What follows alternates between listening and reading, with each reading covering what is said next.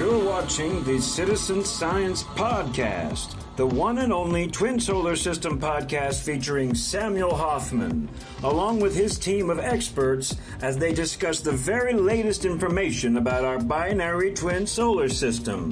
Welcome to the show.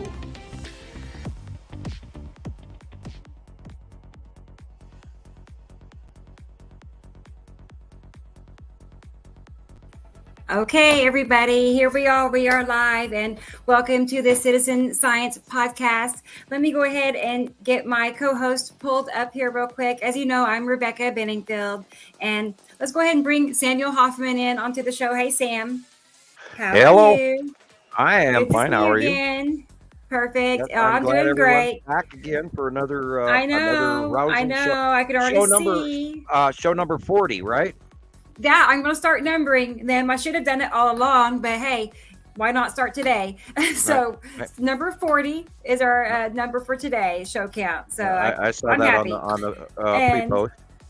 Yeah, let's get Jesus in here. Hey, Jesus. He Hello, was everybody. there on the very first show. We were talking about how this is show number 40. Number 40 already, yeah. And I was counting them last Tuesday, and it was up to 38, so Saturday 39. Right. Right. Yeah, so I'm gonna start numbering them on our, our thumbnails. So, but I'll always cherish our first video. I always will. I love it. So let's go ahead and get the others up here. And we have Christoper Kuchuris. Hi, everybody. Yes. Hey, hello, Christopher. Congratulations on your 40th show. I know. Thank you. Because it's gone by fast, really, since October is when we started. But it's exciting. We're just getting started too. So, and last but not least is our friend Jillian Watson in Scotland. Hi, everybody. Jillian. Well, let's go ahead and look at the comment section and see who is all here. It looks like a big group already. Lots number of scrolling. 1, experimental. Whoop whoop. I love that. Experimental elemental number 1. She got here much earlier, about 1:15, a few hours ago, and she said she needed more coffee at that time. Yeah, me and you both. So it's never enough. And then we have T. Racy. Hi, T. Racy. Hello, T. Racy. Have you here also? Also regular. And Master J, aka J-Man G. Cool. I'm happy you're here, Master J. Yes, waking up the masses. Absolutely. Exactly. That's what we're trying to do. That's what we do best. And Pete is here. Hey, Pete. Good to see you. And our Pete. friend, our group cheerleader, Carol Ann, is here. Hi, Carol. I'm always happy to see her. And Nicole. Hi, Nicole. Good evening. Hi, Nicole. Nicole is going to be with us. As far as I know, she'll be here this Saturday with us. So we get that to look forward to. I'll have Nicole back. That'll be her second visit with us. So that's exciting. And Maria is here, our friend in Alaska with the beautiful mountains. Hi, Maria. Hi, Maria. Hi, Maria. And our good friend Rodney is here. Good deal. I'm always happy to see Rodney. And always happy to see Brendan. He's always here too. We have so many good regulars that are just so faithful and loyal. It's so great. And our good friend Katie Joe. Hey, Katie Joe. Hey. Hi, Katie. New Jersey. And she told me that she's going to be making a Sky group herself, to be a sister site for our group. So she's going to help carry on this information and, I think focus on the Northeast, states for people. So that's nice. Awesome. Very good. Another group is always great. I'm totally going to join that one. I know it. I'm excited. I told her I'd help. Audrey is here from South Africa. It's 3 a.m. Do you ever sleep, Audrey? Wow. I wonder when she sleeps. She's 2 hours ahead of me, and I wonder when I sleep already. I know.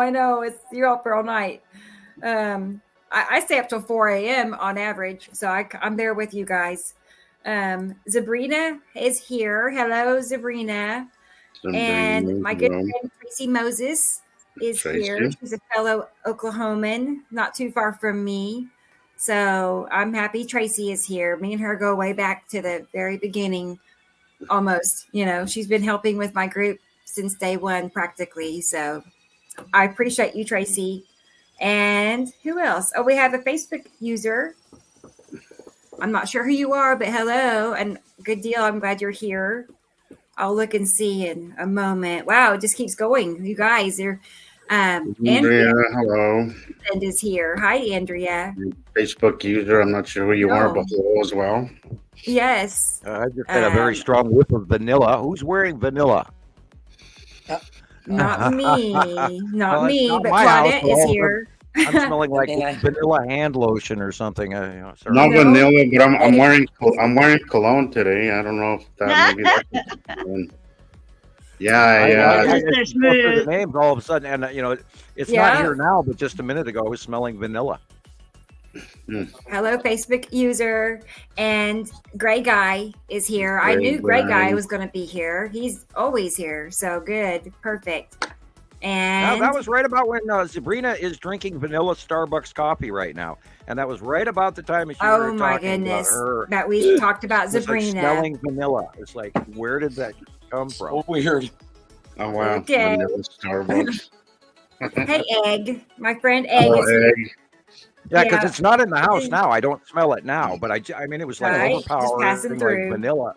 Just a whiff. Okay, that's interesting. Yeah, I love the smell of vanilla. I'm not sure who this is, but they say Katie Joe. Okay.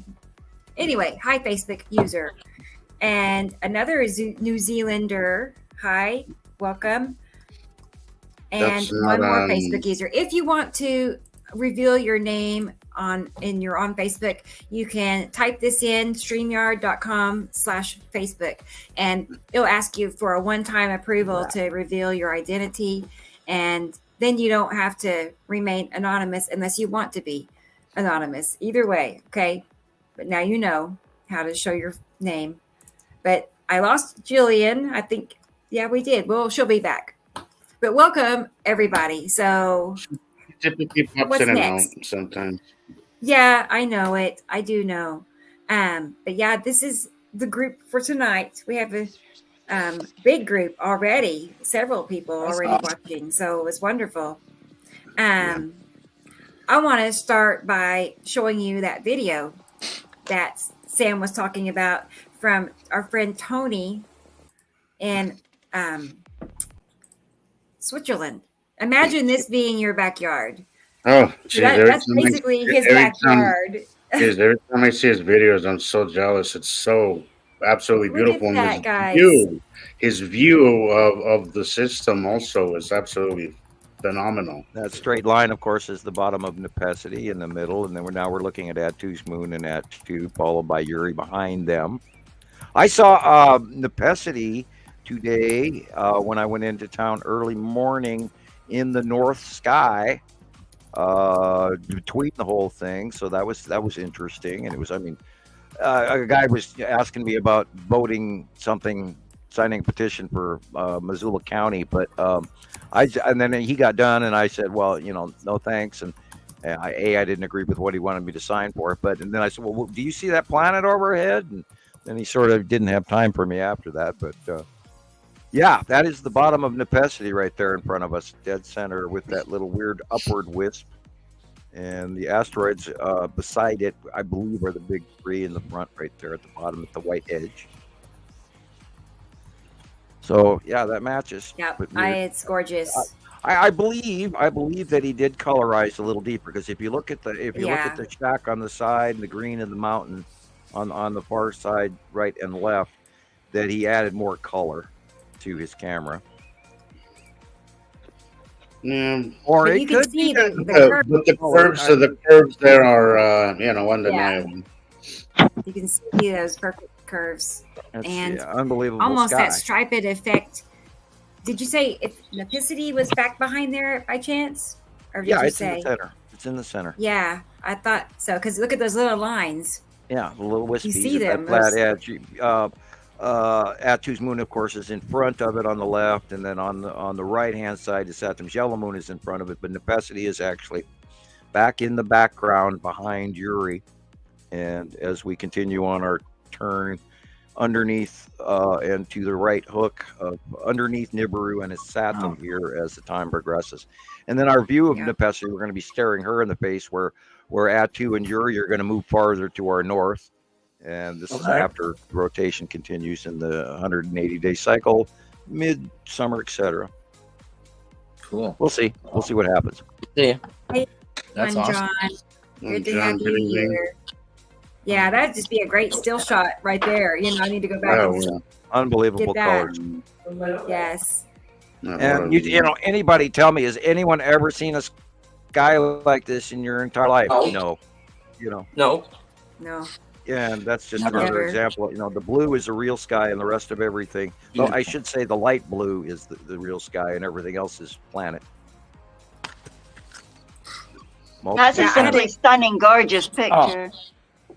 I had a visit today with a checker at the grocery store, and see, she was 9 years old when this system arrived.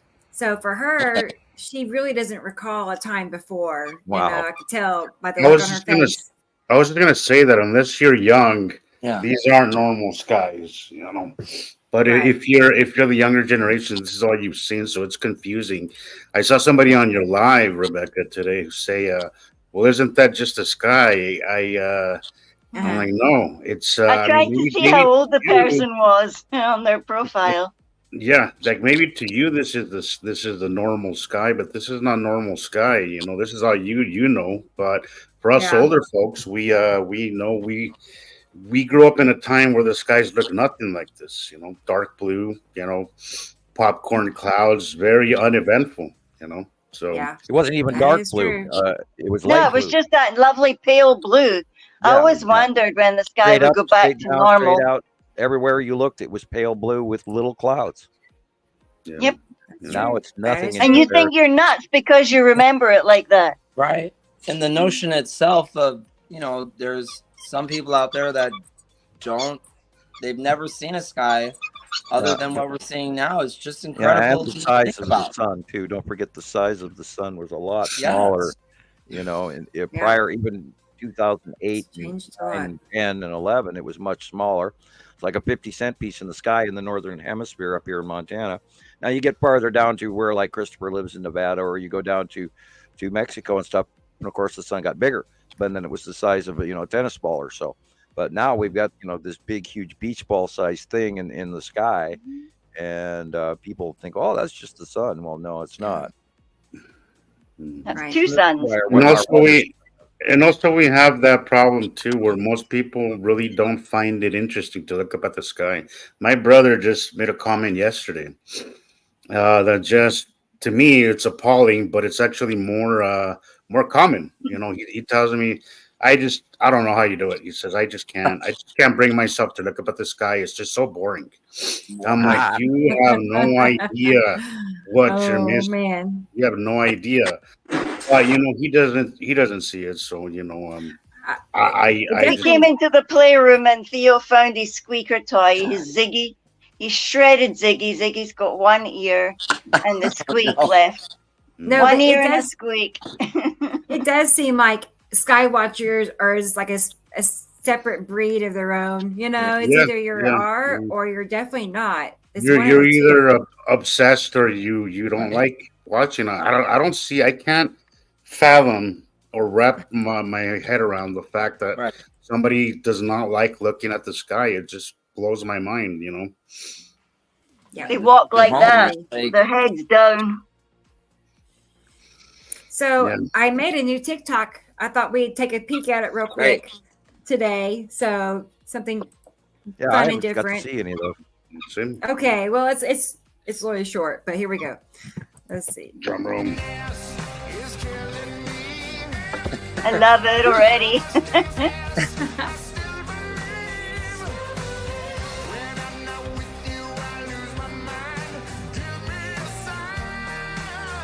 Perfect. It's just so quick. Look at that.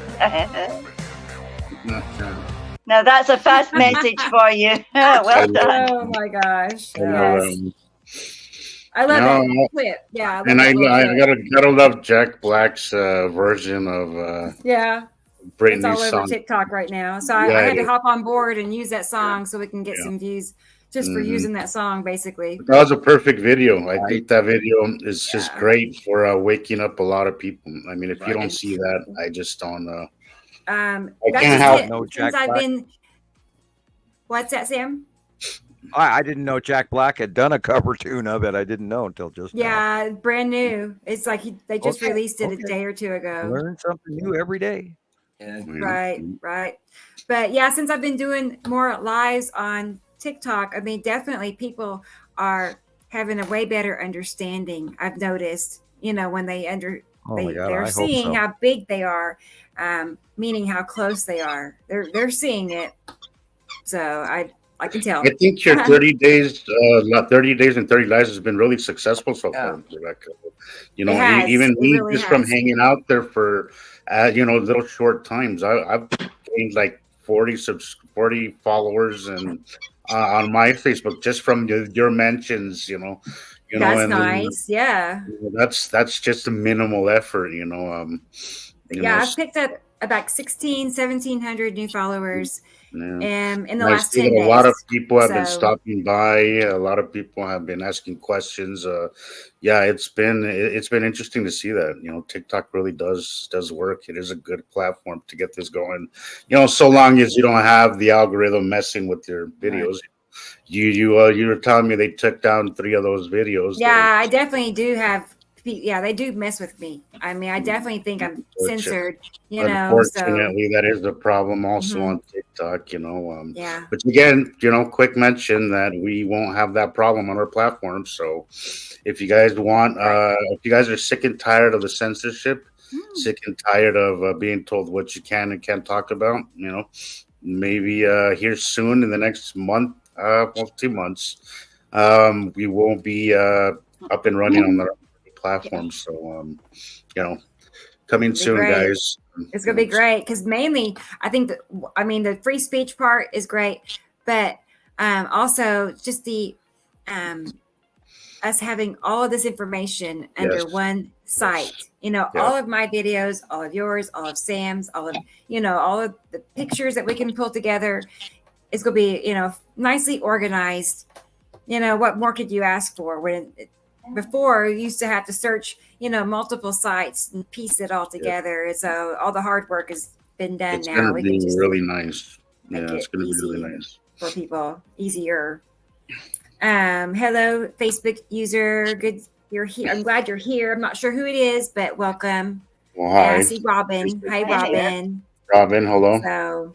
So let's go ahead and Stop chewing plastic. had to go through my Google Photos. Mainly, I was trying to get things for Rocket Man, things that he is needing, and he's not going to be with us tonight because he stubbed his toe and broke his little toe, and you know how painful that is. So he's Yes, just going to I prop his actually feet do. up, and yeah, I do too.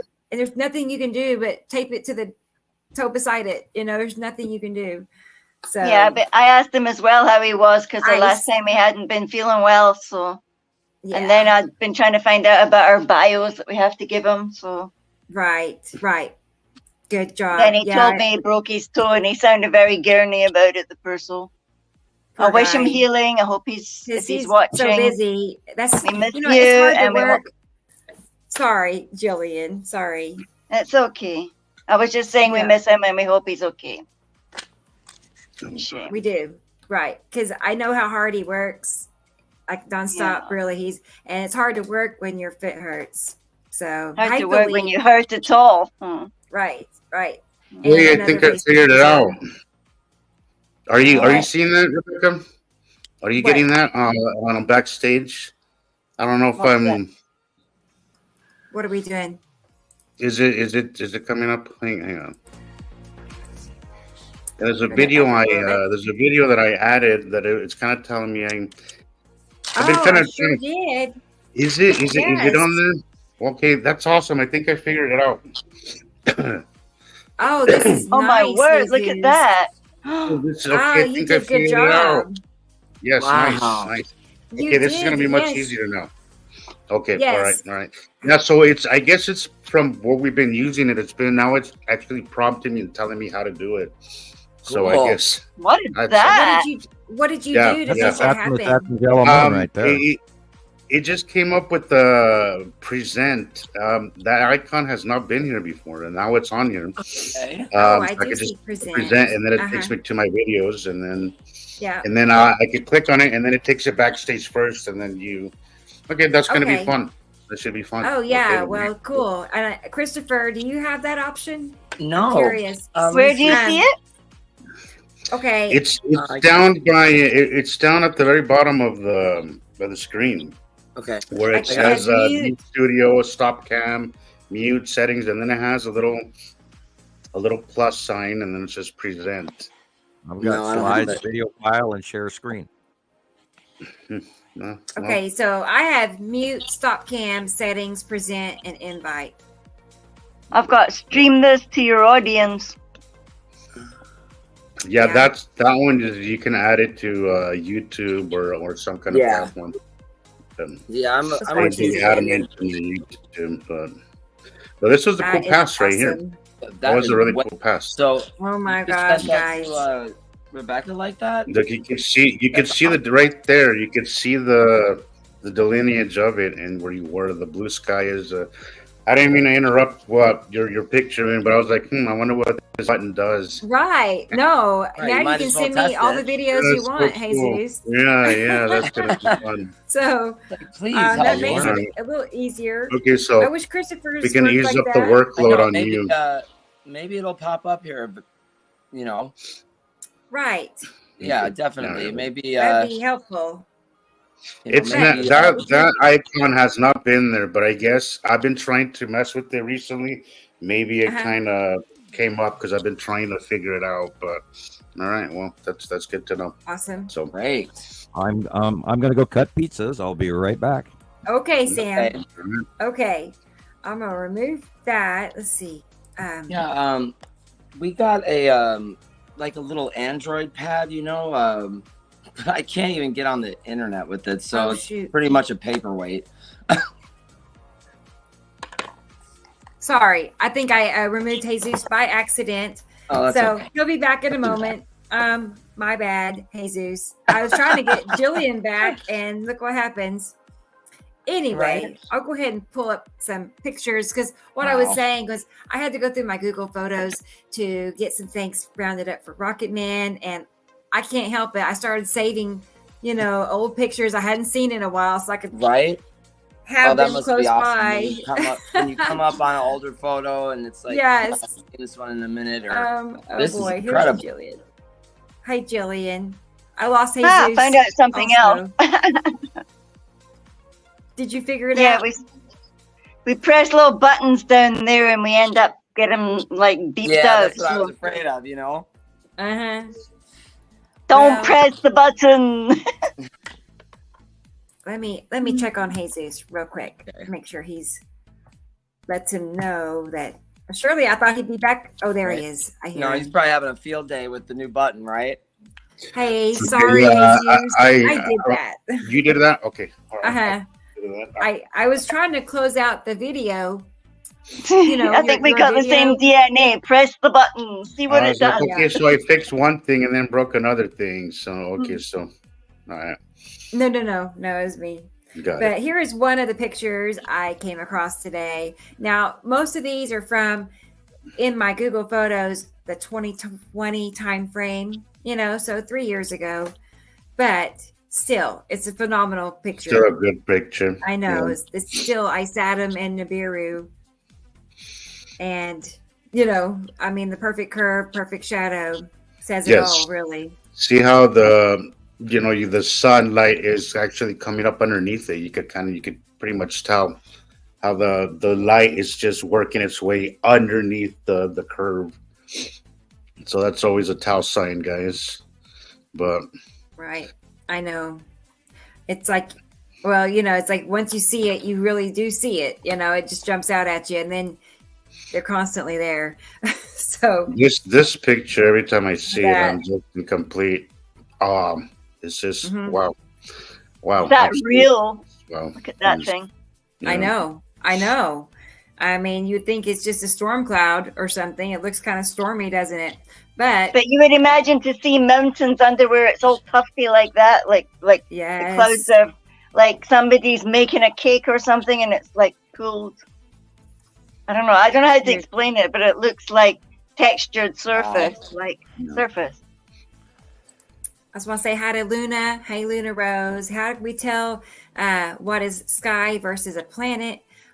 This is a good example right here. There was a question on TikTok as well today. I don't know if Luna was the one asking it on TikTok. I don't know, but I know somebody asked us the very same question on TikTok right before I left. Awesome. Let's take a sidetrack here, and let me pull up some slides that break it down, a little bit more, and then you'll be a pro at it here in just a moment. So hang on just a second. Is with gray black sunglasses, and you look for the dark areas first, and then you work your way to the light. And that definite rounded edge that you're looking at right before us here shows you, and that's what most of your sightings first are going to prompt you by. You're going to catch this big rounded edge, and then you define the sky between the horizon. You go, okay, the horizon is the normal color, and then you look at the area that's really, really dark, and you'll.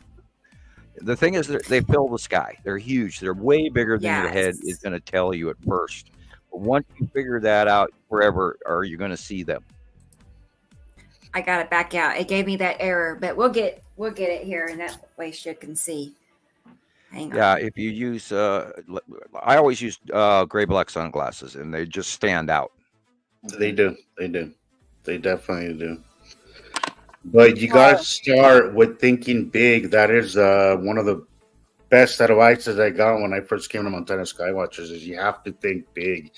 If you can't do that, you have to train yourself to think very, very big planet size, And when I mean planet size, I'm not talking about our little moon. Our little moon is relatively small and close to us. We're talking about enormous things, just, beach ball in front of your... Beach ball, held out in your arms, kind of thing, just huge sky fillers. Did you see the question from Peru from a lady called Valeria? Says here, hey guys, I'm new, still learning about all of these. I got a question. Those clouds we see, I read that they were from other planets' atmosphere, but do we have our own clouds, right? And besides that, why we can't see these planets as we see the moon, for example? They are covered. Well, they have their own atmospheres. Wow.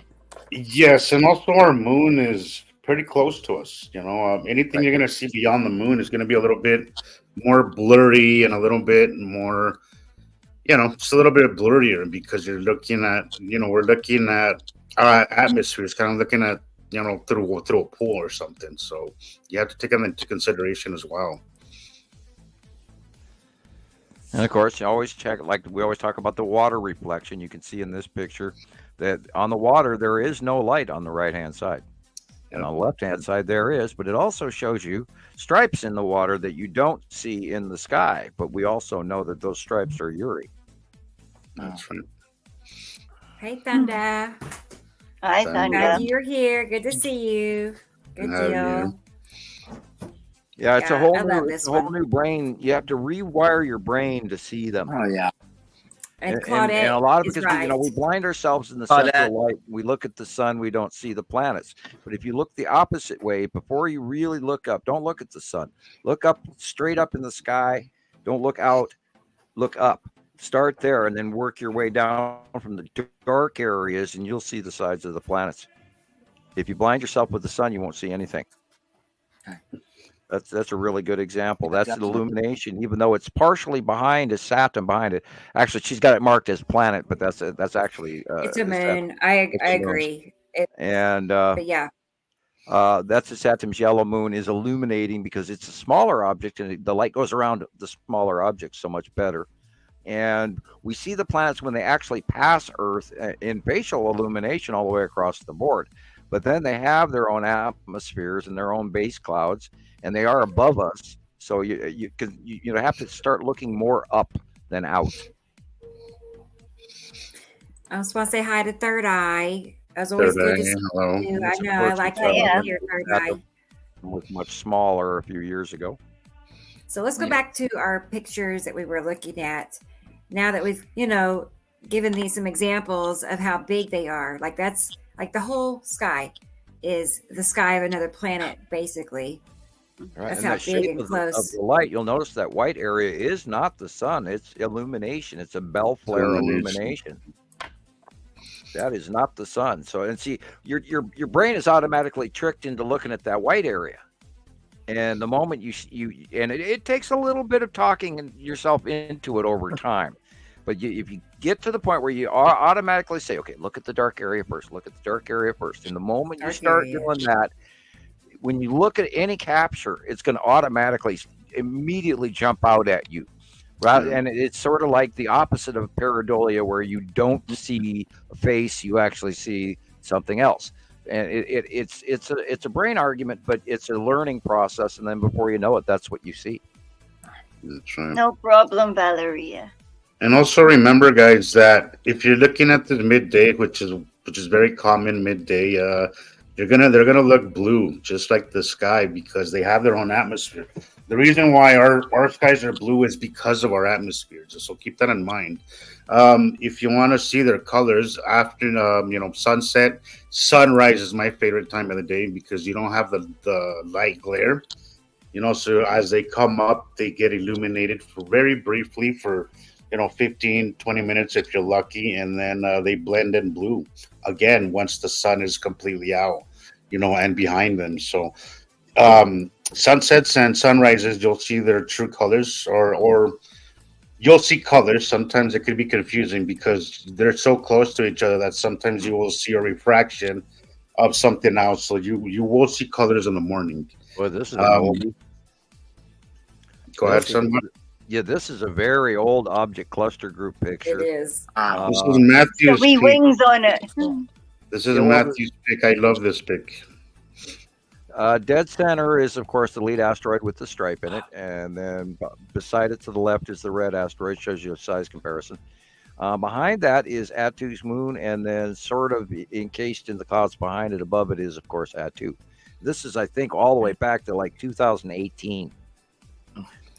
Yeah. And then at that time, we saw them that's why we call them the OCG object cluster group, is because at that time, regularly at the distance we were seeing them, that we could see multiple ones at the same time. Whereas now that they're where they are and above us, we're seeing them usually in singles. Hey, Michelle. Hi. So I'm seeing a lot of activity, asteroid activity at night this last week, Sam. Very windy and very streaky, the sky at night.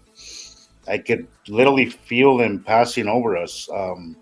And it's typical from the beginning of the 180-day cycle, is you start seeing the asteroids and you start getting those windy patterns and stripy sights at night. I've been seeing a lot of that. We're coming.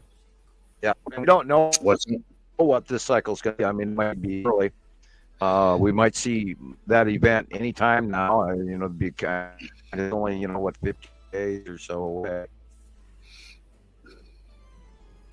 So 17 days away. Coming in your group. You're sounding like a robot, Sam. Robot, yeah. More of it. Yeah, we can't understand you, Sam. Sorry, Sam. I know. Okay. And now I'll go. Huh. It just started. Yeah. Right when I'm talking again. Right. Yeah. Maybe, I don't know. He'll come You back. should leave and come back, or this is Such another a one I found. glitchy day. It's just a glitchy, crazy day, isn't it? Yes, it's been like Nothing's that. working. But look at that This is asteroid. a crazy picture. Beautiful. Jesus, that is Yeah. Look at that. Can you hear me now? Yes. That's Yeah, there better. we go. There we go. Okay. We had a feed issue in the other room. Oh. Did you? Yeah. Okay. The girls were running 3 items against my 1 here, and they knocked me off. Uh-oh. Competing for the Wi-Fi. Yeah. Definitely. One day they got to share one today, while you're on there. Sharing is what caring. I think what I'm going to do is I'm going to take them off the internet during our show. At the rate they're going, if they, I forgot, I'm sorry. It's like, excuse me, you don't forget when I'm on podcast, that counts.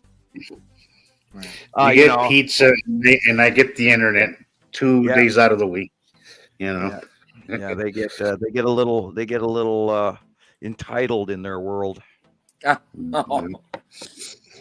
been known. That's been known to be common among teenagers. Their age. 15, 16, 17, 18, they think they know everything and can do everything. So standard teenagers. Yep. Standard teenagers. Yeah, I'm not sure if this is Nancy or not, but I just want to say hi. Yeah, it says Nancy here. Is it okay? I didn't know if she was saying hi to Nancy or if it is Nancy, but hi, Nancy. No, hi, Nancy. Okay. Yeah. Sam, these are some pictures. I had to go back through my Google Photos a couple of years worth back. And so these are some pictures I found today because I thought they were so special. So that's great. See, this is the kind of stuff that really caught my eye early on. Was the misshapen sun, and the different shapes of the sun that just made no sense to me, and try to figure out for the longest time. But this is a perfect example of that. Of my early stuff. This isn't my picture, but I took a lot of pictures very similar to this early on, where I just really didn't understand what it was, or if it was just a phone thing, or if it was a camera glitch. But it's not intermittent, as Sam says. So it's not. And if you're scrolling through TikTok and you see this picture, why wouldn't you not be intrigued? I mean, look at that; it's incredible. Exactly, Yeah. Chris. right. I understand not knowing. Pictures to you, Rebecca. Sorry. Okay. I understand not knowing, but what I don't get is the lack of interest. That's the one that gets me. Right. Well, and I get this all the time where people say, "Well, if I know it, what does it matter anyway?" And that one, what does it matter? What does it matter? It's like, what? Yeah, that one really, really frustrates me. That whole spend thing. Some time outside and find out. Find out for yourself. Of course, it matters. It's the truth. Don't you want to know the truth? I mean, well, the magnitude of it is also so much larger than people even fathom. The fact that, and we sort of kind of touched on this prior to the show. We always talk before the show, and there's been so many civilizations prior to ours. Oh, and that I think people go back, 8,000 years, and they think of Noah, and then there was a couple hundred people on the planet, and that's not the case. There have been civilization after civilization after civilization that have been doing this and going through.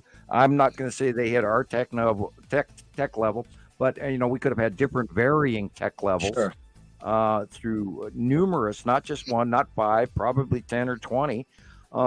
Because if we go back to if you listen to Graham Hancock and the other people out there, the intervening forces of the Anunnaki and all have been running this for 450,000 years. Wow. And that's approximately 90 to 100 cycles ago, or more. I haven't done the actual math. My math always went back 350,000 years, and that's 83 cycles. So you do the math from 83 to, or from 350,000 to 400, add another 100,000 years. But anyway, there's been numerous civilizations here. And this is why we're discovering archaeological sites with these stones that we can't move to this day, is because there were other cultures that could. And I don't think people look far enough back. And, what does it matter? Well, it matters that we find out the truth about our existence here and factory planet Earth versus the binary solar system versus the extraterrestrial presence that, guides us and surrounds us every just under 4,000 years. And here we are again. Yes, it matters. Absolutely matters. How do you not want to know about our history, guys? Come on. You know, I and mean, how we move these- forward Matter, from here. why You would know, they go through so much to keep this from us, right? I mean, if it didn't matter, they wouldn't be keeping it from us and spending all this time. I still Right. I flip flop on that issue constantly because let's look at the example of the people that we've already talked to, and that other percentage that said, well, does it matter? Those people have a tendency to enter into the mix. As you know, I mean, mob mentality. No clue what 18 different reactions you're going to get from people Right. who are on the negative base alone. And then people in the middle of the road, you're going to get 5 or 6, and the people who are into this, you're going to get 5 or 10. Whatever. I mean, the unbelievable reactions that everyone could have and would have. I can partially see how they would not tell us. Yeah. I did too.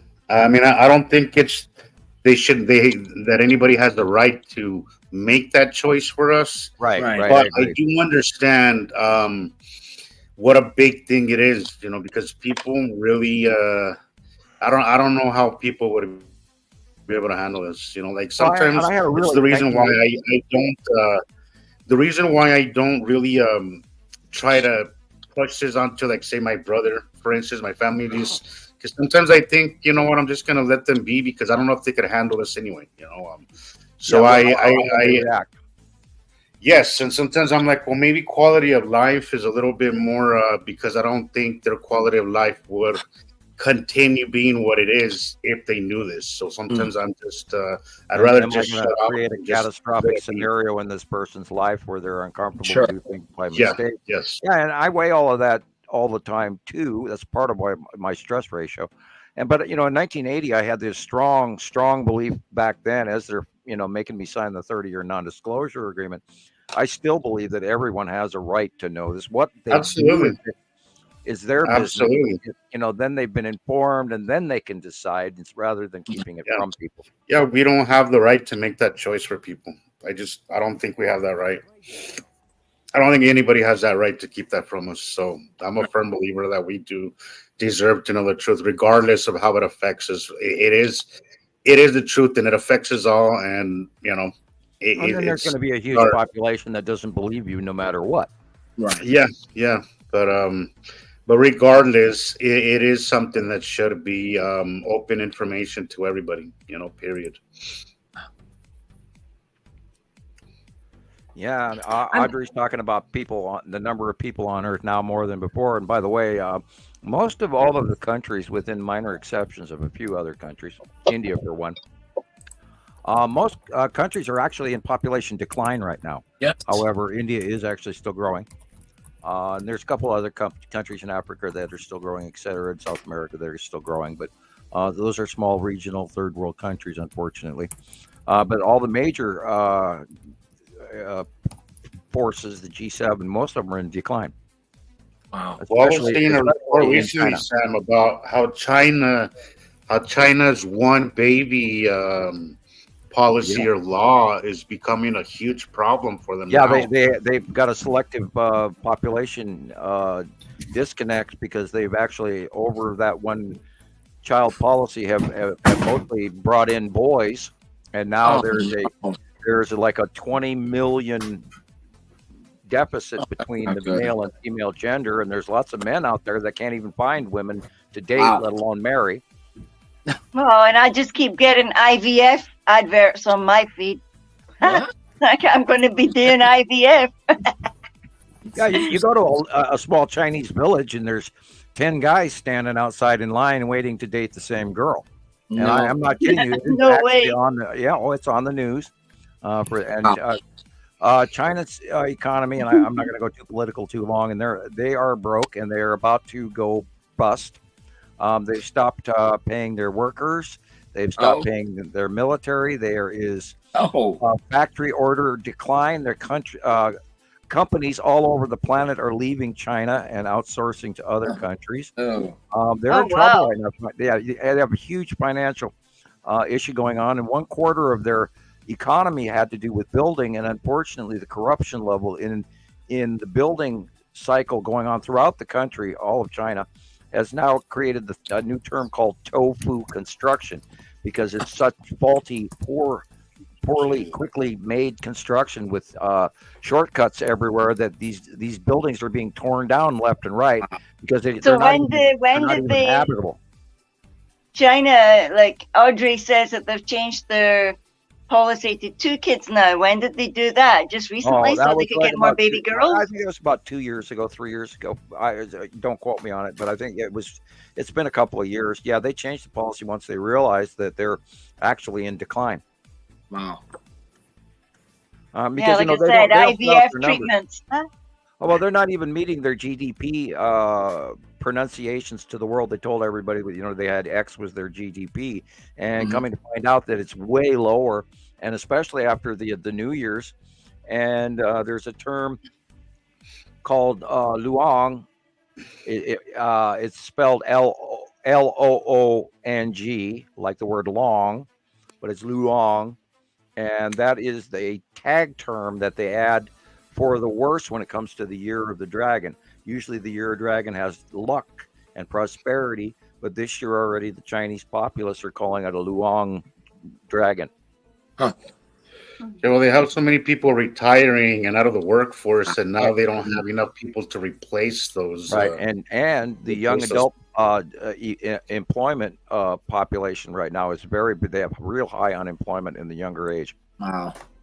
And they have issues. See, China is based on an ever moving population where they're referred to as migrant workers all around the world and all around the country.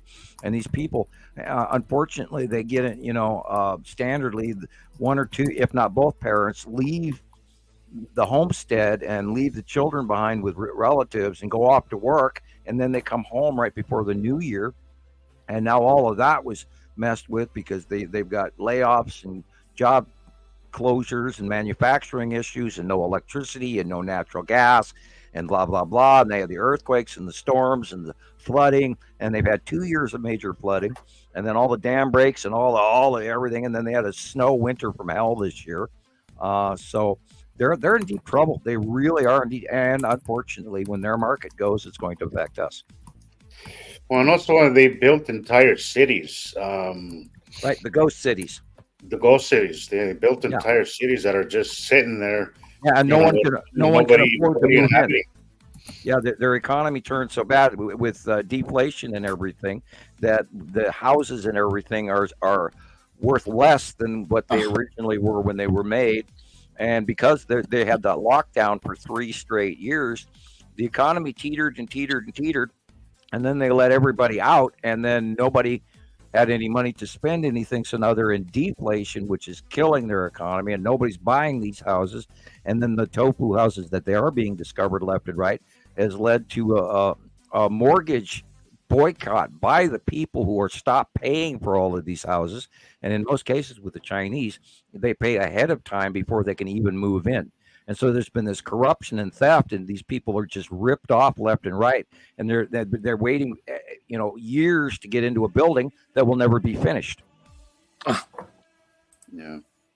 And that's why they started tearing them down, because the companies all went bad, and through the lockdown and everything, then there was, water damage and stuff, and then in half-built buildings, and boom, and then I had to tear them down. There's high-rise condo complexes they're tearing down. It's all over. Oh, their economy's in free fall. Oh no. Look at that sky. It looks like something out of the movie Greenland. Yeah, that's Atu's moon and 2 asteroids. It looks like an illuminated moon. I've seen this color on Atu's moon before. Yeah, the white upper area is Atu's moon, and the sort of orangish yellowish thing behind it is actually, believe it or not, Atu. Interesting light, and it's being illuminated from the setting sun, which is behind the camera. Wow. Right. Those illuminations are what, from the asteroids, Sam? And no, the illumination is actually from the direct setting sun behind us. Okay. That thing. So what direction would this be, you think? We are facing east when the setting sun is in the west. Okay. I see what you're saying. Oh, this is directly across then. Yeah. Okay, I see. So the sunlight is behind the viewer, behind the photographer. Okay. And if anybody knows about what park this is that this baseball game is about to take place in, you can back check or inform us that whether or not I am telling you that we're looking east, and I hope we're looking east. I think we are. I'm pretty sure we are. Yeah, that makes sense. What you just said, how it's, We go, and this is what, my brain goes through all of these. What am I looking at and what direction am I looking? And, I go, for years I've been doing this. So my brain, goes through all the little scrolling files and go, okay, what am I looking at? And there's 18 parameters to go on with the decision. So, yep. And the asteroids are going vertical away from us. Wow. Okay, this is from Petty in Budapest, and it is dated September of 2021. That is crazy. And we are, of course, looking at smaller Saturn's yellow moon. Such a bummer that Petty can't join us because of the language barrier. I love his move. Well, I imagine he speaks Hungarian and we don't. Yes, such great work. The long box cube is up by the wording on the left-hand side there. It's sort of pointed downward. Interesting. There's like what's above the antenna? Is that the lead object? I mean, it's no, actually, that is Saturn's, in 2021, that's Saturn's yellow moon. Okay, that's the moon. That's the planet. I see. Wow. And so our sky is the light blue area. The Saturn is halfway in, just in front of the Saturn's yellow moon, and the rest of the blue area at the bottom with the half round, going from the antenna to the left corner, is Nibiru. Oh wow, that's Nibiru. Okay. Wow. Yeah, that moon really stands out once you see it. Yeah. You see it, Christopher? Yeah, definitely. Like above the antenna, it's just about from the top of the. Yeah, I've got a few pictures that make it that. I don't have it with Nibiru in there, but I have a few pictures of Saturn's yellow moon that look just like that, with the two, bands across it, with the darker one right down the middle. Okay. And in 2021, they were Saturn's yellow moon were much smaller. Okay. Yeah, of course, I've only been doing this since October, you guys, so right. Mine are going to be a little different, but yeah, I mean, it's incredible how repetitive this is, and once you start seeing it for yourself, it's just I still am speechless, and I come short for words to say. I'm gonna have to get a thesaurus out next time because sometimes we actually need new words for what these things look like. Yeah. So, I saw your mom, Christopher. Yeah. Your mom was watching me last night when I was live.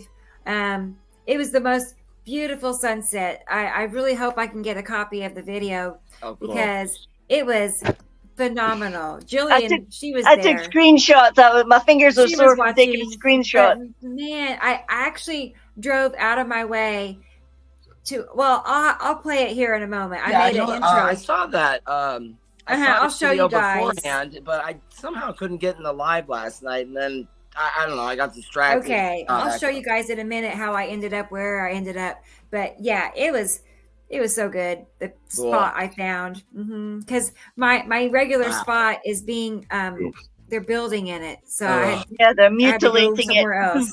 Yeah, but I liked your new spot though. That was a pretty new spot. Okay. Yeah, it was a big wide space. You can get quite a nice shot. Yeah. You can do a 360 I'm gonna get this. How old is this picture? That's incredible. At least 3 years. At least 3 years. Dude, wow, that is crazy. Well, then that would be Attu's moon, but wow. Yeah. It does look like that. You're drawing that V shape. Yeah. See the purple in the back. Let's get that drawing so we can. And when you can see it, when you can see the planet just extending into the upper atmosphere like that. Yeah. Oh, yeah, going up. Yes, exactly, Chris. Exactly. I don't know how. Because our normal skies would be the lower part of it. Those little the clouds. Cumulus nimbus our sky in front of us. Anything that's going up like atmosphere. This one's not be pretty far away. But whenever I see it, whenever I see the planets, when I can see the curvature, going as far as I can see. It's usually really, really close, like almost over my head. The upper white area in the middle to the right is Uri. Oh, purple Attu is farther over to the left, and we're seeing half of it. And then Attu's moon is much smaller, dead center in the middle bottom left. And that's where the wispy clouds are coming off of Attu's moon. I just wanted to also tell our viewers over on TikTok that if you want to see this from another angle, I recommend you go to YouTube and watch the show, only because then you won't have to see what they're seeing is my desktop. Okay. And they're seeing me, do other things. So for you guys on TikTok, if you want to see it, unobstructed views, you can watch this on YouTube, as well as you can join into the main chat. So that's a benefit also. Leave messages for Sam and that sort of thing. I was trying to find your drawing, Sam. That's why I'm stuck on this picture. I have too many files, and for some reason, in any hurry. For some reason, whoever StreamYard is, they don't make your files in alphabetical order. That makes no sense to me. It made a huge difference in my world. You can't rearrange them yourself, or not that I know of, but you'll figure it out. I would have to say for quite a few years now that things have not been running the way I would like them. So right. I would do it different. Yes. I'll come back to that one. Yeah, I went to the store the other day, and this lady says, I can help. Who's next? So I walk up to the cash register, and I'm buying a pair of gloves because I'm not touching anything in public. And I pull out a $20 bill, and the lady says to me, I'm sorry, I can't take cash at this cash register, sir. What? I love that. Can't take cash at the cash register. What? And I just, I finally got to, I'm standing there after about my 8th what. I'm going, what planet am I on? That doesn't even in the remotest, just like what, you can take a card only? Huh? I don't even want to know why.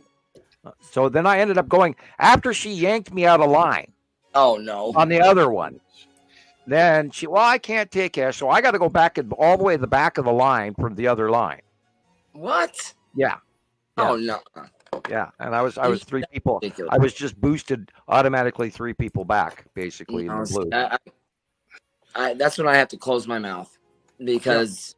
That's exactly where I was tapping my toe going, oh, great, thank you. And I did say, well, thank you for putting me at the back of the line now.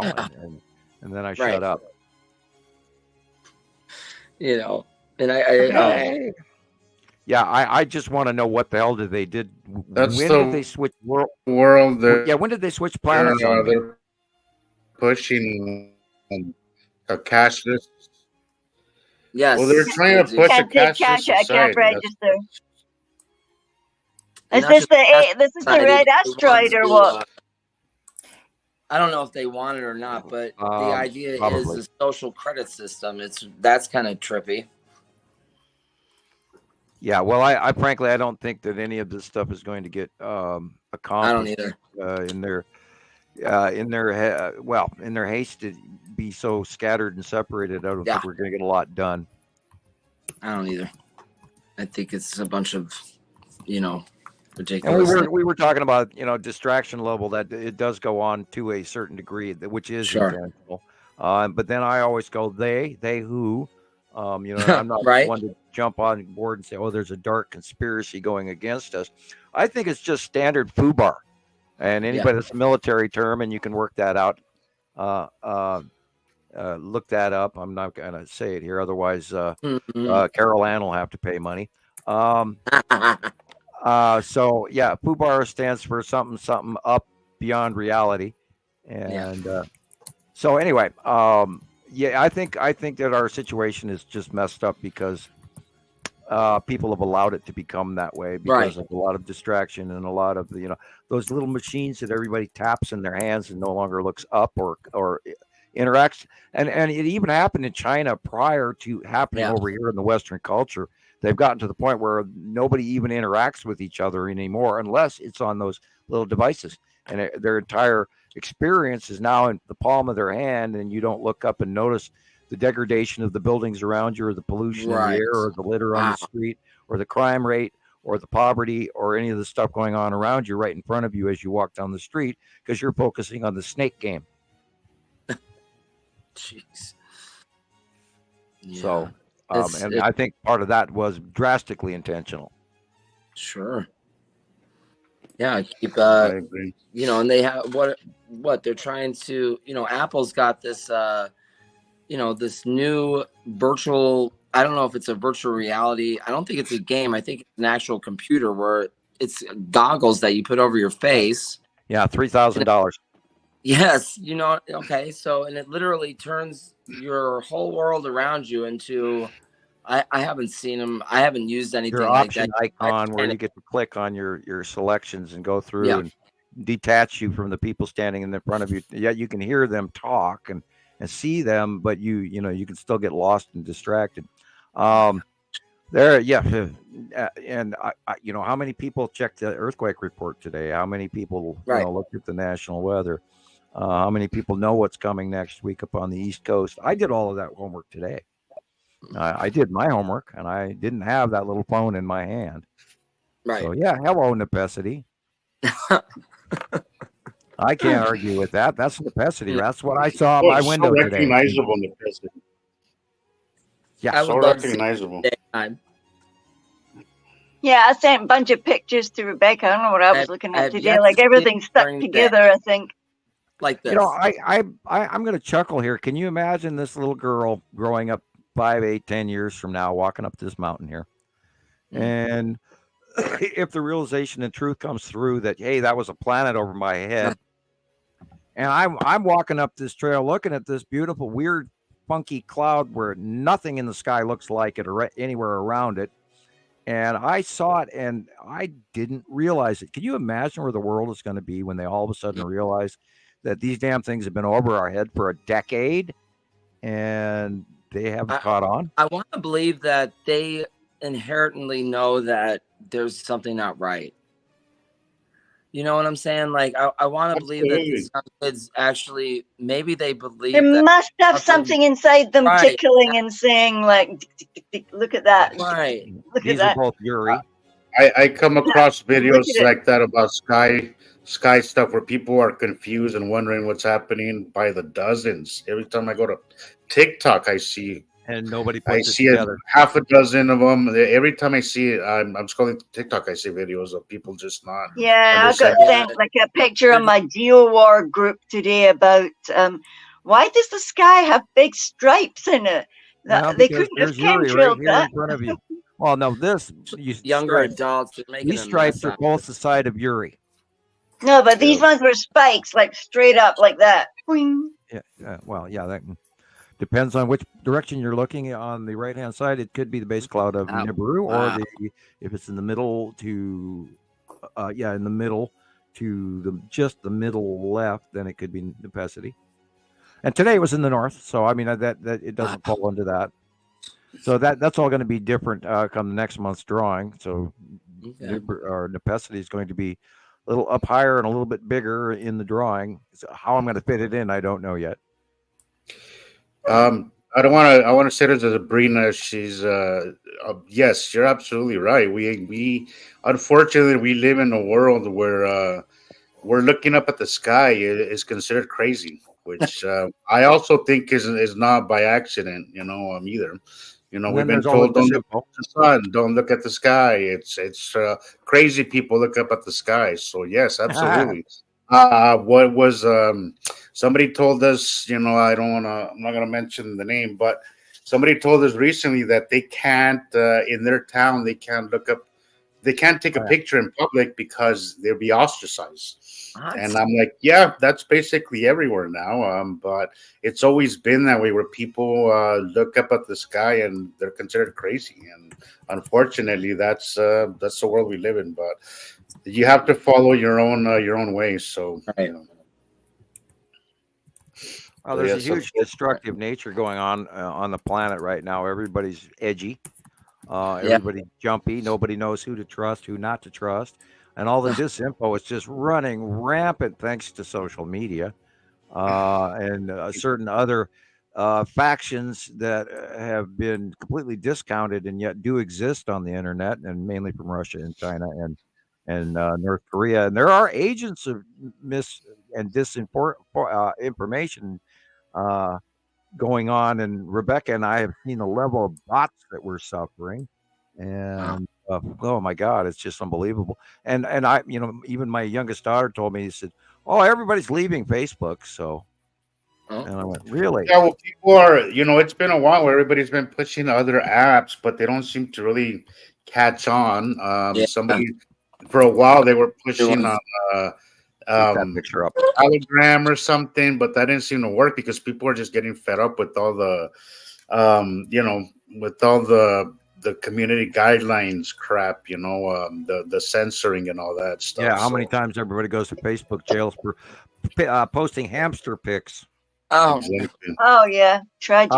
This picture in front of us here is an earlier version, or not too early. It was 2021, 2021. And you're looking at a Saturn yellow moon and the ion tail behind it, and the edge area in blue behind it is all Nibiru, and then Saturn is in the moreover upper right corner behind a Saturn yellow moon. Still facially close, but. And this is a prime example of what we've been watching for years. Wow. And I don't know why you don't see. I saw it today out the window, and on my little drive to Walmart and back. And I had to go get envelopes, and Walmart sells them cheap. Facebook user, I'm not sure who you are, but you're asking if the planets have any relation to the Schumann resonance. Absolutely, there is absolutely correlation there, what's happening and what's happening with the Schumann resonance. Absolutely. And the larger star, extra star, yes. Also that is all. Absolutely. Harmonics have changed, and that's partially why the Schumann resonance has gone completely into unknown territory. Absolutely. It's why we're moody. It's sometimes why we feel like crap, and we don't really know why. I often have and considering that my health has, in my older years, my health has been the best that it's been. My doctor's very happy with all my things, but there's days where I feel like absolute crap, and I don't know what is happening with me. My blood is fine, everything is fine. Everything is good, but I just feel like crap, and it's usually close passes really do dizziness, exhaustion, nausea. Yeah, the exhaustion is just awful. Hopelessness sets in where you start doubting everything in your life, what you're doing. You don't know why. I'm so uncomfortable at night, and I can't sleep, or I can't stay awake, or it's all. And everybody's been experiencing it, especially after the first close passes of Atu's moon come to 2020 on. And then when Atu's moon was directly over the top of us, you could definitely tell. And it's like I walked out the door yesterday, and the dogs were out in the whole as far as I could hear, there were dogs barking everywhere.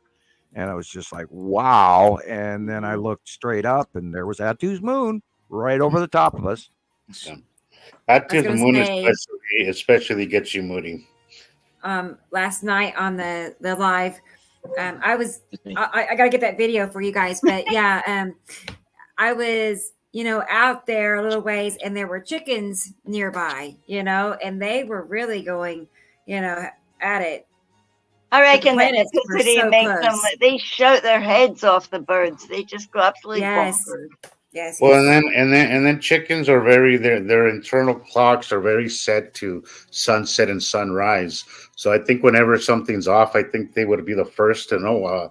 Because there was a time right in around when I was kind of waking up to this, because I used to, my mom always had chickens in her house. So every time I would, I grew up with chickens all the time. My mom always had them. But there was a time where she was telling me that they were up a lot earlier than they usually are, hour or two before sunrise, which was very uncommon. And she would ask me, I heard her mention it, that they were just complaining about how they woke her up a lot earlier than they usually do.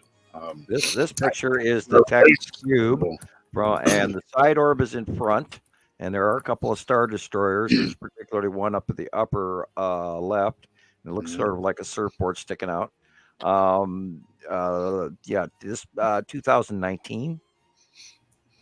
Yeah. Yeah, this is quite an old one. It looked like a flying box with arms. Lead asteroid is in dead center up at the top behind it, and then red asteroid is part of there to the left, and spiral asteroid is just by the chimneys, right by the building on the far left middle. And of course, the edge of Attu and Uri. Wow. Uri is the rainbow striping behind. Yeah. Isn't this the picture that caused your divorce, Sam? No, mine. No. Yeah, isn't this the picture that caused Jamie to go nuts? Oh, that one. I thought you were talking about my actual. That was kind of a divorce. No, this was at the same time. No, he was freaking out about the. James' big freak out was about the big three. Oh, he couldn't figure out the three big asteroids.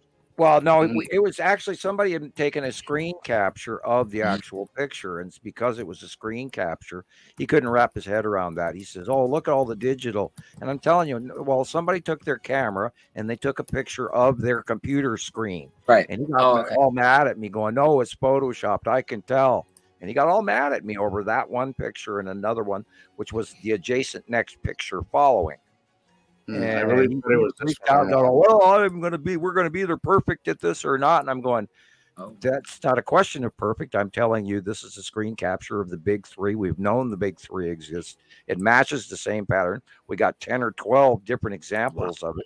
What more? Wow, look at that thing. It looks so ugly. Look at that. Yeah, that's an early lead asteroid. And that was around 2019-ish as well, because lead asteroid was very, very big for a period of time back then. And we may see it again this year. We might see it very, very big again this year. Hiya, Judy. She's back again. That's asteroid. Look how big that is. Oh. lead object. So, yeah, the first picture I ever got was, I thought it was the cube, right? Because it looks kind of weird looking like this, but it's not, it looks like a cube, but it's just not. And then when I started finally talking to you guys and you explained to me that this was, I think you called it the object cluster group or part of it. And that's when I, realized that, there's all these asteroids going on. And there's a lot more going on, yeah. Oh, here's another early lead asteroid when it's very large.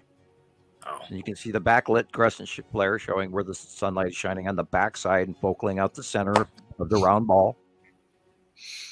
And this is like 2018-ish, 2019-ish. This is old, but this was really instrumental in teaching myself a lot of stuff. The asteroids crossing the sun. This picture right here played a big part in me understanding what I was looking at and how to look at stuff. This is a great picture. And of course, Attu is in the left corner, and then Attu's moon is in the far left corner.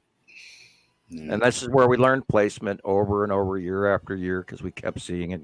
And people have really, really missed. If you're new to this, you've missed out on so much information and so many years of cool events and sightings and including electrical discharging and close pass electric storms and all of the stuff, and the shadowing on the radar and all the stuff that we used to post over the years. It's just the amount of information we've gone through is really intense, and it's really impossible to even share this level of what we learned. And so we hope everybody gets on board with it and sticks and follows through with the information as well, so that you can learn all of the cool stuff and understand it and not miss anything. There's a lot going on. Yep. Wow, that's a good picture. Wow. Yeah, look at that. And of course, in the left, the little white dot on the left is lead asteroid. In front of is Saturn and is Saturn's yellow moon.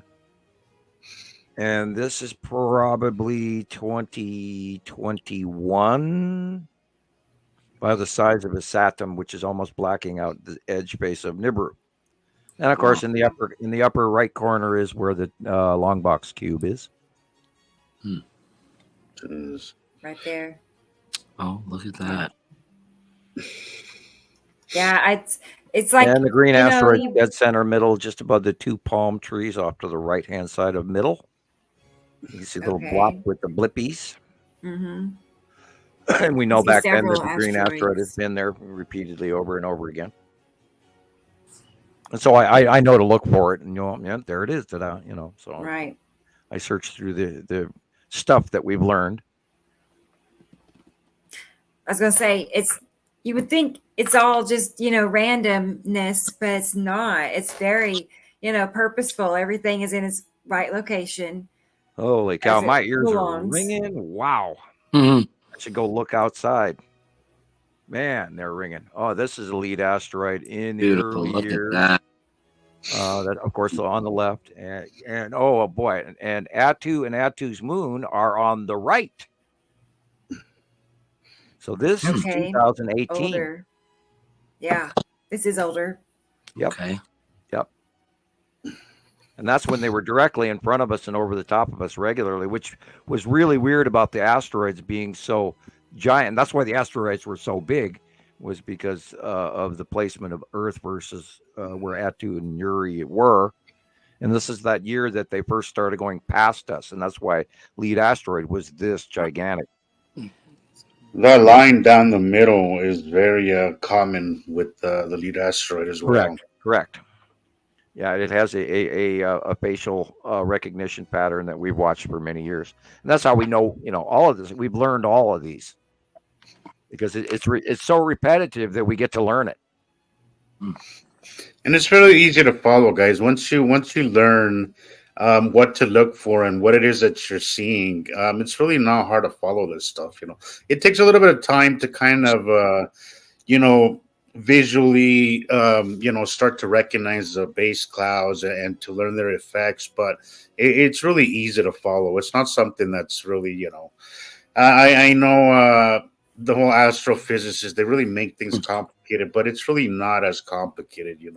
Anybody can observe this and really get a handle on what's happening, really fairly easily, just with putting in a little bit of time and actually trying to learn it. It's very learnable. I mean, look at Christoper has been with us a few months, and he has learned an insane amount of stuff in that short amount of time, because he's actually interested and actually has tried to learn this stuff. But, even his captures recently, you could just see how much better they've gone as he understands what he's looking and what to look for. So, yeah. Yeah, no. Earlier, Rebecca, you said, to send in some pictures. I thought it was important to show pictures from, when you first start doing this, and then as you go along, you can tell, you can just see that your work becomes a little better, and you start to learn the places of the objects. And you also start to begin to see, once you start to learn it, you also start to see the repetitiveness, and you can tell that you're starting to learn, okay, Attu's moon currently is on the left of the sun, and you'll start to notice this all in your pictures that you're taking. And so just don't get discouraged, and you can, just like Jesus said, you just take some time and have some patience, and this will all start to fall into place for you. And it's true. Your it pattern really does. skills you will hone in your pattern recognition skills. These are all older pictures, aren't they? They are. This one is literally the last couple of ones we've been seeing Uri and Attu on the right. Which normally they haven't been for a very long time. They don't belong there. I know. Oh, okay, I know. This is 219. This is 218. It's cool. I haven't seen a lot of these in a very long time. Right. I had to go back. That's cool. Far back in my Google Photos, and I couldn't resist. I just started saving old pictures because I hadn't seen them in so long. I was also going to say too. Rebecca said she had to go way back into her Google Photos. If you start to take a lot of pictures, I highly recommend using a phone that you're not using on a daily basis, because I've totally wiped out my memory on my phone.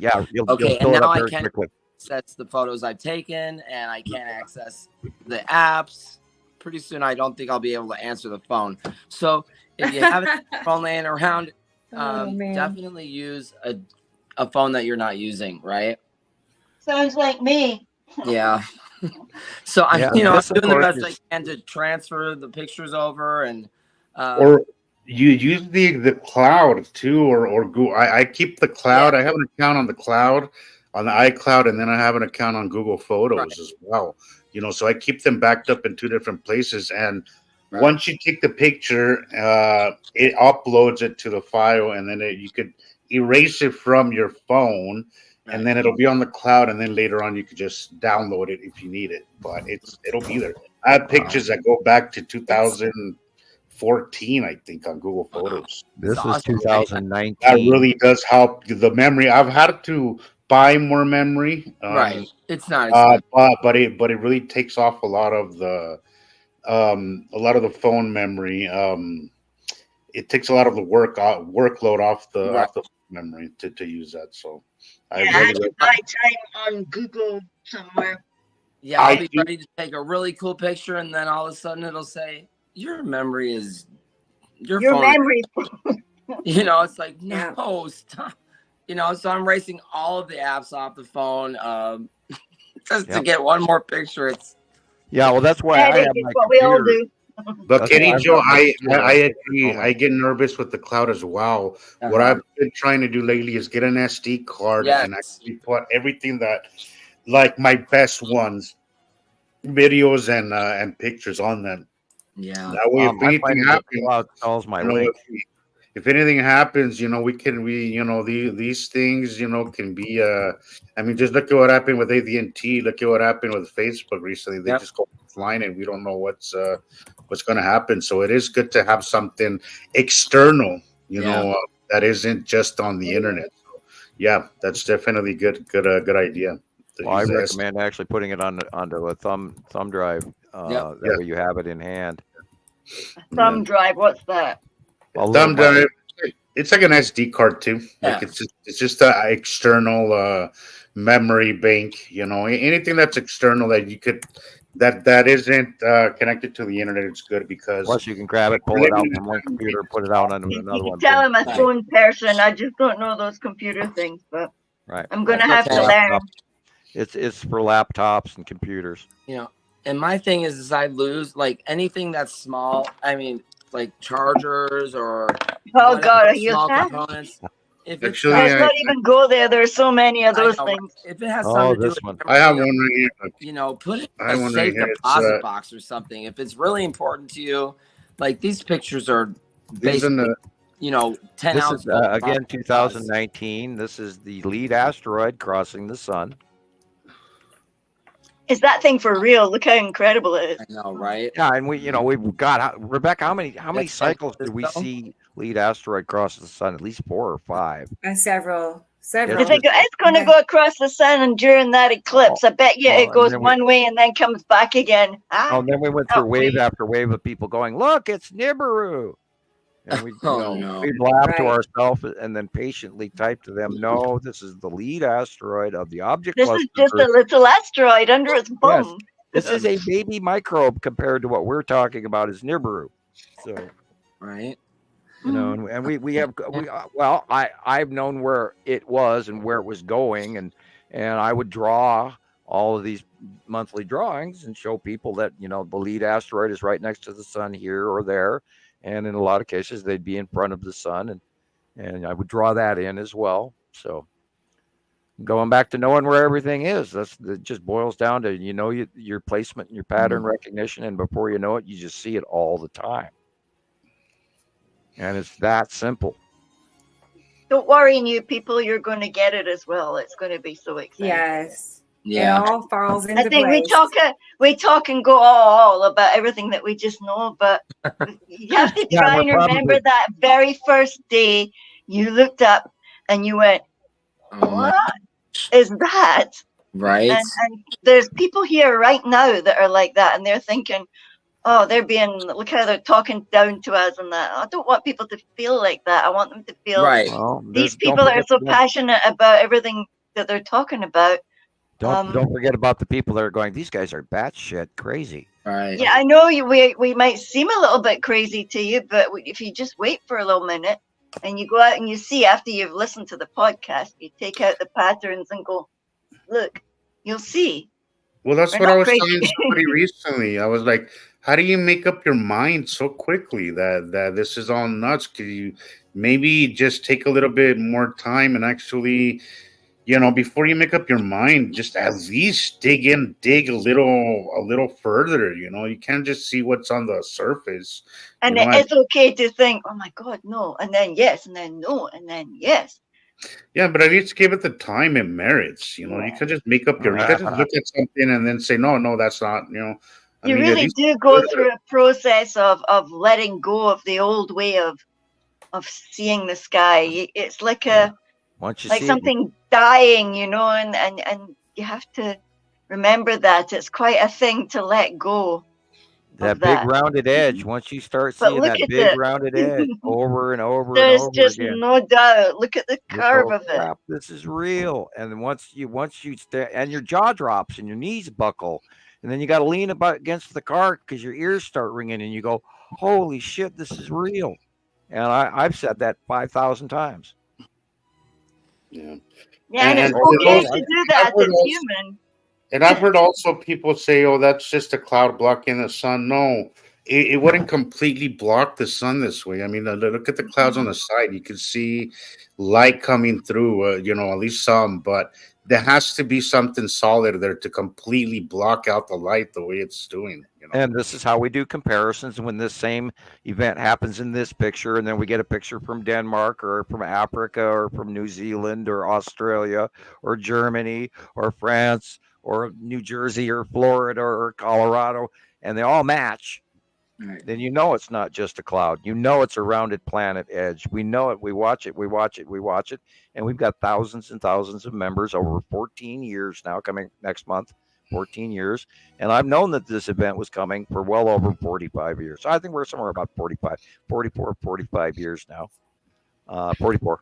Yeah, give or take. My paper, of course, was written longer than that. I had a supposition of the two stars, moreover, than the planets. I knew about Planet X per se, and I knew about the planetary count, and I don't even go into that information on my math, my chemistry calculations, because there's so many bodies that mankind doesn't even take into account of actual planet count or atomic planet count in our makeup of what our binary solar system actually is. They're discovering new crap inside of our Kuiper belt that they never even knew about before. So I'm kind of chuckling. They've got new technologies that are discovering new things, and some new, the new telescopes, and now they've got more than just one up there. So they're actually getting a chance to look around a lot more, and they're discovering way more. And a lot of it, I'm sure they're not telling us. So this is a huge documented scenario, and we're not guessing. And so I have to always, throw that in there. Right. Hi to Carla. Thank you for joining us. Yeah, I just looking at the comments. I've been on TikTok for a minute, but I just wanted to look and see who has joined us since I last looked. I see Lorraine is here, and I see Carla. I see a couple of Facebook users. And my ears are still and Carla is going to be with us next Saturday, guys. Did you know that?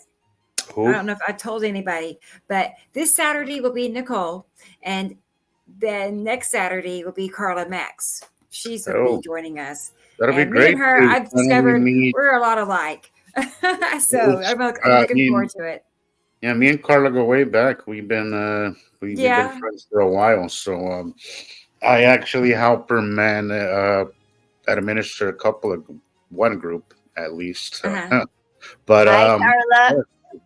I think I've talked to Carla as well. It's amazing how many people have been determined and quiet and just plugging away and just doing the thing, man. Now we've got how many years into it? Yeah. I know. And then, she posts some really cool stuff too, Carla. She has some. She's really got great pictures. Yeah. I always often thought it was quite cool when I was in South Africa and they kind of matched. Ooh, Egg, there's like a million answers to that question. But Egg one, wants to know why look they at won't just tell us how the truth. people behave just during COVID. I was just going to say, just remember COVID and the just, toilet rolls. I think a big part of it has to do with the fact that there are people on those other planets. No, definitely. And the fact of what the influence that those people have on planet Earth as well. Right. Yeah. And then you have the factional behavior going, well, why do we have to give them these commodities? Let's fight them, which is stupid. No. So, that's not an option. Your whole continent might just disappear there, bro. Yeah, look up your history. The Nephilim tried that, and they didn't fare so well. Yeah, a whole bunch of people tried that stuff, and look what happened to them. If you go and look up in the Dead Sea and places like that, remember Sodom and Gomorrah?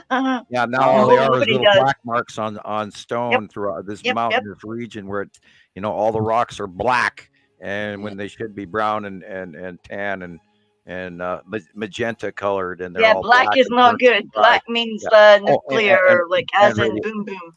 Yeah, and radioactive. Yeah, and what will we fight them with today? I mean, I don't. Yeah, what ridiculous thing would we be able to do? Seriously, come and shut down everything anyway. Hey, don't you think, Christoper? Don't you think Elon Musk is going to save us? No. Facebook, they just shut it down. Look what it did to us. I'm joking.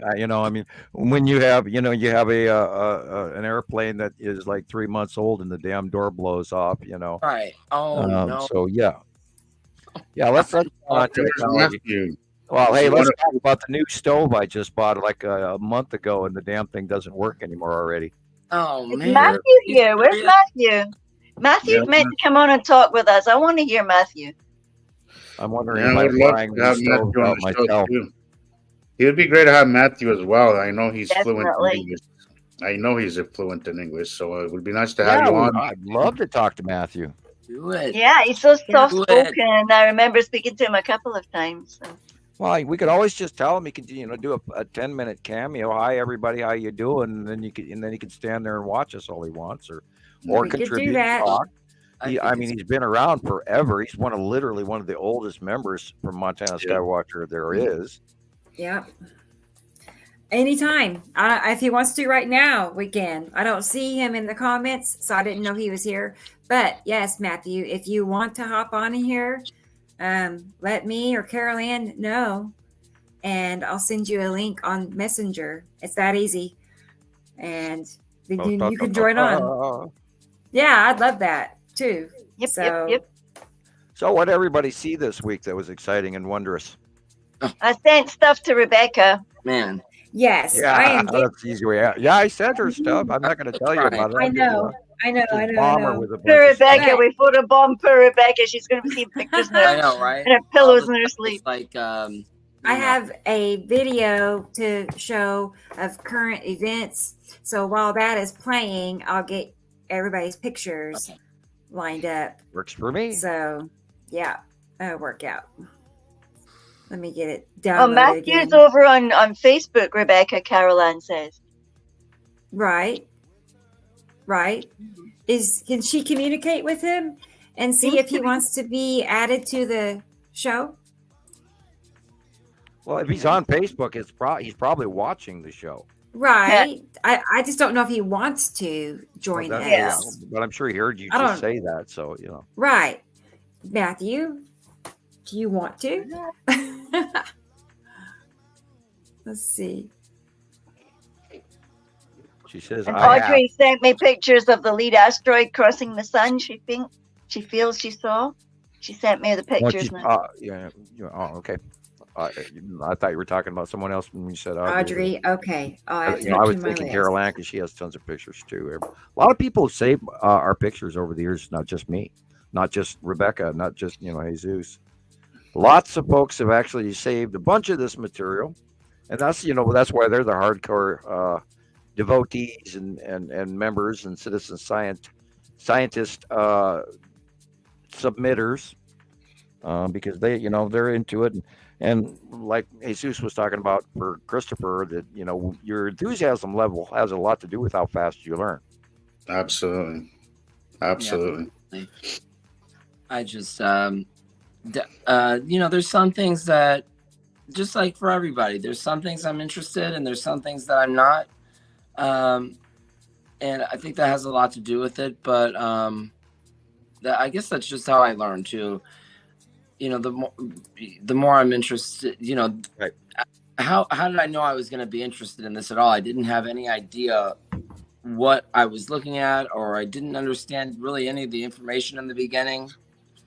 But the pictures to me were so compelling. I just couldn't stop looking at them. And it's sort of a Montessori effect where you learn by doing. Right. And then the support I got from everybody here in the groups, in the Bureau Followers Anonymous and Montana Skywatcher, and it's just been an overwhelming experience. I'm so grateful. Face it, you got swept up by the cult. I'm joking. I know. I have a I'm little joking. We brainwashed Christopher. Now he's he's in the cult now. Yep.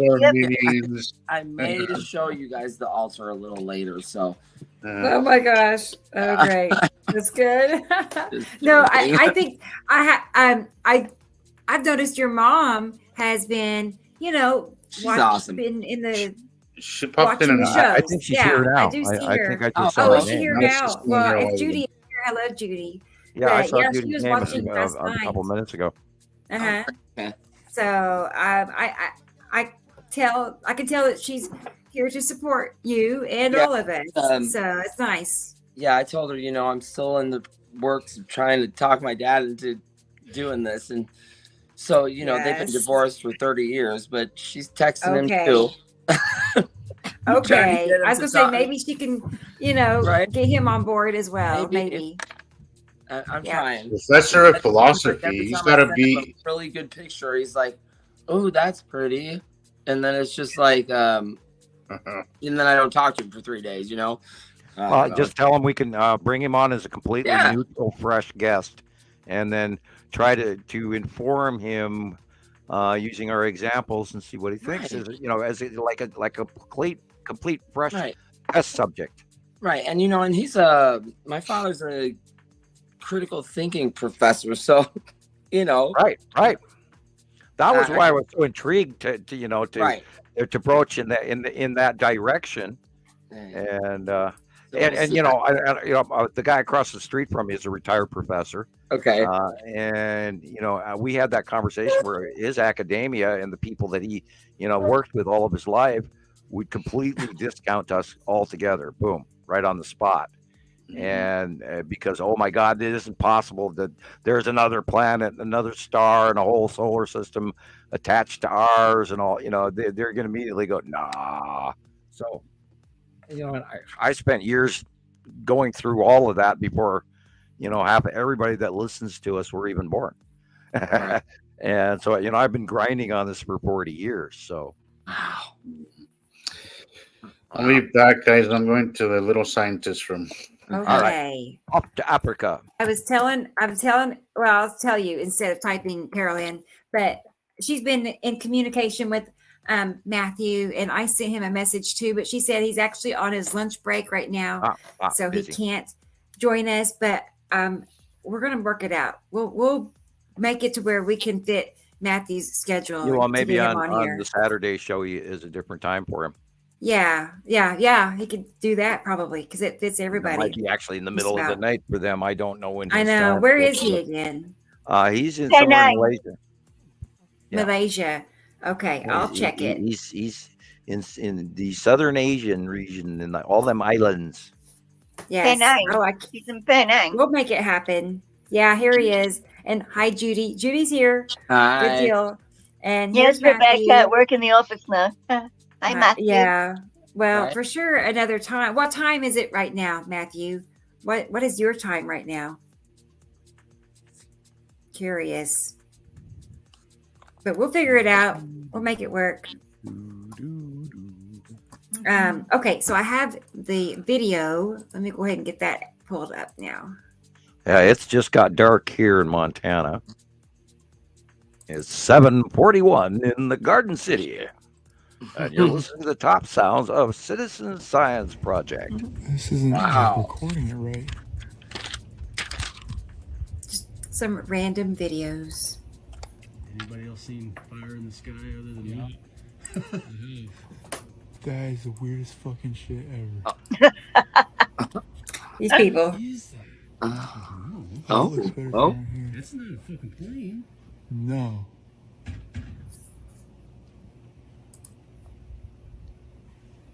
What the fuck? Oh,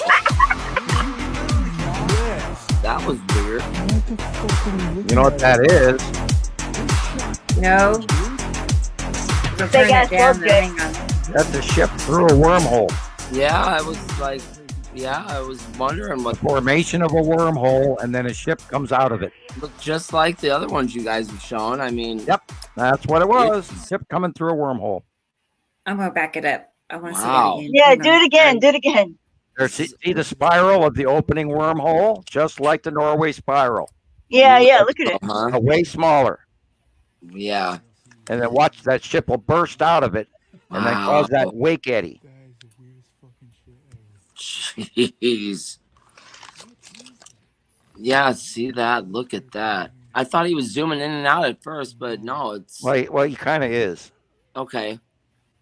But there's still like a like an formation Whoa. and boom, Ah, wow. there it comes. and the closure of the wormhole. What the fuck are we looking at right now? Hot stuff. Look at that thing. Cool.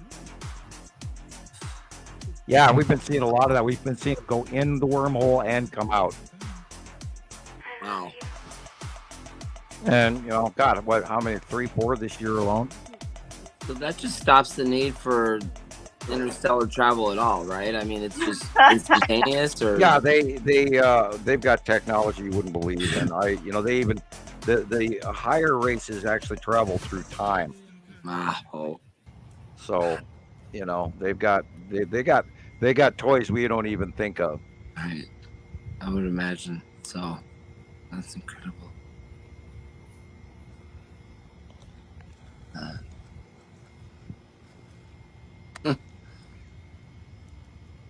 Yeah, look at that. It's moving. Wow. Yeah, it's a puff wake. It's like if you come out of nowhere and all of a sudden you've got propulsion on your back end, you're gonna go Sure. behind you Oh. because you're coming out of a different area to here, Okay.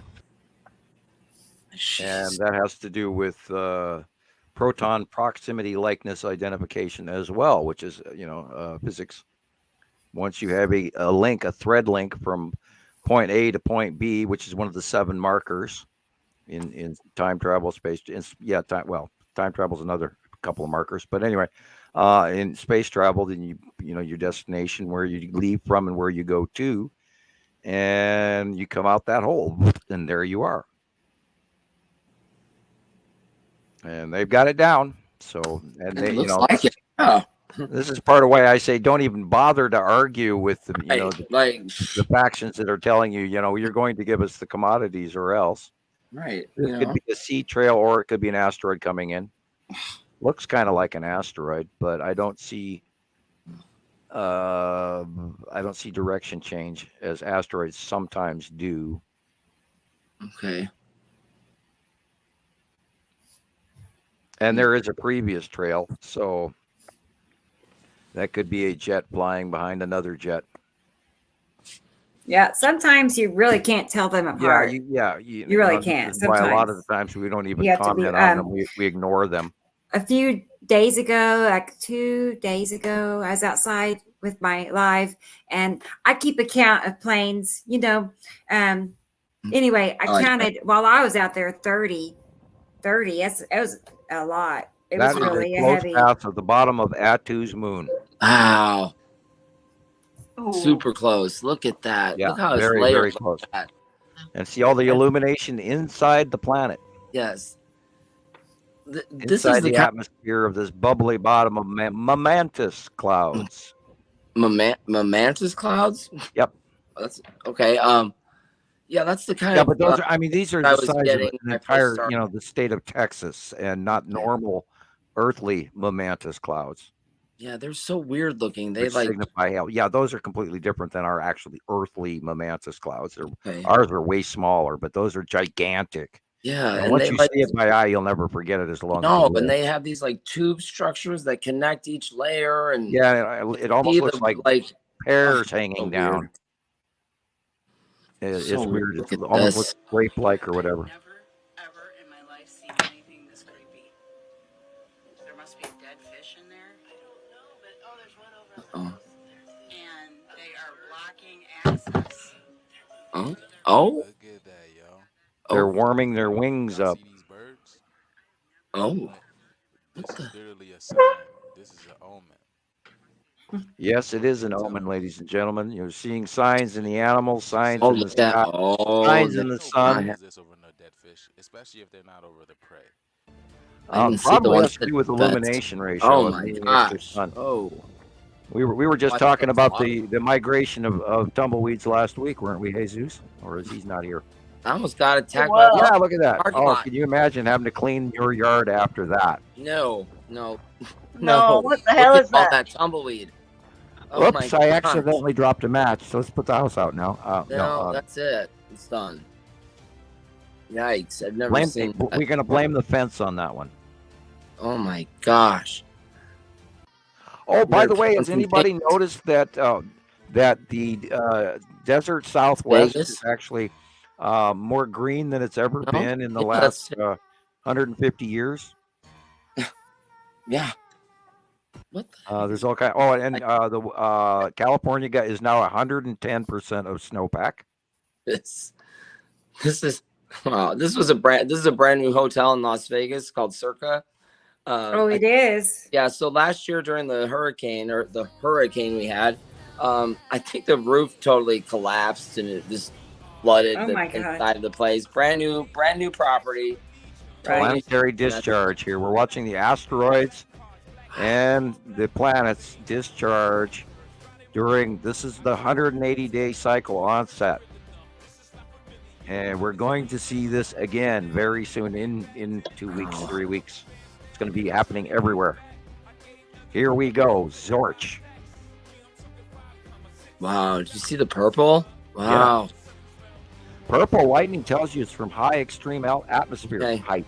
The different Wow. colors has to do with the height of the where it comes from. That's a bolt around Atu's moon, Wow. and this is discharge underneath Nepesity. Wow. Yeah, make a note in the comments if you remember ever seeing purple You lightning can see the before. snorkel. You can see the snorkel form just at the end of that shot. There's the snorkel again on the bottom of Nepesity, Wow. and it's rotating and rotating. Oh wow.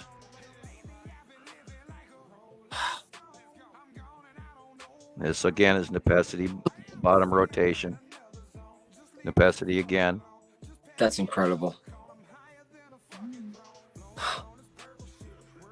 You can tell by the shape and the base cloud and the snorkel and all of that.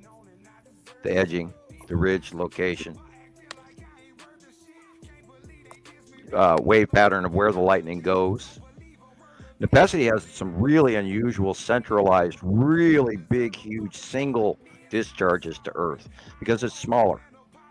Okay. And it does its business up above, and then it'll go zorch in the middle, just dead center to the Earth, and one big, huge, many wide, probably hundreds of miles wide single bolt. Oh. That is both Atu and Nepesity. There goes the lead asteroid and everything as it rotates Look at past that. left to the right. And this is incoming Uri. Oh my gosh. Oh, that's Snailfoot right there.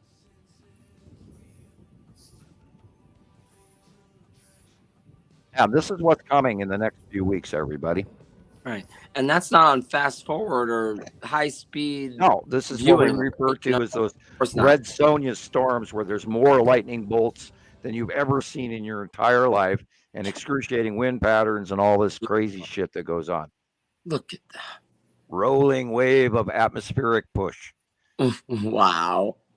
That's from an object coming in from above us and affecting our atmosphere.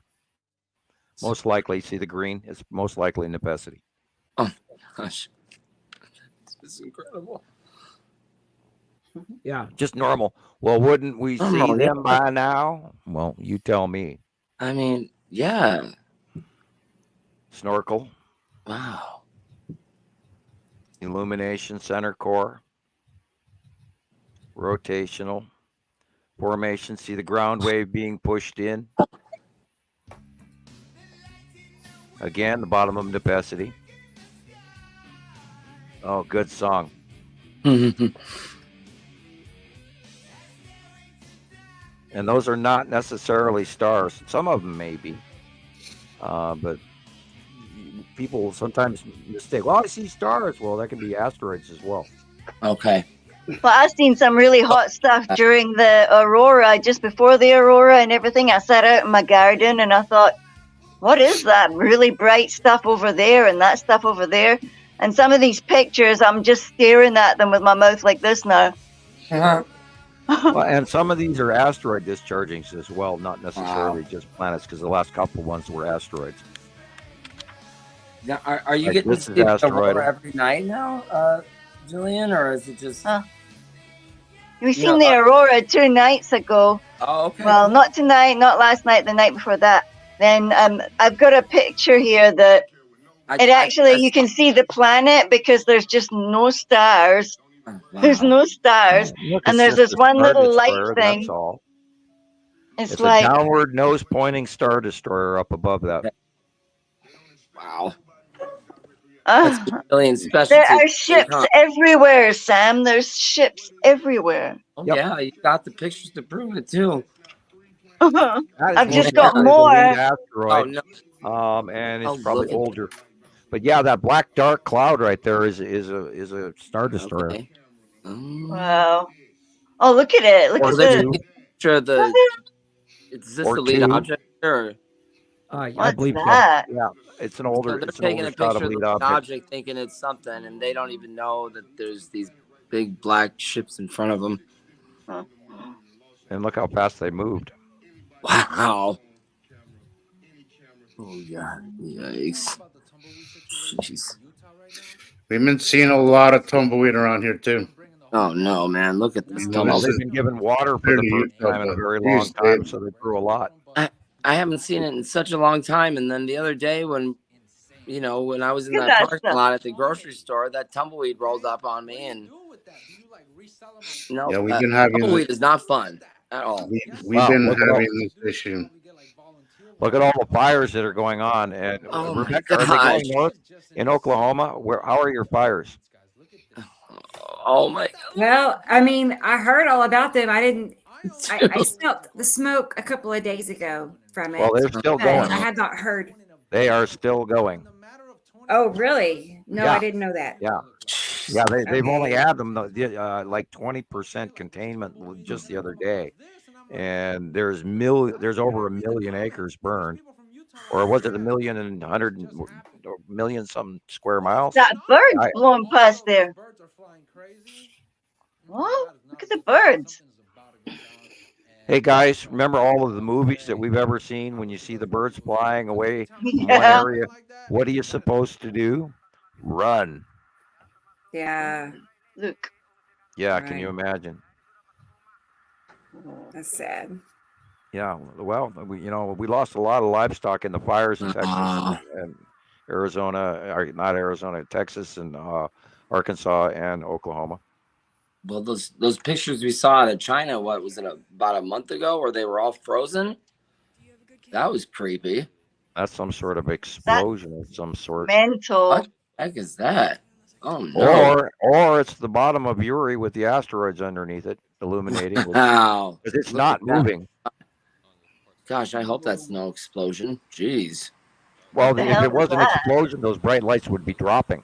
Right, they'd be moving too. Yeah, So, these are not. Those could be Oh, easily. thank God. That could easily be asteroids Oh, underneath them. See the Oh. bottom of an illuminated planet, Wow. and it just depends on the angle of light where the actual. No, that's weird. That is Yeah. That just is weird. strange. Look at it. It looks like sky. It could be the illumination of the bottom of a planet and objects underneath it, but That's a I'm toughie. I'm That's a Yeah. toughie right 60% there. there, Dark. 40% something else. Yeah. Yeah, that's a hard one. Well, the signs in the skies. I mean, I this Earthwatch guy that I've been kind of watching. He went off into the religious world recently, I was and seeing that. I was kind of disappointed because I kind of yeah, like him. I yeah, like me him. He's too. And just I sent a copy of our show to him on his actual page, and I hope he's listening to our shows, and I hope he'll come on and talk with us, and so we can explain to him that it's more than just religion that is accurate. It's all multiple religions, and then hopefully he'll take our information, depending on where he wants to go. Some people Who's just that? ignore it. I don't want to actually name him in Oh, order okay. to. He is Earthwatch somebody, Okay. and we've been watching a lot of his material. And he's been a new regular poster, and the guy seems pretty logical and smart and intelligent. And I was interested in him for the geology side of well, of the premise. he is a very smart guy, and I do feel he has a very scientific side to it. Right, right, It's just that religious part that really right, and it seems throws to me come out a little sometimes. bit more in his last three shows. So, Yeah, yeah, yeah. and I I've kind of noticed. tried to send a polite message saying that maybe perhaps you'd be interested in our information, but there's so much more to than what you're talking about. And we have probably the answers that you need, but it's up to you if you want to cross-reference them or be blinded by current religious status and what the Bible says. And unfortunately, I'm not trying to down it, but that's only a small segment of the actual information because there's so much more out there throughout all history, and you take all the religions and all of the But archaeology. I do feel that, and I'm sure you will agree with this, Sam, that um, some of what the Bible says. I mean, I don't. I mean, I don't really read the Bible. I mean, when I was younger, I guess, but I have noticed there is some history there that if you interpret it, if you know what we know, it's easier to interpret what a lot of is what some of what is said in the Bible. So I don't feel that it's I feel there's a lot of it is left to misinterpretation, but I Yeah. do feel there is some history there that is accurate. Yeah. Oh, yeah. Nevertheless, Just a small portion, unfortunately, compared just to a small whatever portion else. of it, and also it's misinterpreted Yeah, as that's well. a ship out of a wormhole. Yeah, yeah. Yeah. So you have to be really careful. It's why I don't like to involve religion when it comes to this topic, because it's Right. a really fine line between credibility and people thinking you're batshit crazy. I was going to add also, people connect religion or religious beliefs to flat Earth too. Yes, You know, that's a so perfect that example of why I don't like mixing religion with anything, because you can go to that far deep end and start with the firmament stuff, and I just don't. I Yeah, think we all here are I think that's where the misconception of it comes from. absolutely, absolutely. And then, depending on which Americanized form of religion you follow, that also has dire segments Other to one. it. If you go with European, or if you go with Asian, or if you go with Chinese religions as well. So there's a lot more information out there if you take everything into account instead of just one source. Yeah, yeah. So you have to be really careful. You have to be really careful then, because it's really easy to lose credibility, and it's always really easy to get confused and start mixing this and mixing that, Yeah, and the that's not how Bible it's does done. actually mention that we do have two stars also. Mhm. You just have to work your way through it to find it. It's only a few passages, but then, they actually discuss that there are two stars, and man will live with the smaller to take care of it. I can't remember the exact wording, but that's the generic of it. The skinny. Anyway, it is in the Bible, but I mean, even the Greeks knew, and lots of earlier cultures believed in two stars, and it's in tablets and carvings and hieroglyphs and all over the planet, and history books all over the planet. And this is part of that big major secret that all of these secret cult groups throughout history have what they've done is they've taken their lower members and they taught them, well, that we have this big secret and there's more to what and yet they don't give the information, and then that way you're sort of in a cult like scenario, and it's really mysterious and really cool and people want to join and to pay dues and all of this, and the overall one, including the Teutonic Knights, all the way up to present day. Yeah. Including us. Also, I want to say that video. Did you watch that video? I went back down his videos, Sam, and he has one where he's he's looking at on the geological map. He's seeing how there's some hot spots of the, because his theory is that we're gonna see it, and I think it's a good theory actually, that we're gonna start seeing these problems where the crust is the thinnest. Speaking of which, there is currently a very large earthquake cluster going on in the Ionian Sea, just off the shore of Greece, and they've been having a series of cluster quakes underwater in that cove, and so their belief that the volcano is about to erupt just inside the Greece there. Well, he was seeing this.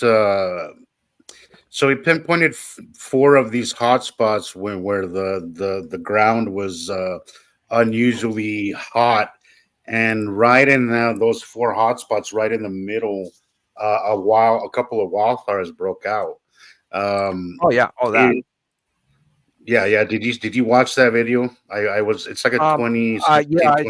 I think I briefly watched some of what he had to say, and then I immediately I got caught up in something else and went on. But yeah, we're going to see that anytime that is a precursor to some volcanic events, including rise in temperature in hot springs water. There were quite a few occasions prior to Mount St. Helens blowing that a lot of people got burned in pools, and they didn't put the 2 and 2 together. They should have. That's part of what started them watching Mount St. Helens is more, because at that time they didn't have a lot of seismic up. That was, of course, prior to a lot of the technology that we take it for granted now. Mount St. Helens has had some activity this week. There were 5 smaller earthquakes today on Mount St. Helens alone. The standard stuff that's going on in the San Andreas in the southern part and near the Baja line is also continuing, but it's minor. New Zealand is getting pretty active. I think that is just about all of them. Oh, and this last week, of course, in Florida, they had iguana watch again. That means where you walk around, you have to watch out for iguanas falling out of the tree because they're below 50-degree temperatures, and then the iguanas freeze and fall out of the tree. Oh no! Yeah. So let's see. Of course, there will be flooding along the East Coast this week, Wednesday and Thursday, from probably South Carolina to Boston. So be prepared for that. And there's going to be heavy rains. And then there's another storm coming in for California, and they're going to get more snow. I think that's just about it for this morning's notes. We got a really good storm here just a few days ago. Really big storm. It didn't last very long, but it dumped a lot of snow on us. A lot of snow. There's a lot of accidents. A lot of people running off the road. It was really wet snow. So the next day there was a lot of ice on the road. So a lot of people, a lot of accidents. So. Nice. And I think we're expecting some more soon, so that's good to pay attention to. Yeah, be thankful for every snowflake right now that you get, because we're still waiting and watching with the thing that went on with the Mississippi River in 2022 and around the world, and that is still affecting it currently as well, because water levels are still really weird in the Mississippi. Of course, the Panama Canal is doing the same thing. So yeah, we're going to see. I'm going to be on River Watch this whole summer, seeing what happens to our normal water supply. Yeah. I was gonna say these series of pictures are from what Jillian sent me. So there's this one, and then she filtered it, and look at That's that. another one of Look at all those those really long hits. things. Look at that. Well, that's a cool picture when it's highlighted like that. Uh-huh. Yeah, it's like something. It's definitely in front of something ginormous. Well, it looks like that elongated fighter craft docking station, where you got the big square in the back, and then the next to nothing at the end there, and then they park all the little fighter craft on that line, and they park them in a row next to each other. That literally looks like the fighter docking station. Neat. Wow. I'm gonna zoom in on it. I'll get a closer view here in a second. It must be miles and miles long. And this is the Tan asteroid group and Salamander asteroid group. On the bottom of Uri, which is moving over farther deep to the northwest during the day than it used to. It used to be off to our distance, but always to the left of the sun. But now it's going over us and farther back. Can someone explain to me what I saw this comment? This is the second time I see this comment. What is Red Cow Ramadan? Anybody? Ramadan. Is that I was gonna say sounds Jewish. Maybe I might be wrong. I don't know. No, it's an Arab holiday. Right. Okay. All right. Yeah, Ramadan. That's where I believe that's where they go to Mecca, isn't it, Jillian? Yeah, Ramadan. Yeah. Well, a bunch of the students that we had, their families were all getting ready to go Hajj. They had a horrible. Their last Ramadan was really horrible. They had flooding and freak storms and everything, and they were all seeing it as a huge sign, an omen. And, yeah, they couldn't walk around the Kaaba or whatever. Which is a big huge black square. I wonder why they're revering a huge black square. I wonder what that means. Yeah, I was gonna say that's the cube, right? They're walking around. Yeah. Again, misinterpreted by religion. Misinterpreted things there's even a sect of Jews that walk around with a little square block on the front of their forehead. Yes. Yeah, and I noticed that too. What's the phylactery? Yeah. That's cube. Yeah, I was having a conversation about that recently with my Jewish friend. She was telling me it represents something. I can't remember what it was, but it represents something. The cube that they use on their hat or forehead or whatever. Dress. Yeah. I've always read that it has to deal with it representing Saturn or something like that. So if they are attributing an archetype, now remember how the Saturn archetype has been misrepresented through history and transferred from the Nemesis / Hercubus / Nibiru and without giving too many secrets away or actually irritating quite a few people because I could be saying something that would hurt their feelings and their religion. There are okay, I'm not even gonna I'm avoiding it still. Try to utter it, my mouth won't let me. And then all we have to do is just mention the Texas Cube, and perhaps some folks have transitioned their belief pattern over time to be sort of miscued from fact. How's that? That sounds good. That sounds good.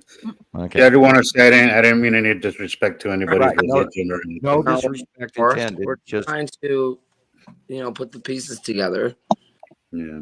And inform ourselves also, And we also talk about the dragon. The dragon is the asteroid group. We know that. We've seen the asteroid group turn into the dragon so many times over the years that we cross-referenced that and went, well, duh, look at that. No wonder they came up with this thing that they called the dragon.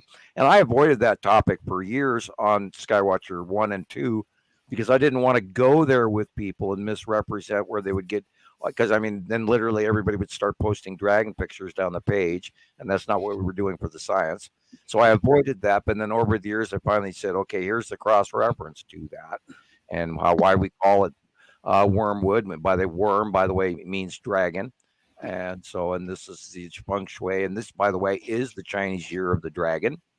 So I think we're going to have a very extra special 180-day cycle this year. So be prepared for that. And I think a lot of folks out there are about to see excruciating conditions of climate change go off this year as well in ways that they didn't even prepare for. So here we go. I think it's going to be an interesting year. We got the right now, yeah, it's going to be an insane year. I swear. I've been seeing a lot of asteroid activity. Already, and we're weeks away from the 180-day cycle, and here it comes. Like holy, Yeah, look at this thing with a tube thing on it. Well, that tube thing on it could be the spiral asteroid just going by. It is close enough off the deck to be. But the upper area is literally a Saturn's yellow moon and the ion tail. That's interesting. And that line of clouds could be just a normal bank of clouds off the normal horizon. I mean, we do have occasional normal clouds. We must have normal clouds. I've heard of them. They're out there somewhere. Of course, this is a normal cloud directly in front of us here, on the right-hand side, and then up in the upper, you're looking at Atu's moon and Atu on the left-hand side. Slightly warped in view, but that's what it is.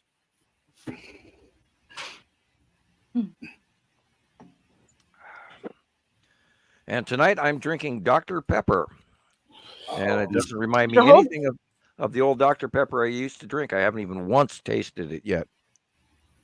I love Dr. Pepper. I stick to diet, though, but... because I can't really have the sugar, but I love diet pop. I get ill if I drink any kind of diet sweetener. I can't. I get ill if I drink real sugar. I can't. I just can't. I don't think they put much real sugar in these now, anyway. I don't think. That's the reason why if I'm gonna drink a Coke, I like a Mexican Coke because they still use cane sugar on those. I would love to have one. You could taste what kind of light was pulling up there? I would love to have a Mexican Coke. I'm gonna have to send you some, Sam. I'm gonna send you some. Watch, I'm gonna send you a few of them. They're great. They still use the cane sugar, so it's a slightly different taste, but you'll love it. I'm sure. Are you young enough, old enough to remember steel cans? They were right after my time, but I got to see. I had this boss of mine that when I used to work construction in Colorado, and he had a whole old can collection, and he had a lot of those old cans that you would actually have to open with those with can opener. With can opener. And back then they would put way more carbonation into those steel cans compared to the aluminum cans. Well, those Mexican Coca-Colas are way more carbonated as well. That's what I missed. They come in a bottle. They're not cans, so it comes in a glass bottle. Yeah, there you go. I think you'll love them. I'm gonna send you a few. Watch. Awesome. Yeah, and they were so much better years ago, and it's like I was saying, this is not the Dr. Pepper I drank when I was a teenager. Yeah. Well, now they're using I think it's, what do they call that? It's not sugar. It's that stuff they put in everything now. Corn syrup, high fructose corn syrup is what they're using now, which is not healthy. No, it's horrible. It's horrible for you. I'll take sugar over it any day. Yeah, it's a huge. I indulge in sugar once a week. I'll have like a real Coke, or I'll have some kind of pastry or something. But once a week, I do indulge. But other than that, if I want a Coke, I have to do diet because I can't take Diet Coke though. Diet Pepsi or Diet here. What is that? So it starts out like that, and then we zoom in, or she zoomed in. I zoomed in more. There's two of them. Yeah, what is this stuff? Well, I'm wondering if that's the spiral, same sighting of the spiral of the ship coming through the wormhole. Is that what this is? I wondered if it was something like that because the brightness and then it would change. See, the one on the left looks like a tiny little micro spiral, and the one on the right looks like an illuminated ship coming out of. So, is that the same reel or is this different? Yeah. Yeah, all these things I just took. I was wondering. Oh.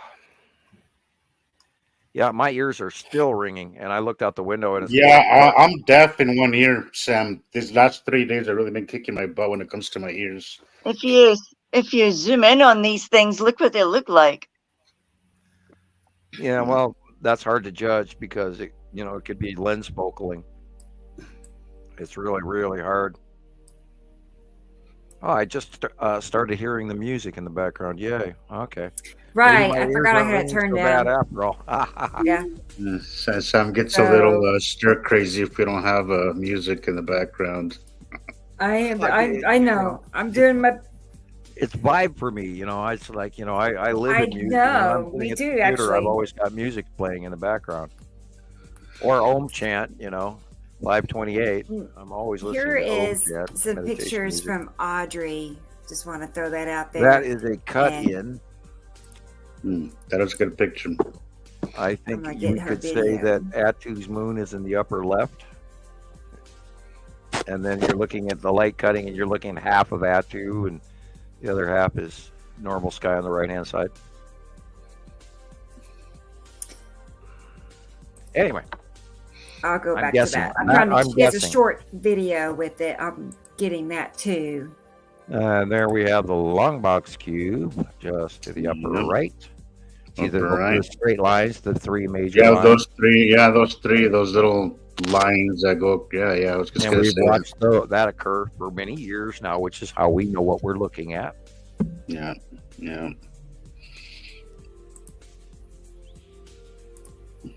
Bear with me a second. I'm going to get her video ready. And we can occasionally have a little dead air. It's kind of a mellow show tonight. We're all a little bit, quieter than normal, which is okay. Yeah. I know. I feel like I did from the guys going on about their Coca-Colas and making everybody else want one. Yeah, there you go. Yeah. Where's my Coca-Cola? I'm thinking there's some lines right there. Some like ginger ale or something. I thought it kind of just hit my head the other day. Maybe you can make your own ginger ale, Whew, I don't play with ginger unless I make teriyaki. I don't know. I just saw ginger ale and I thought maybe you can make your own, or maybe like who knows? I guess you can make any flavor soda you want, but you can't beat Coke, right? Oh yeah, she sent me these pictures as well. What are those? Okay, let's back up a little, Sam. Ginger ale and teriyaki. What is that? Oh well, no ginger. When you make beef teriyaki, one of the spices you use is ginger. Oh, okay, all right, okay, I got it. Okay, gotcha. And he's talking about ginger ale, and that is from ginger. Okay, that's root. where I missed. So one of you's eating and one of you's drinking. I know, right? Yeah, right.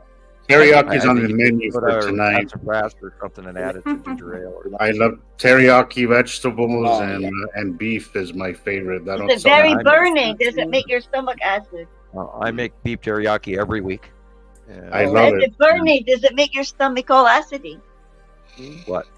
Yeah, I don't. Teriyaki. Now, what you got to do is you have to throw in brown sugar. That way you take away the acid.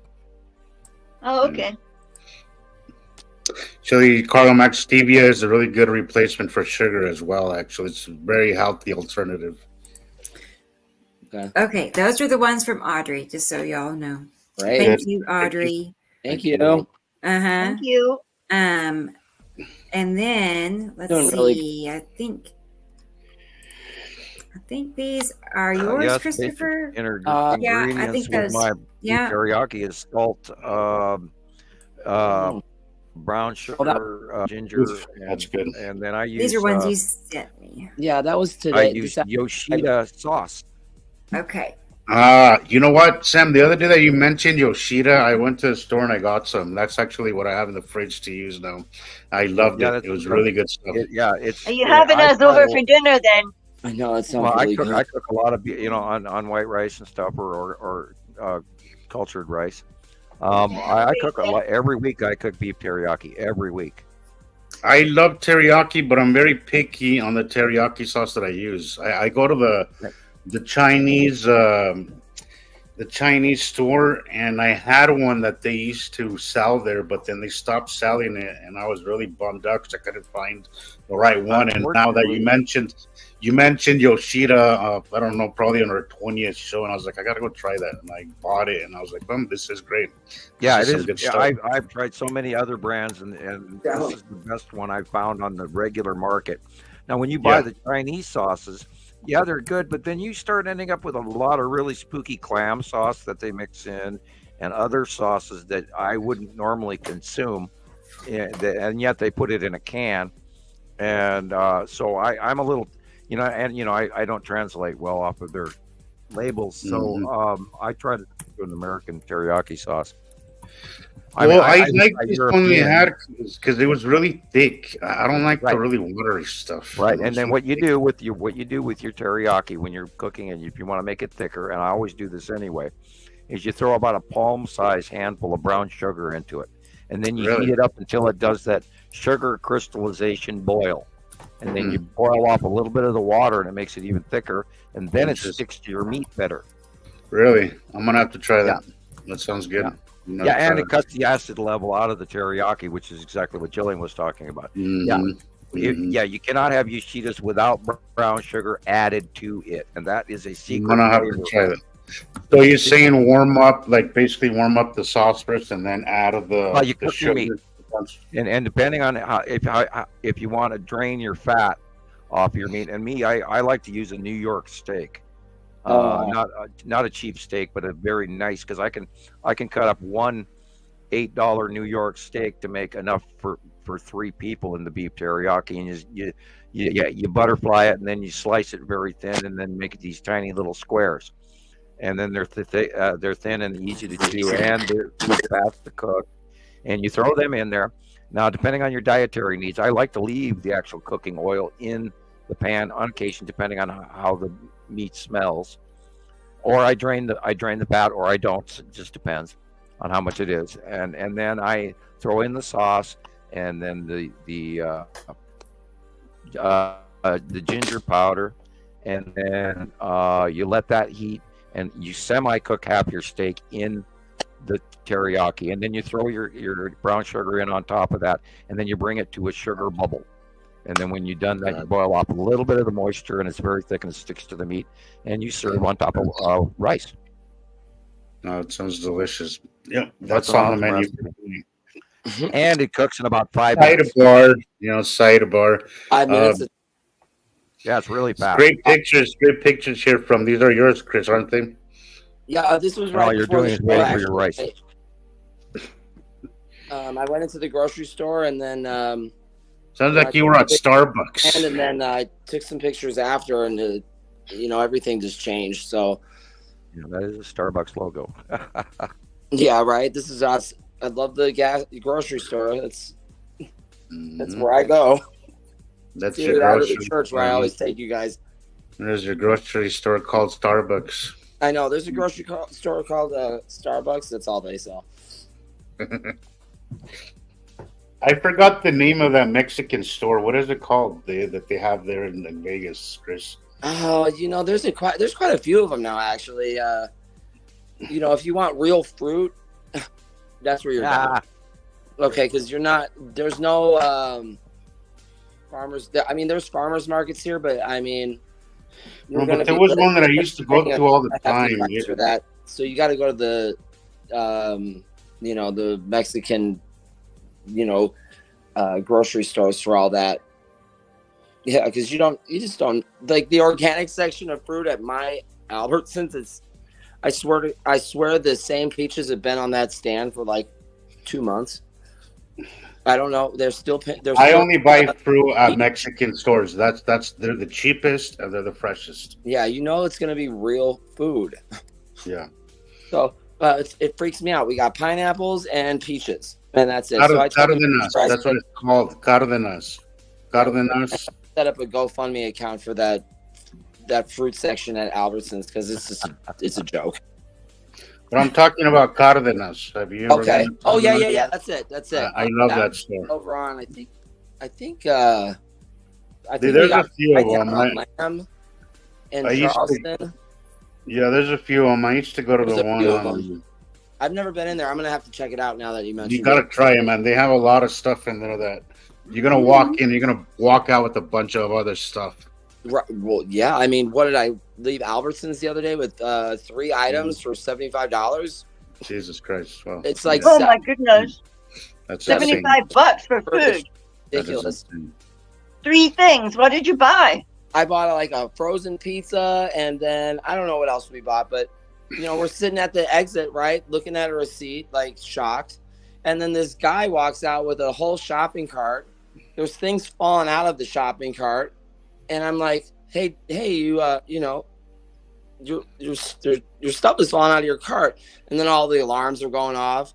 And obviously he stole like half the store. And oh, wow. I don't know how he did it, but the guy just disappeared into the parking lot. And I mean, it would have took me an hour to get all that stuff into my car. So I don't know. It's just like that all the time.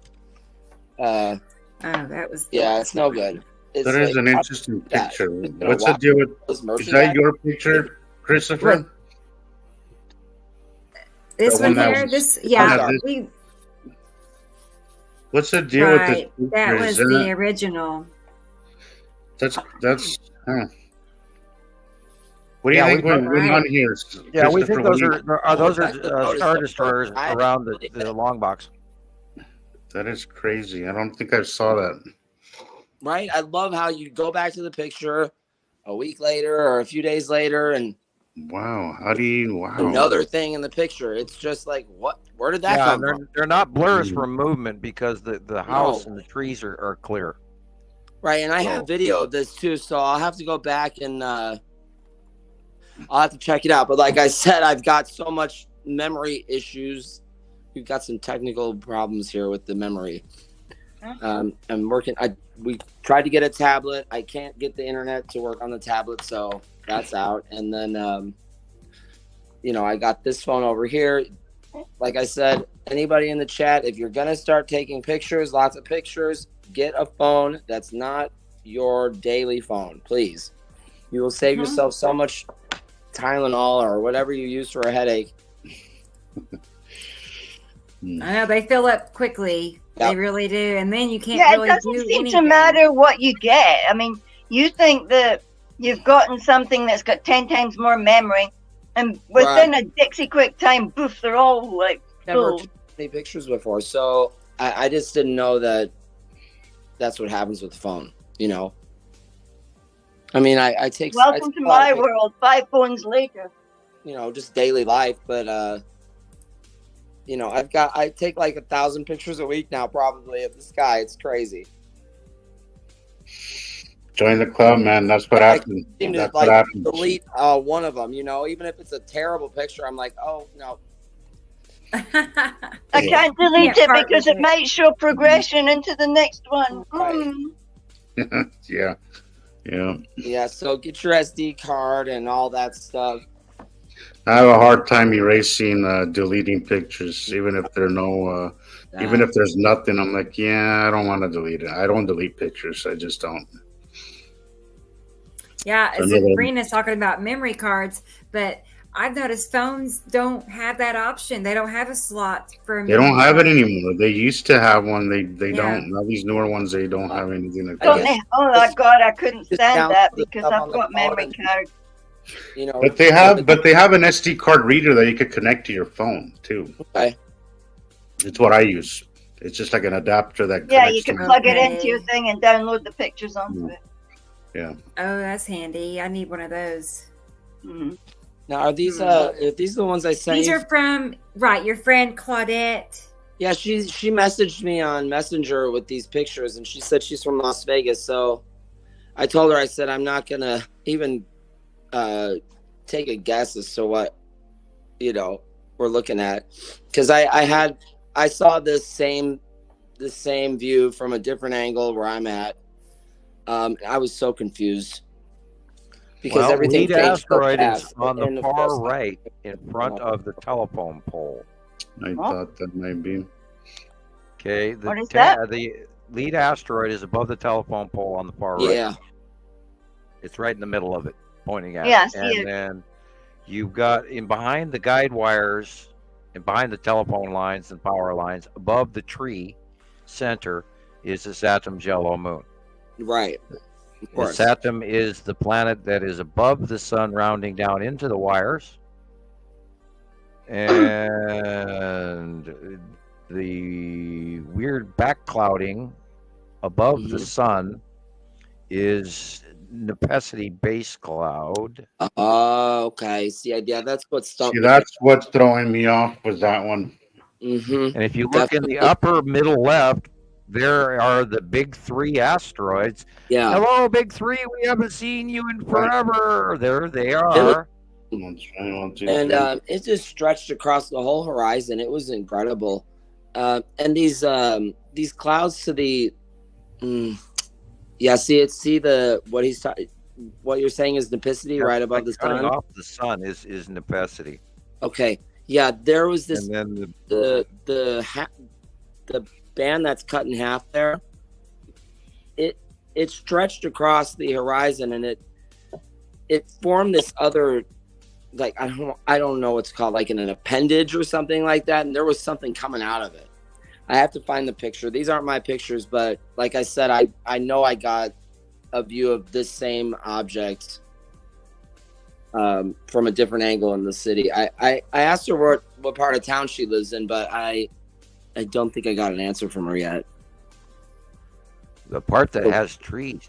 Yeah, see, it was something like this, Sam. Like, see on the right how, or I'm sorry, on the left how it's coming down. That came right, like Isodam's Yellow Moon's area. And it came right overhead, and then it went into the east side. If it's on the left of the sun, if you're talking about the left picture, yeah, right? The left picture is on the left-hand side of the sun. Yes, the light is coming in from the far right, and that is that facial line which we call the salamander group. Okay, that's what I thought. So you're looking at the back of the salamander. Yeah, it's the back end of it. Okay. Which is it looks like a salamander hanging on the side of planet Uri. And this is that onset group in the 10 asteroids dead center. Okay. Behind the wire on the left-hand picture. And on the right-hand picture, that, of course, is the Saturn's yellow moon with the long box cube in front of it. And that's where you see those straight lines is where the long box cube is. Of course. I was just so confused with what you said is the back end of the object cluster group, because it was literally right over our heads that day. And I'm just not used to seeing like that. I'm used to seeing it way off in the horizon or during sunset. Asteroid is the upper horizon, and Atu's moon is over it, and Atu and stuff. So it was just a whole different vantage point that particular day. I think it was last Friday. Really cool. Yeah, really I saw this today as well. This straight side banding, and I look at it and go, "Oh, okay, I know what you are immediately." And because we, right? Yeah, I mean, you can feel it. It sticks out and it does that side banding, which is what makes it look like the body of the salamander, and then it's got two legs and two arms, and then the head, and it looks like it's this. And now it just happens to be so close to us because this is what's coming in for the 180 day, and that banding right there that we're staring at on the left picture is about to be very, very, very close and very, very big and very volatile. Yeah, and it was so close. Like I kept seeing so many changes with it happening. First, I thought it was a cube. Then I thought it was, the Tan asteroid, which is what you said it was. Oh, there are buttloads of asteroids in that. Changing my mind about what it was every 2 seconds. It was just incredible. Yeah, and it moves, and then then partial pareidolia and all that, shape grasping kicks in, and you going, I've got to understand this, and then you can lead yourself in 14, 15 different directions as well. When you and calling it a night. You were skipping out. I hope it wasn't me. Oh no, it was probably me. I said that's probably when you call it a night. Once that. I can't quit until I don't walk in till my neck hurts. Right? I know. It's getting pretty bad. I'm walking around. My head is to the left, and it doesn't look too good. Yeah, maybe where my back problems come from is staring up for too long. I don't know. Yeah. Here's 3 pictures that Nicole sent us from Colorado. God, I'm looking at March 5th on there, and my brain didn't even comprehend. March 5th. What? Wow, what? And my first thought was this date's incorrect, but it is actually March 5th. Holy crap. I can't believe it. Wow, we're here. It's going to fly by. This year will just fly by. You already know. Yeah. We're a quarter of the way there practically. Well, this is mostly normal sky scene. Of course, there's a body, an object in the upper left corner, because look at the blue. And most of this is normal clouds, but not. And of course, we know Saturn's yellow moon is on the right-hand side of the sun. So if you look, it's there.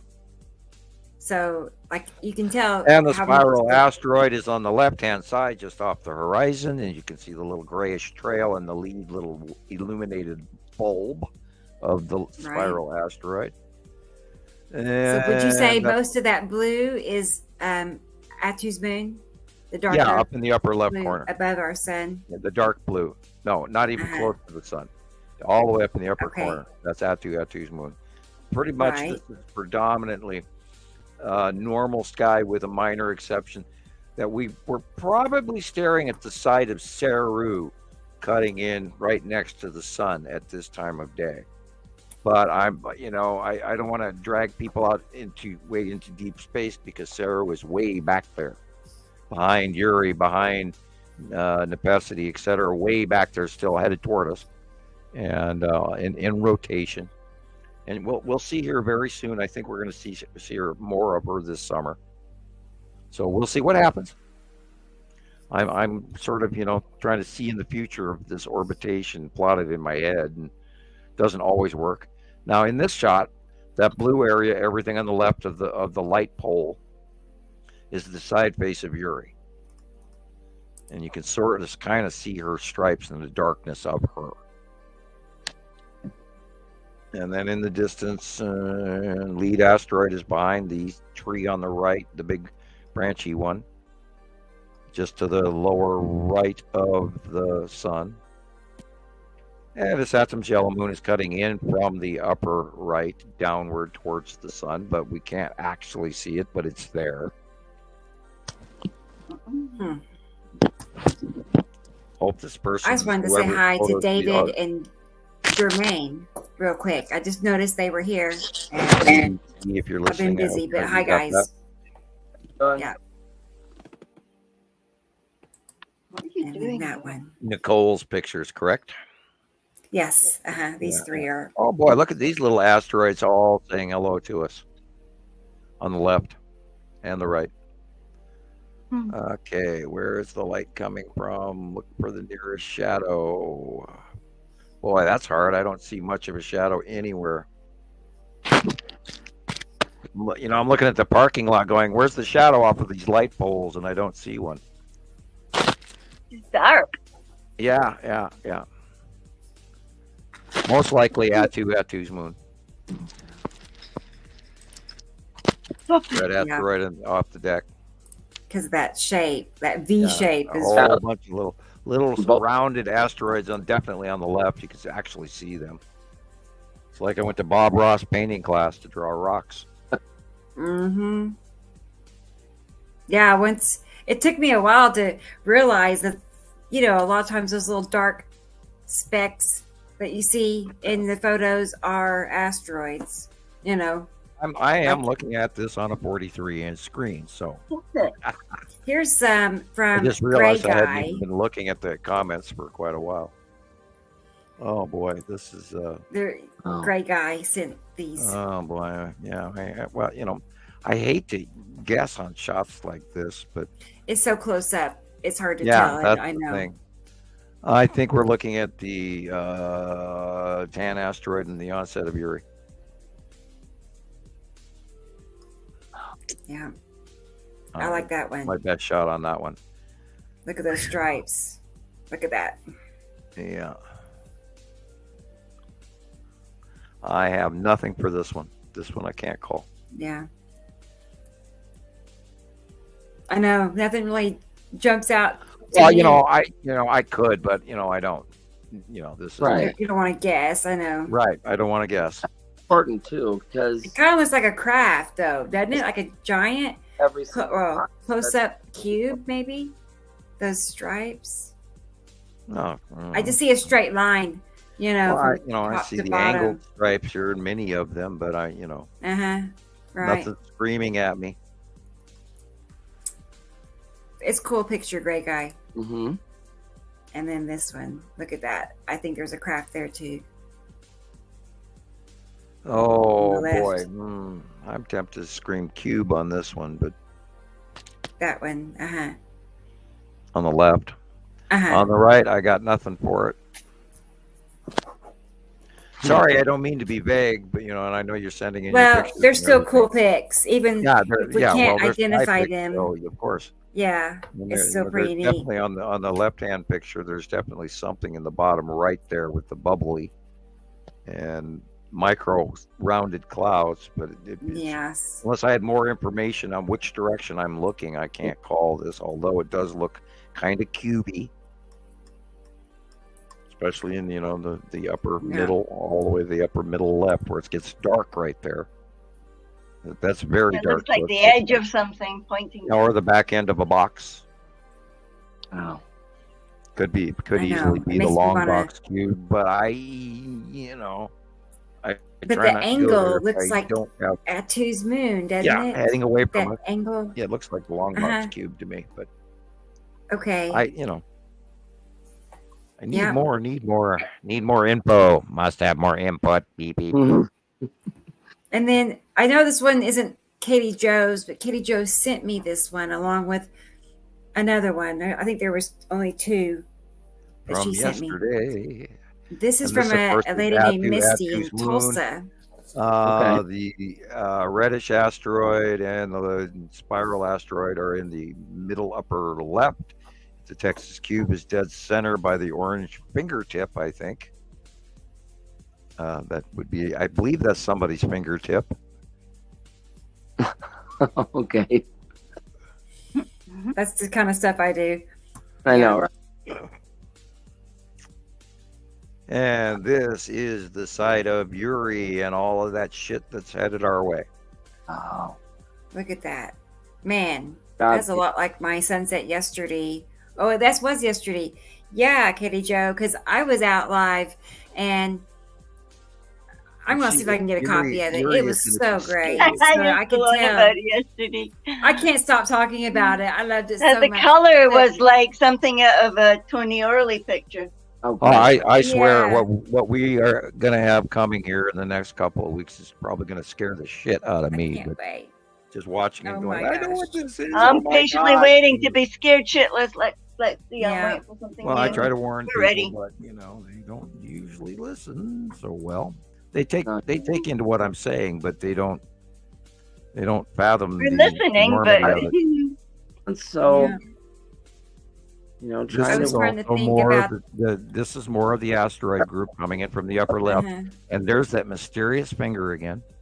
Yeah, it's the same one. I was realizing these are both from yesterday, about 40 minutes apart. One's in Tulsa and one's in New Jersey.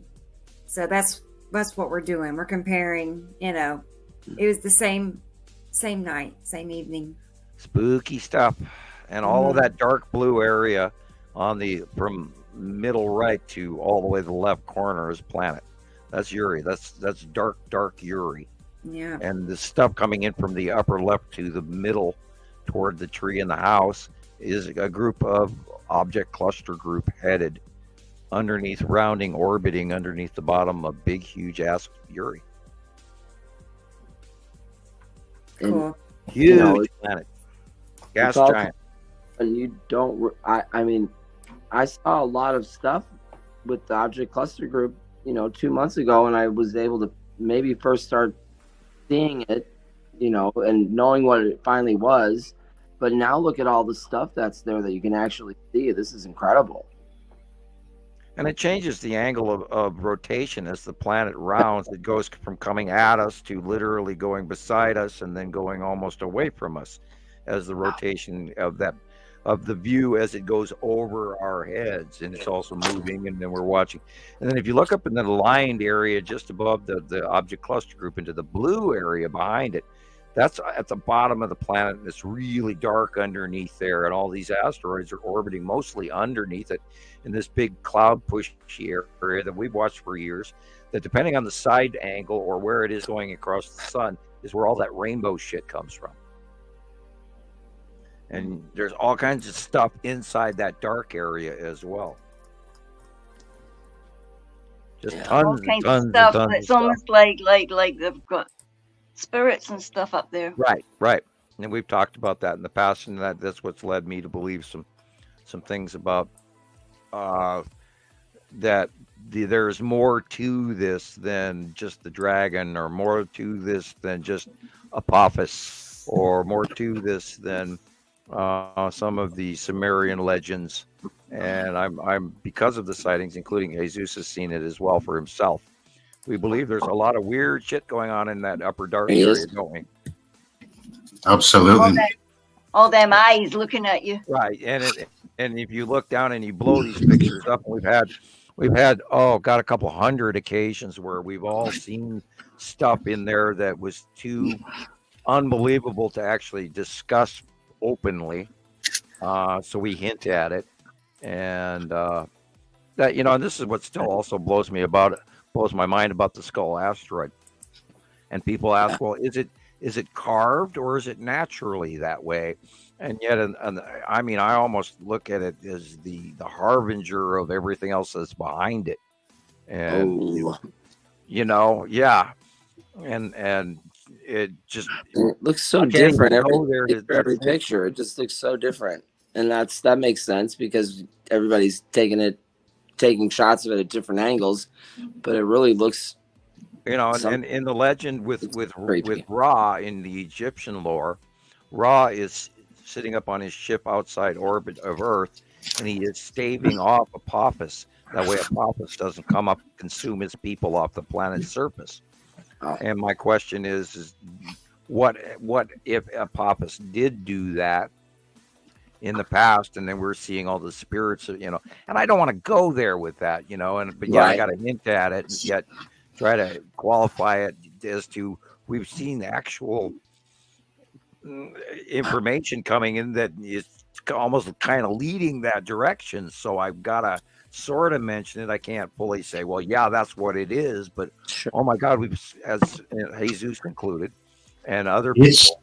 It's hard to go there, Sam, because even though I've seen some shit that I just don't even dare speak of at the same time, it's like, if it's a lot for us, I can imagine for the new people. It's just and the last thing we try to do is to push anybody. That's why I try to hint at it, and not just come out and say what I even think. But there is some stuff up there that I have not dared ask you about, Sam. Honestly. Yeah, and I myself have seen it as well many, many, many, many times, and I'm just like, wow, you're kidding me.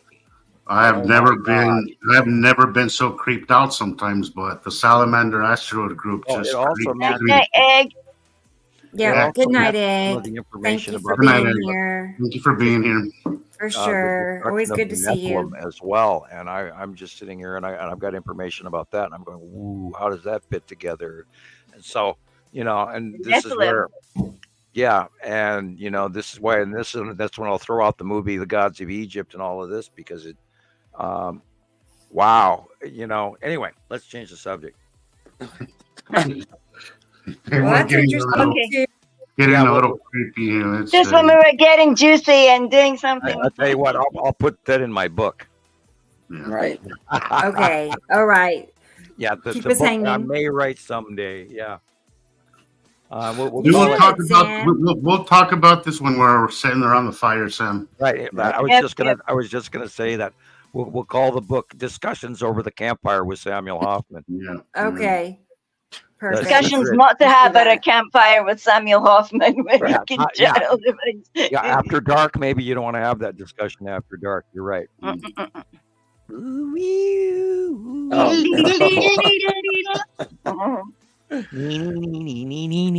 Sabrina likes that too. And this is where we get out you get out the X-Files soundtrack.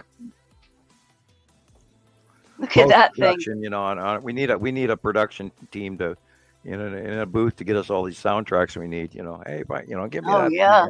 Just send I'll compile a list for you, Sam. Just send me a list of what you want. Oh, I wish we had some sort of a sound effect board to mix in the show, but you know, when after we get rich and famous, we'll get production team. Yeah.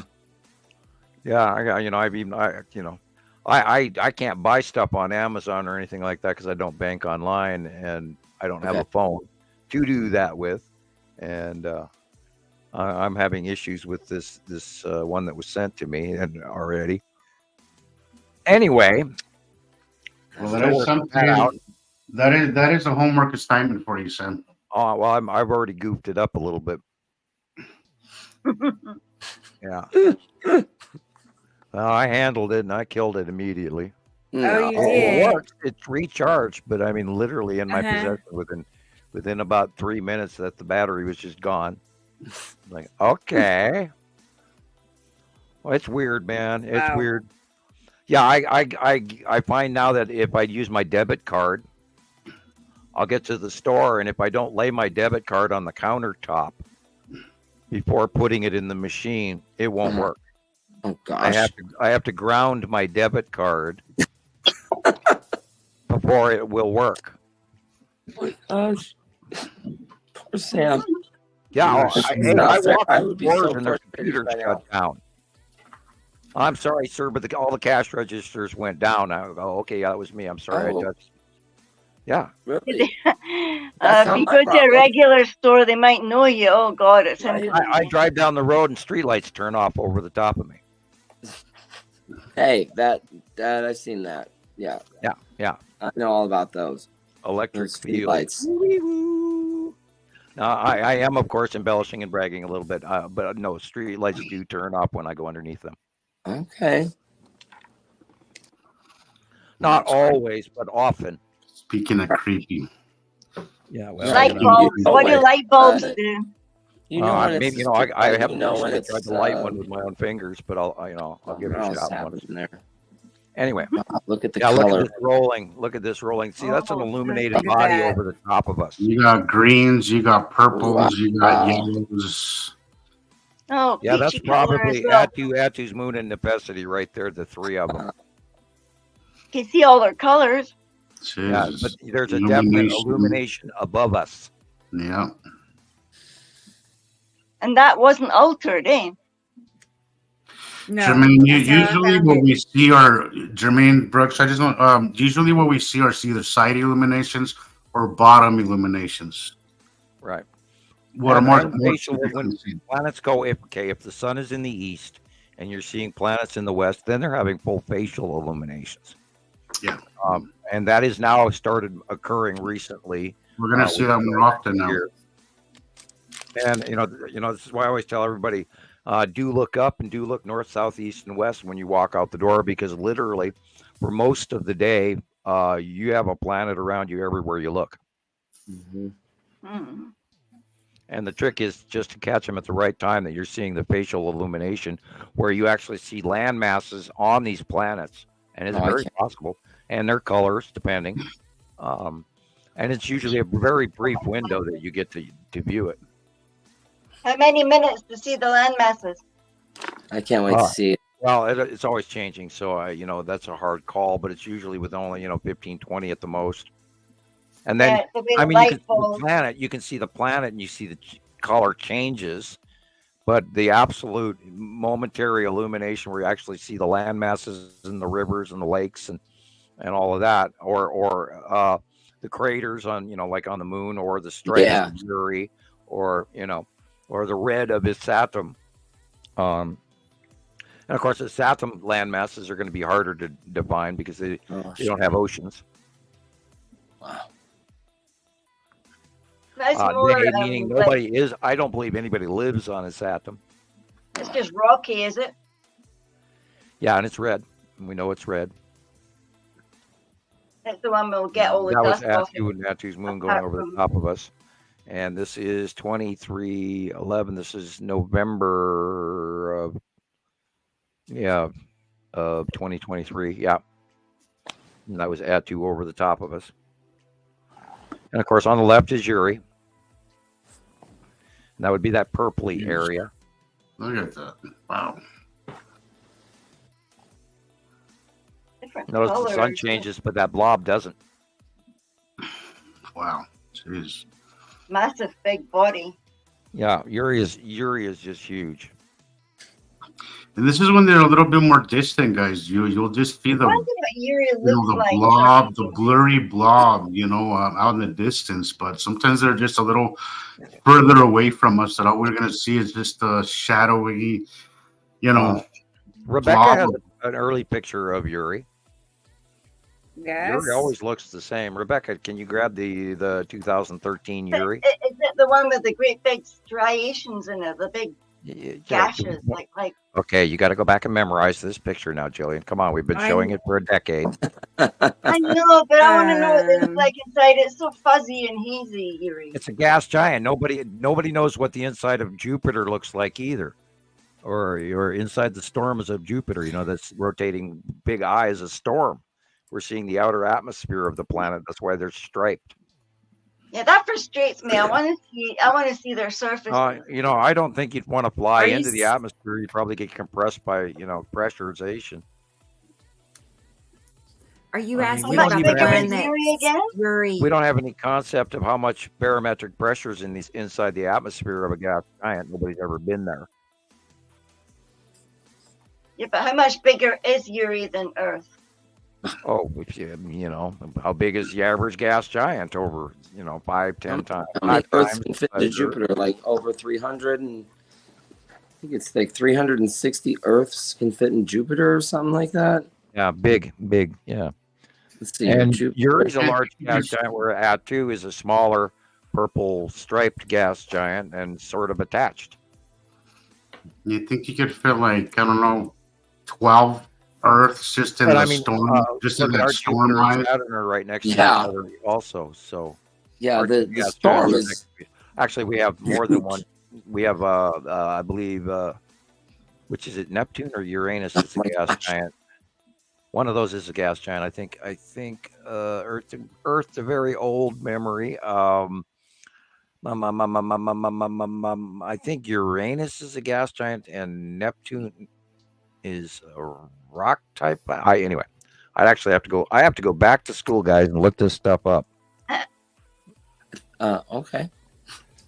I was pinching my eyes so tight, I'm blind now. I was Blurry way eyes. off. 1,300 Earths to 1 Jupiter. Jeez. Yeah. Okay. 1,300 Earths to 1 Jupiter. Yes. That's just mind-boggling. Right. And let's find out. Let's see how many Earths fit in the Apart from storm. the fact that my body bits are going to sleep. What's more mind-boggling is that our planets are actually small compared to theirs. Yeah, a That's water a little type pebble. planet is huge. Yeah. Huge. Well, supposedly Nibiru is 10 times the size of Earth, and supposedly Saru is 7 times the size of Earth. Wow. How many planets that is, I don't know. But that's the scuttlebutt. Yeah, there's the old early Uri. Yeah, I photo. know. It looks like one of my shaman stones with a gash in the middle. And the cool thing about Uri is it does have those a few, like 3 or 4 of the rings are actually sort of inset. You can kind of see inside of them.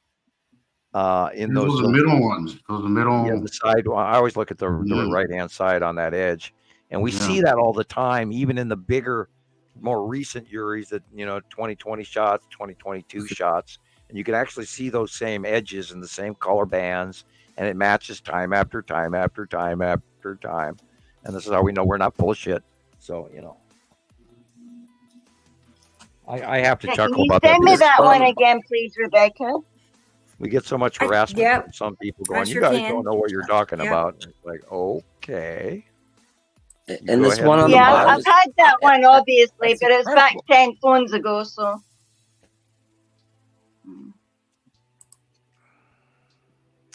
And another shot of Uri. Others. Yeah, this is my Uri folder. From so Texas. These are all Uri. Look at that. Wow.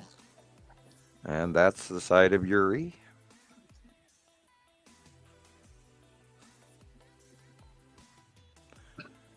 And we have many, many years worth of pictures documenting that, and day after day, month after month, year after year, when you're on, this was 2015. Whoa. Yeah, this is Uri on the right-hand side in 2015. Oh, wow. And Saru is behind and on the left. I love this picture. Yeah, I do too. Wow. Yeah, that's also one of my favorites, that one, but I keep losing them because they're away in the... That's the asteroid group of clouds on the lower half of Uri. And if you look, Atu is in the upper right-hand corner. And then Atu's moon. And I'm not sure, let me blow this up. But we may actually be staring at the Skull asteroid as well. Look at poking that. its face out right there, dead center in the middle above the far side of the road.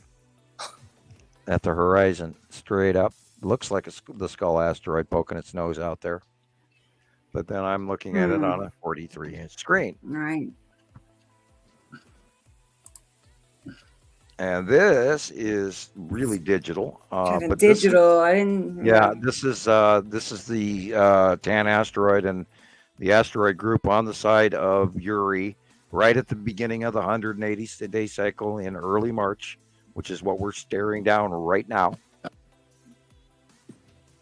And this picture was like 219, 220. There's also some new ones that literally match this that were taken last year. And this is over somebody's town. I mean, you would think there would be pandemonium in the streets with this thing. I'll go back to the 2018 Boxing Day event that we've got stadium pictures of this same damn storm and the same pattern coming in, and it actually made people leave the game. And it was this horrendous storm that went through the UK. And it's the if they would have sat there and said play ball, I'd feel not good about that. Well, yeah, and we're going to see that event. It's these close passes for the 180-day cycle this year should really be the dragon and all. And like I keep warning about it, and believe me, I want to be wrong. I want to be wrong. I want to be wrong. I will say that 3 times and turn around and do the hokey pokey and spit. And this is the same thing right here. This is the salamander and the Tan asteroid group on a side view. Jeez. Sam, somebody asked recently on one of my posts, and I wanted to answer yes, but I didn't want to do that without fully knowing the answer to that. Okay. So as some of these bodies come close to Earth, wouldn't they, considering that Earth is 75% water or 70%, something like that, mostly water, our moisture, would that have this cloud effect on them as well, or is that strictly from their? There are space clouds too. Yeah, but I mean, would they be influenced because we're mostly a water planet? We're mostly water. The only planet that really gets close enough to that is the close enough from the Pesky, where it does historical crap, and then it drags up some of our atmosphere.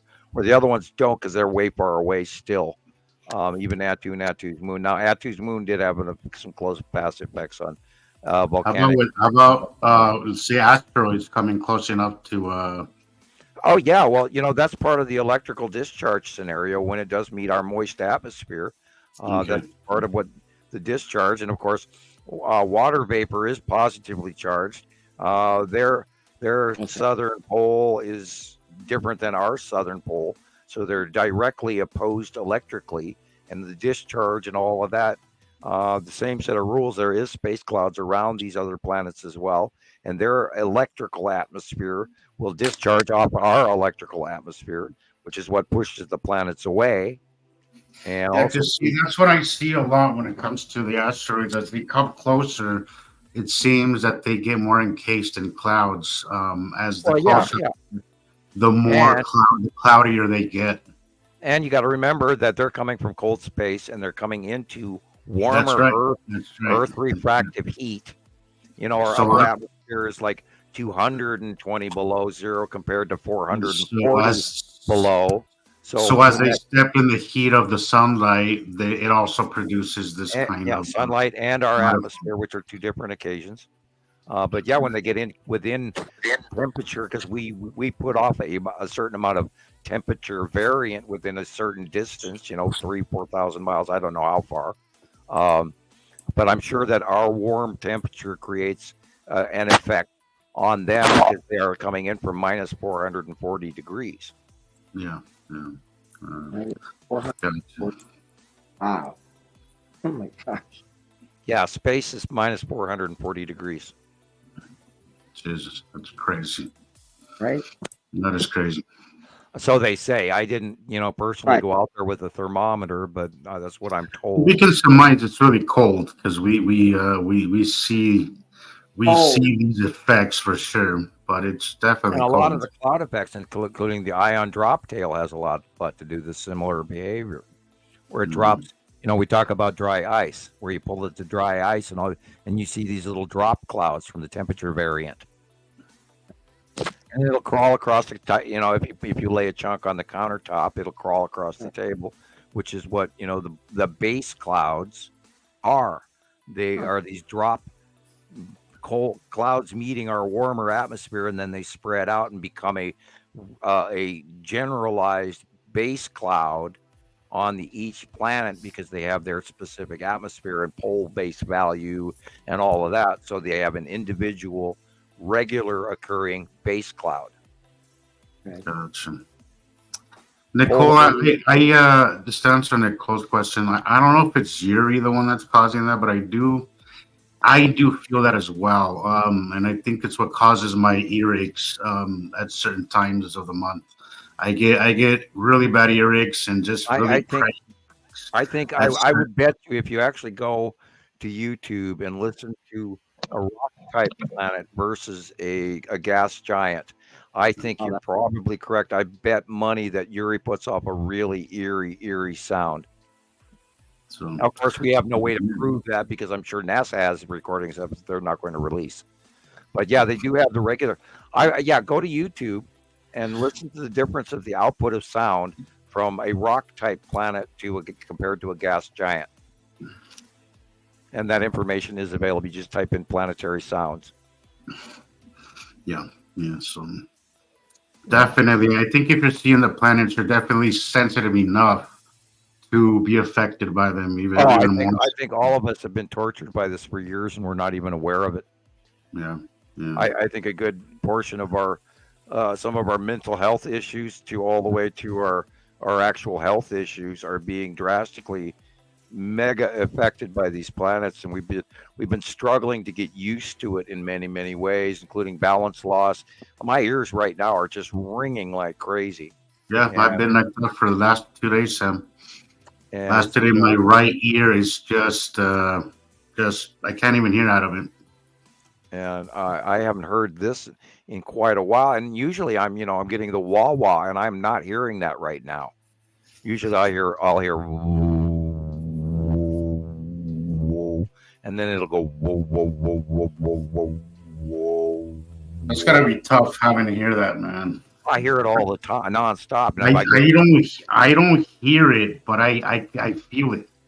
I go into my bedroom and it's like a speaker box in there, and it's like, oh, and it's like, okay, I'm gonna try and go to sleep to this, Yeah, it's horrible. I was gonna say it's like turning on a fan. Yeah, and I have done the white noise on purpose to get rid of it. Yeah. Sometimes. Right, you are correct. I've done that. I try to, I'm cheap. I try not to. My daughter's already running a fan. I don't get one. I need to run my fan. I need some background noise, or else I can't sleep. Now, look at this. Oftentimes, I'll either put my fan on or I'll put one of your interviews, Sam, and I'll just go to Yeah, I sleep. bore you that bad, and duck you to sleep. I'm joking. You look at these asteroids. These are off. No, there's just something about your voice that's really calming and soothing, I find. Oh, well, thank you. Thank you very much. Sometimes I wonder how I come off to people, but yeah. I find your voice very, very soothing. So I'll put on an interview and I'll just go to sleep listening to it. Yeah, I'll have to do, my own recording music. And now you're going to listen to a little more Shepherd Moon, but, Enya. Yeah. I used to listen to that, go to sleep and I put it on repeat. It would just play all night long. Well, Enya. Yeah, Shepherd Moons.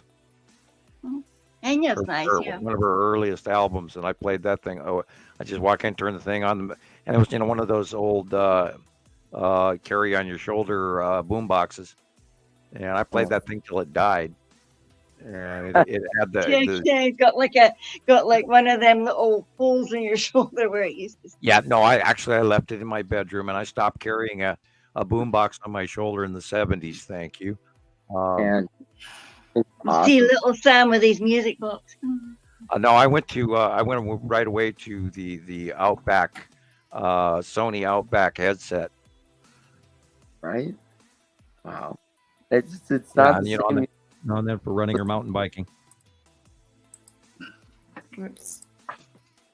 Although vinyl records are making a comeback. Hey, records are making a comeback. Mine, dang it. Records are making a comeback, actually.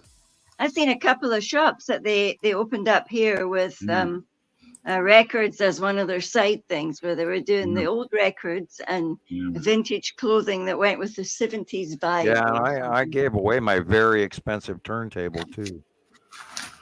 Yeah, they're coming back. They're making newer versions of the record players now. My friend just gave her friend a record, kind of more modern kind of record player, but still plays records nevertheless. Yeah, we played albums at the nightclub, and ours used to float in pans of oil. Oh, and okay. that way they didn't skip if anybody bumped the counter. Right. They're floating in these oil vats. Yeah. You put the turntable in these metal pans, sterling metal pans, and then they float in this big, about 2.5 inches of oil. I have to Google that now. I have to Google that. Yeah, that's well, we had a pro system. I mean, we put out like almost up to 200 decibels if you cranked it, wow. which is way past any comfort zone. 110 decibels is an aircraft going over the top of your head. So we could pump 200 decibel. We didn't. We ran at about 80. I've seen them put like the turntables on these, like they kind of look like pool floaties, They're shaped like an X, and it'll stop that. But I've never heard of like what you just talked about. With we had the natural balancing. We had the natural balancing turntables actually sitting in a professionally made oil. That is cool. A boat that sits in oil, and nobody could go back in the booth unless you were certified to know not to put your hand in the oil or anything like that and knock over. Oh God, this is the object cluster group back in 2015-ish, 16. It's got little wings on it, that thing. Yeah, you've got everybody here. You've got the big three in the upper corner. You have the red asteroid next to it. You have the lead object in the front, and you have this stuff. No, excuse me. The lead object is on the bottom, and the red asteroid and all that's in the middle. Yeah, there's a whole bunch here. There's lots of asteroids in this one. And this is, of course, going back why we called it the object cluster group. Because there were so many, we couldn't name them all.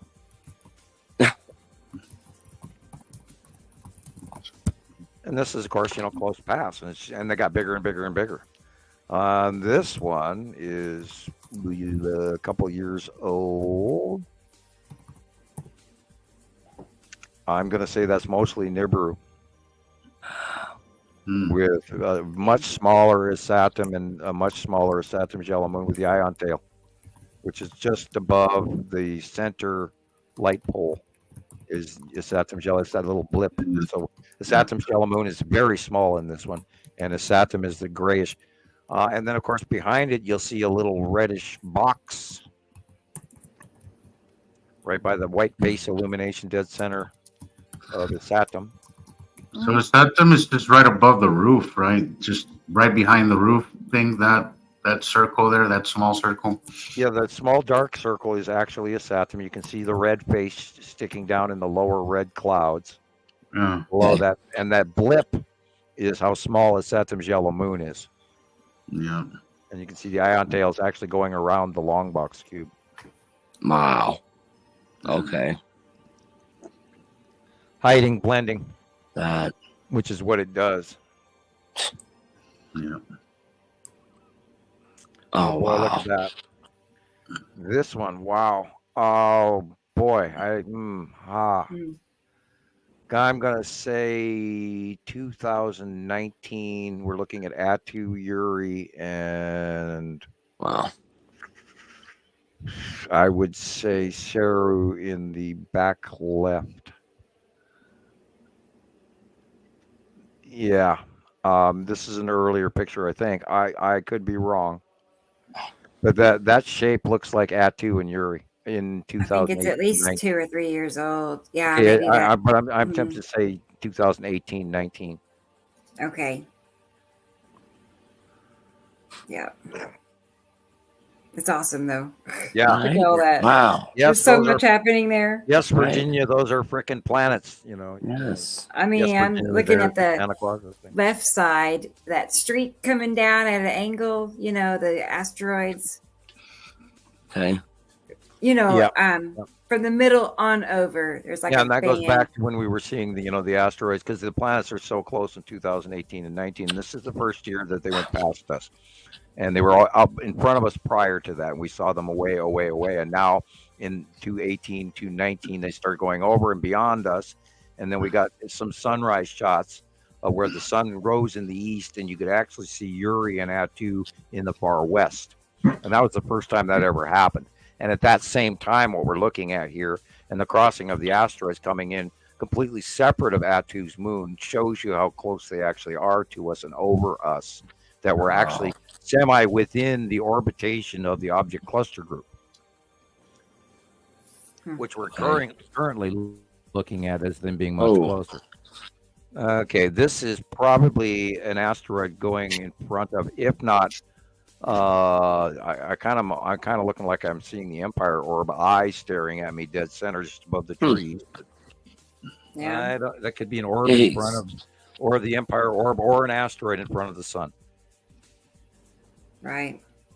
Okay, I gotta. My kids need something. I'll be right back. Okay, go ahead, Sam. Go ahead. I took a picture recently. I would have to dig through it. That looks very similar to that one. Look at that. Oh yeah, can you send me a copy of that one before this one and this one? The These dragon. are cool to show to new apprentice people This if you is get the- people that ask you questions. This is the These are tan really cool. asteroid. Okay.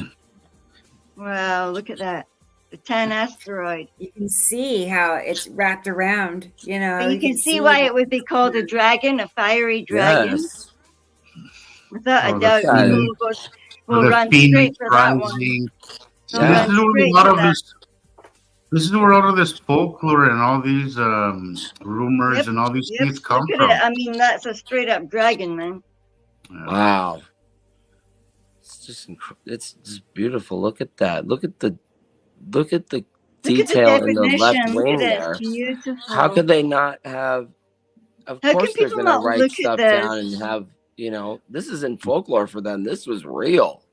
Yeah. How could people not even look at that and start researching? And it just takes you about 2 seconds on the internet to make the connection. And that winged back And that's eddy, too much like hard work, you know. that winged back eddy is reaching to the side of the outer atmosphere of Uri. That is Uri right behind this. It's as if it's like touching the side, you know. And is also literally could be construed as the salamander as well, because that's what the Dan asteroid and all of that. And this is where, of course, the lore of the dragon came from in Chinese lore. Yeah. Incredible. Look at that. Sam, and you can can also also get Jermaine's question. He's been asking this for a couple of times. I'm sorry, I have not been looking at the comments. I had it blown up on everything. He wants to know if these planets are going to affect the moon on this eclipse coming on April 4th. April 8th. Well, no. There's the moon's 265,000 miles away, and some of these planets are a million and a half. Wow. We have no way of distancing them, but they are way out there. But yet they look massive. And I do sometimes think that we actually might be having some magnification going on by our outer atmosphere, sort of like looking through a Ziploc bag full of water. You're going to have a magnification. We can see outward really well, but not well enough. Look at that. This, of course, is Atu's moon directly in front of us, which is the blobby brownish orange. Oh, okay. And then behind, if you look over there, there's a snorkel cloud at the lower right hand by the landmass there, and we're looking at the bottom of Nepesity, who's cutting off the sun. Or it's being illuminated after sunset on the bottom of Nepesity. Okay, And so are you saying at least a year old?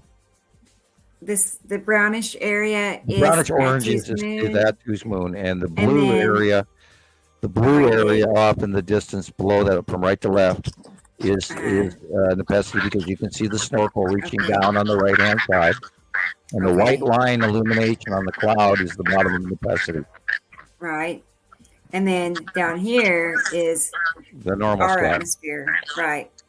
Okay. I have a lady, Lori, on TikTok. She's trying to learn how to recognize the planets. Well, good luck with that. I'm joking, but no, I know. I told her we could help her. She's genuinely we do try. curious Actually, and I get interested. confused. Are we done with the background noise? I hope. I'm not sure what that is. What's the little black thing coming out, or it's annoying. But I wanted to tell Lori that she should join our group on Facebook, the Nibiru Followers Anonymous, and then we can communicate more, and I can help you on your pictures. Oh, you did? Oh, you did? Okay, good. Great. All right, well, get in touch with me. I'll find you. Yeah. Look at that. Oh, we know this one. Easy peasy. This is Atu's moon, and the rounding in from the left hand side of the red asteroid in the center, and the lightning in the purple area up top middle is where Atu's moon is. And we have matching pictures going back many years that match this over and over and over again. And that is a cool picture. And this is part of what taught us that the planets don't collide with us. They actually electrically repel, which is part of the electric universe. I want to colorize this picture. This feels like a picture I could like to play with. Yes, I was going to try that too before I loaded it. I'm going to do that, and I'll come back to this one and see what colors pop out. So you said the red asteroid was in the middle? Oh, let's go back. Hang on. Yeah, if it's a current picture, it's the red asteroid. If it's an older picture, then it's the lead asteroid. Okay, because just look at where the lightning is coming from. You can see how deep these clouds are going. It looks like, you can just see. This looks like it's.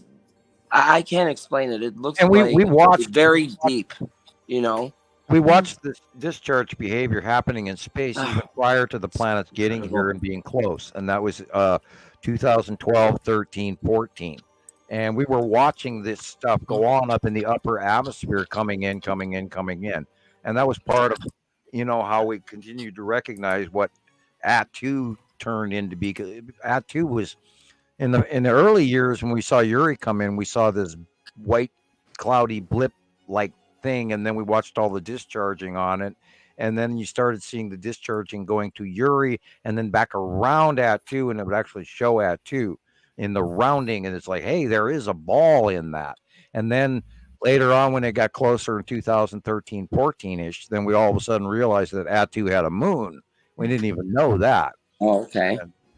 And then in 2015, when Atu came in for its first close pass, and we watched the discharging going from Atu's moon to Atu to Uri, or then back and then to the ground of Earth, we were going, holy shit, they don't crash. They repel. We watched, these close passes when, 13, 14, 15. I thought, oh my God, we're going to get pasted. We're going to, this shit's going to wipe us out. And then we watched so often and saw it for so long that they were actually repelling each other. And I went, oh, because I was stuck in a slight Einsteinian outlook as well. And, because all of us believe in a level of gravity, and that's not how it works. And, like, well, it's a rocket's in space, it's going to hit us. No, that's not how it works. Not only that, these planets are not in our orbit. They're not in earthly solar system orbit. They're separate of their orbit is separate of our planet normal orbit. And it's different. And people don't get that part yet either. They go, well, it shouldn't have just passed by once and we wouldn't see it every day. And, the same thing with the asteroids. Well, how can they keep going by every day? And it's because they're not in our Earth orbit. Right. They're in their orbit. They pass by and do their little rotation past us. Here's an example of Uri on the left-hand side. I also want to add to that, Sam, before we go off topic, is that's another reason why things are so repetitive. Is because there's a very consistent orbit, and they're in a very consistent, we are as well as they are. So that's why we see these things over and over again. We watch the transition of how they've moved month after month after month, and I've been forced to keep track of it by drawing the drawings. And I've got one exactly like this that was. Yeah, I added a little bit of color to it. It looks like an angry bee now. You can definitely see it. And this is a very, very great edit. This is yes. For anybody out there, this is a good edit. It's not too much. It's very subtle, but it's just like enough to bring out the colors. It's enough to bring out also the brings colors out already the definition of what's all the effects that's happening, especially with Atu's moon in the left corner, right? It's really powerful. Rebecca, I am going to send you a picture. Yes. I'm going to send this picture. It is from, as soon as I find it here, my brain will tell me the year. One of the early Atu's moon. Oh, here it is. You've seen this. I'm watching everybody for it. Seen this. But I want you to compare that picture that you were just have. I don't know if it's still up. I'll look. Yeah, this picture to the one I just sent you, and it'll make so much more sense for everyone. Okay, let me find it. It should have. Let me check to see if you've gotten it. You haven't got it. Yeah. Now you just got it. And I remember that one. Jesus, you were just talking about, how we were talking about how the planets are repelling electromagnetically. And I remember you stating a few shows back, that basically if this was a gravitational system, that we wouldn't be here right now, basically. No. That, and as well as I always like to point out that our bigger planets are on the outer part of our solar system, and if it was gravity, the bigger planets would be closer to the sun. Right. Like gravity, it's electromagnetism. Okay. We're electrically, as Sam put it, because the bigger planets are harder to drag, they're heavier. They're on the outer part of our atmosphere, of our solar system. Sorry. Right. Okay. Anatomic placement has to do with what they're made of. It's the only place for them to be structurally in atomic chemistry. That's where they have to be. Right. Wow. which is the same thing with our gas giants as well. And that's what gave you your idea, Sam, right? That we had to have something else out there, because how would our sun be holding, the bigger planets in the outer part of our solar I never agreed with Einstein's gravity well issue. A, B, I didn't think there was a separate set of rules for subatomic tabletop physics and chemistry, and outside our atmosphere, everything went into a new set of rules. And I went, nah, it has to be one rule. And the unification model is that our entire existence is electrochemically based. We're atomic structure. We're electrically held together by all of that. There's rules, and that's a unification model. Right. Guys, I'm going to have to go to sleep before I pass out. Good night, Jillian. Okay, Julian. What time is it there? 4:30. Oh, my goodness. Girl, yeah, you got to get some rest. Yeah. I'm glad you were able to hang out with us, though. Right? Yeah, me too. I just like listening to your voices. Your voices make me all relaxed. I want to go to sleep now. Oh, good. I know. I'm just blissed out now. Talked enough about planets to be blissed out. Yeah, good. It's like you're here. But I'll just listen to you guys. Cool. Okay. You can tell me some bedtime stories. We can do that. Good. We can do that. We'll be on for more. For a while more, probably. So, okay. Well, good night, Jillian. Thank you. Night night. See you tomorrow. Okay, I'll send you the bio for Rocket Man soon. Okay. Do that, and I'll send you those pictures later too. Yeah, those pictures are gorgeous, and these last ones I've added to. They're lovely. Perfect. I will. Thank you. I've gotten Night, quite Jillian. used to Love you. Bye. Regularly, and the other day I was sitting here going, "Oh God, I wish I could talk to everybody," and I was kind of going, "Yeah," but yet at the same time, then you'd be in the middle of a show and you'd be talking all night long, and then you want to have a voice again. And night, ladies. Night, everybody. I thought you left. Oh, girl, go to sleep. Yeah, they're all saying good night now. I feel a bit famous. I know. We got to go through all that. Look at our fan clubs. Good night. Yes. Gotta push the button. Night. I'm pushing the button. Push the button. Push the button. Yeah. Night, boys Bye, and girls. Jillian. Bye. She won't push it. No. Is she froze? Yeah, I think she's frozen. Weird. Okay. I'll remove her. There. I helped her. You had to push the button. Yep. Yeah, I did. Well, it looked like it froze up, didn't it? Yeah. Okay. It didn't.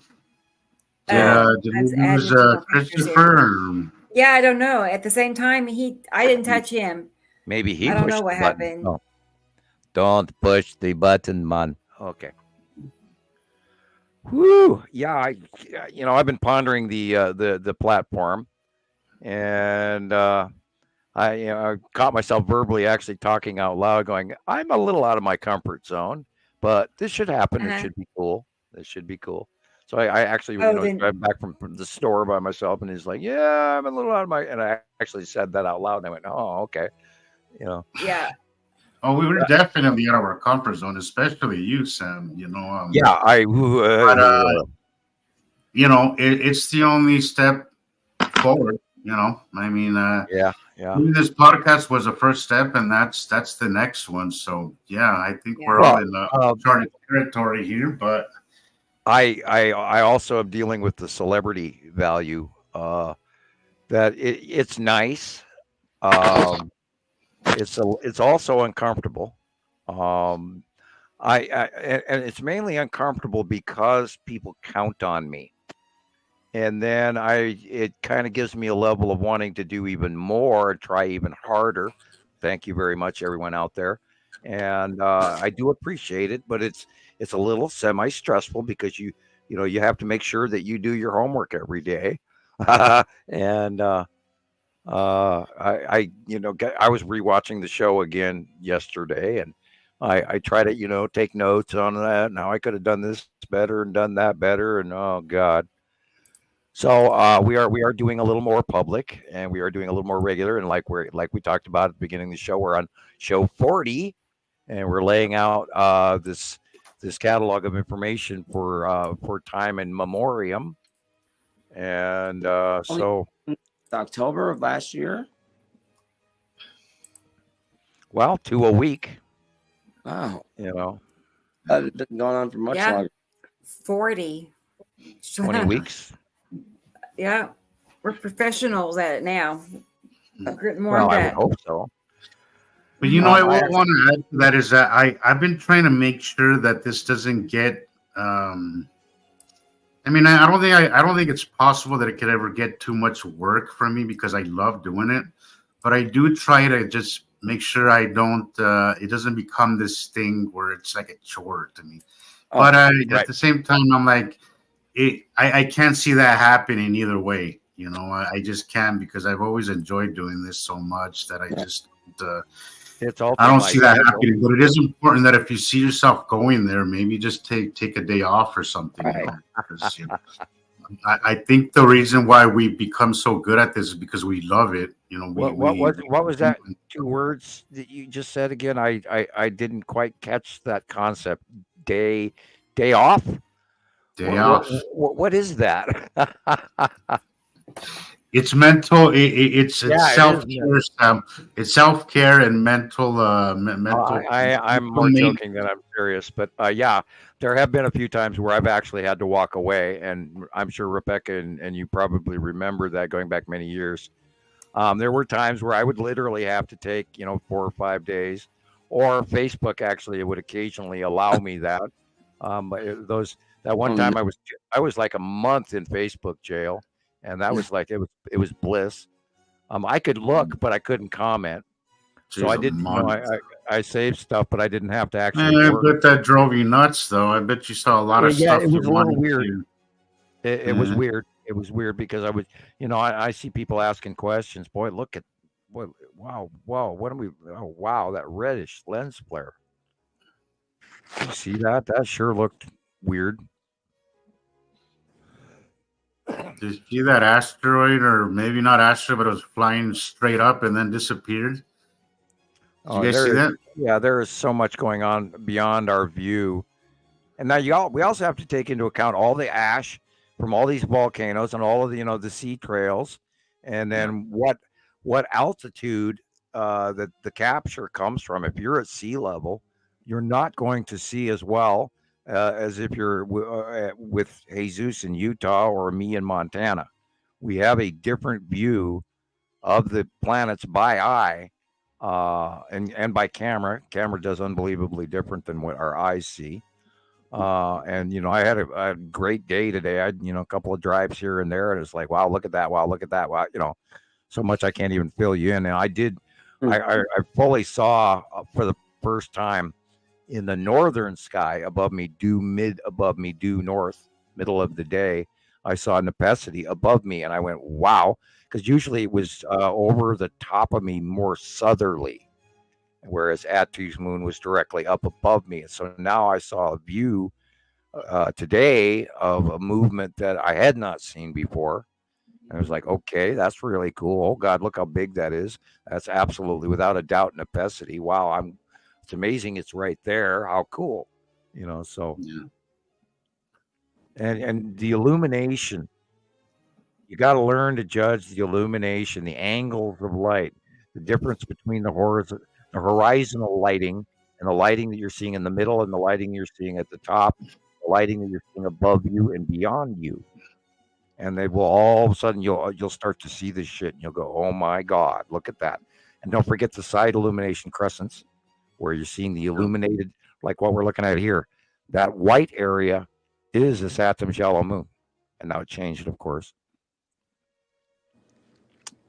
Compilation. And don't always believe that these white dots you're seeing are stars. Yeah, that's something I learned, a little late in the game. That always kind of threw me off for the longest time. Now, there are millions and millions of asteroids under these things.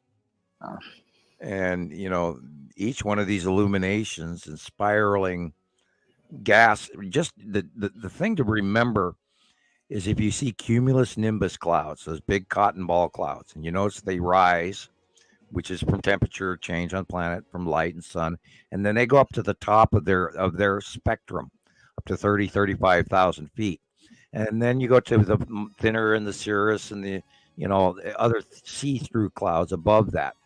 But basically, if you can take into account the cumulus nimbus clouds at the horizon, that's the top of our atmosphere. Yeah. And everything above that is a stellar cloud or a planetary base cloud. Because unless it's a cirrus cloud or something thin. So, we've gotten very used to seeing all these clouds all the way filling our skies. But that's not the real Earth.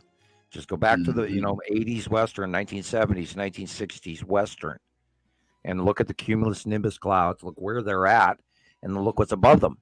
And you'll see there's nothing above them. And Chris was mentioning that earlier, what you're saying, how you'll see the clouds at the horizon, and then you'll see one that just goes straight up. Yeah. And that cut off right here. Everything we're used to seeing. No stars, no stars, no stars, no stars. Planet. That's what freaked me out before I learned all this stuff. On. Okay, it's there still, but it's moving. You're looking at a rotating planet, right? The dark area above is a planet. The real sky is down at the horizon at night in November of last year. Yep. It'll most likely be okay. Now we got sunrise coming. We don't know where. Okay, no direction of what we're looking. I think we're looking south. No. Where's the sun gonna go? Where is it? Where is it? Okay, it is 7:40 in the morning, I believe. Okay, the sun is to our left. So we are looking south, southwest.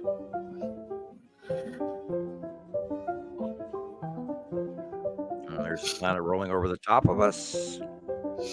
See the micro clouds?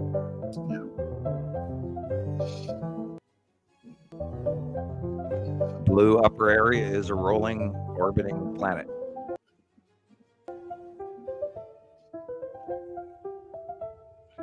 You can even see the little waves down at the horizon line where the color completely is different in the sky compared to what's above us. Most likely this is Nepesity. Oh.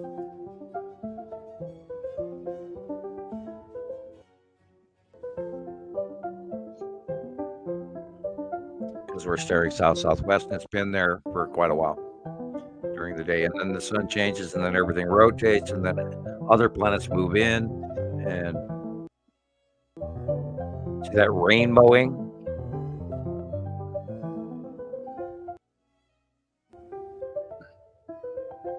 Yeah, there's a planet directly in the upper area.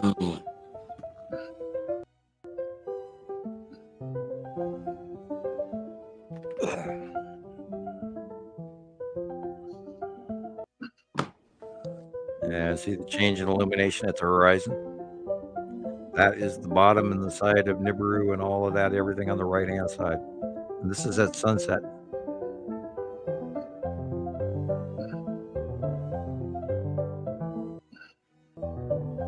Southwest, weird. Camera didn't change, did it? So we're staring southwest, and it's set in the south. Oh, in the winter, that's where the sun is supposed to set. Okay, duh.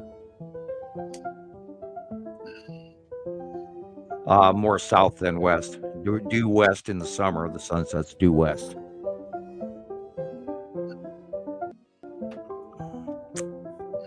Ion. No, that would be the side at nighttime. That would be the side of Uri.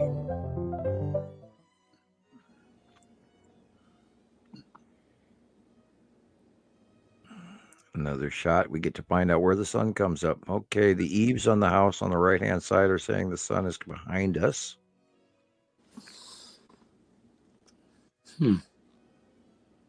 And remember, we can have the normal clouds on the bottom, but the upper clouds are most likely not around Earth.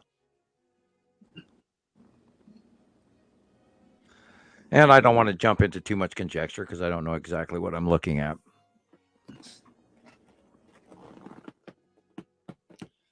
Hello, Christy. Hello, Christy. Nice to see you here. Katie Joe, the stars are. I saw stars for the first time in weeks, and they were on the bottom half of my out view, and everything above me I couldn't see any. There's a guy on TikTok. No, I was just going to say there's a guy on TikTok I follow that made a video about that exact thing, about how he has not seen stars in a couple of weeks, So somebody commented on your live on TikTok. I don't know if it was today or yesterday, but they were saying, wouldn't they block constellations? I'm like, it does block constellations. People just ain't noticing, or it's an overcast day or something, but it definitely does that. And also, you got to take into consideration, guys, that up until now, these planets have been between us and the sun. As we transition into night, we're facing away from our stars, so we're seeing out into empty space. Now, as they pass Earth, we're going to start seeing more of that. But up until now, it's been this way, where we see night illuminations, where we see night passes, but not as often as we do in the day. So I'm wondering when they go beyond us after a year or two from now, if they continue the path that we've imagined that they're going to. I'm wondering if we're going to actually see nighttime facial illuminations, where we actually do see what the color of the planet is at a distance, just like Hollywood would normally be showing us. That's great. I'm wondering if that will occur for brief instances as they sink back into the murkiness of night or whatever. I don't know. I mean, if they're within the distance of Earth and the moon, like we have pictures of, of Earth shining brightly from the moon. So, but that could be refractive facial lighting. I don't know. So I wonder what are we going to see once they're actually going beyond us more than just the darkness. So, I am very curious to see what's going to happen, Sam. But I also, I'm hoping by then that maybe, this information will be out, and then people will be able to grasp onto it at a larger rate by going, well, there it is, Yeah. Maybe that might be our heyday. I don't know. I mean, when people finally get it, is, after we've been talking about it for 15 years or 16 years. Over it. I weigh this shit through my head every day, and I'm grinding on trying to fathom what it is that I can do to get the word out in another way that maybe I hadn't thought of yet, or what did I say wrong, or what did I say right? And I think this is working, Sam. I really think this is working. This is a much easier way to teach people, because people are engaging, actively asking questions. People are actively getting answers. People are actively seeing examples.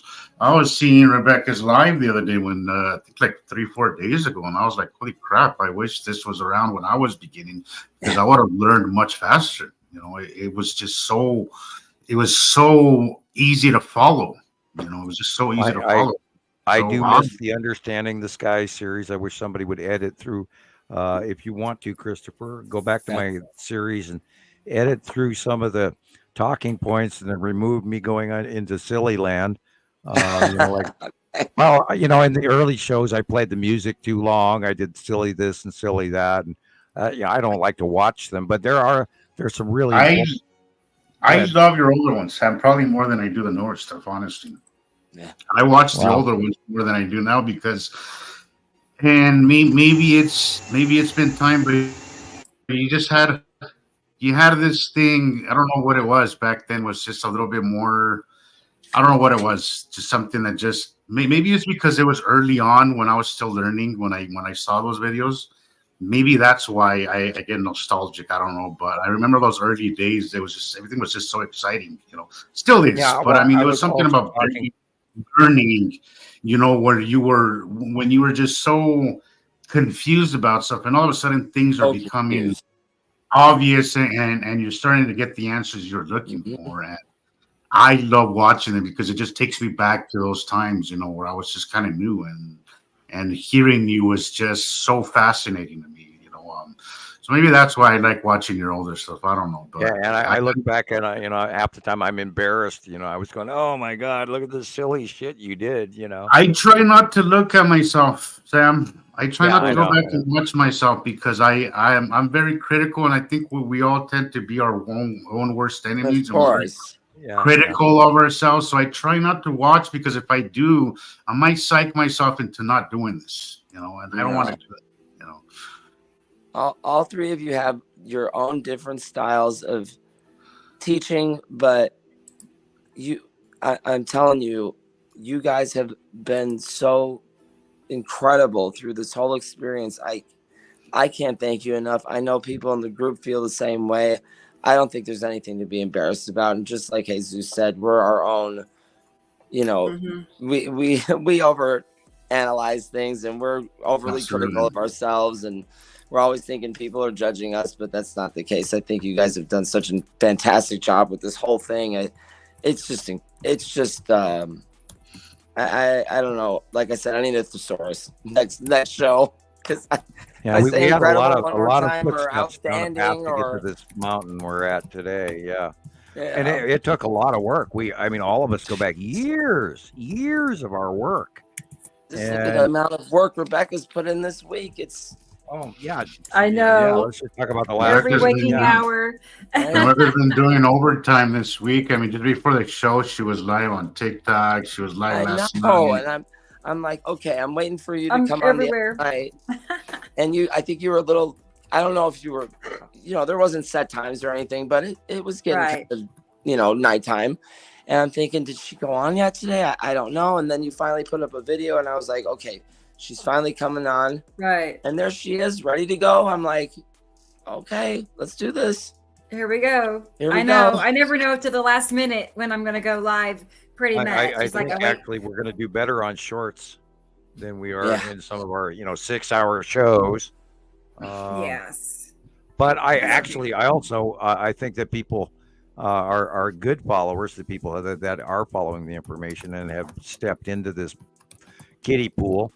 Pardon the expression. Hopefully they all get addicted to our individual personalities and want to follow with our drama, and and then we our become sidebars and our pet icon. People talking about their pets and teriyaki, right? Dinners and my daughters and Christoper's wife and family and you and your Spanish and Rebecca and her kids and what why haven't we seen Taylor and I was thinking about that today too. I've been meaning to ask you I've been meaning to ask you on a PM what happened there, but I kind of figured it was did we scare Taylor for him? It just wasn't the right time. Is Taylor uncomfortable? Is he uncomfortable on camera? You mean? No. Or with the topic. He didn't really seem uncomfortable on camera. Yeah, he's very good at it. It's kind of like Jesus. It's kind of like your brother, sort of. He just doesn't feel it as strongly. It doesn't capture his attention as much as it does, ours. Yeah. So his mind is kind of on. He's more of an off-topic.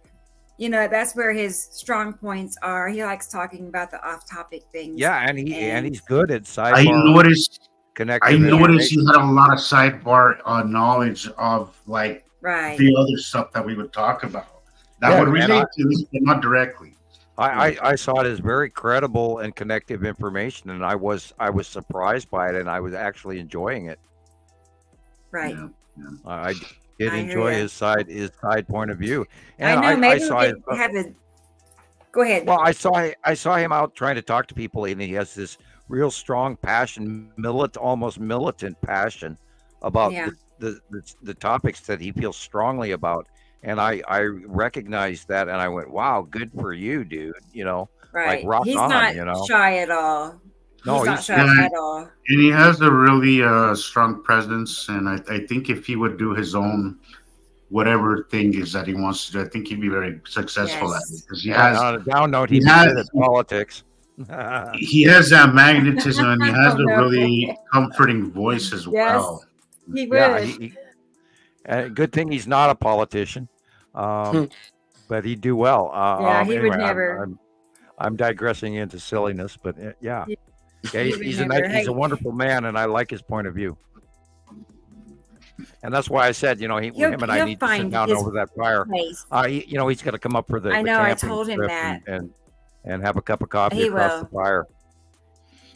He will for sure. I'm more joking than I am serious, but I can't the shit wait. I could do to, the shit I could do I'm to counting everybody on it. just by reading their tarot cards for them, and Yes. I could Oh start my boy. own ashram tomorrow if I had the funding. Okay. Oh, That'd I'm be not cool. kidding you. I mean, Christopher, I have been studying Buddhism since I was 9 years old. Right. And when I was age 5 or 4 and I could read 4.5, 5, on my first visit to the library, the first place I went I went to the librarian and I said, "Where do you keep your magic book section?" Right. And That's cool. I have been looking for that magic book section my entire life. And my father was a hardcore European studier, highly educated parents. Both my parents spoke 7 languages, and they were well educated. And I'm an Esquire. We were upper class, and I have dual citizenship, which is why. And so I've always searched for the magic books, and I have deftly studied into everything I could get my hands on.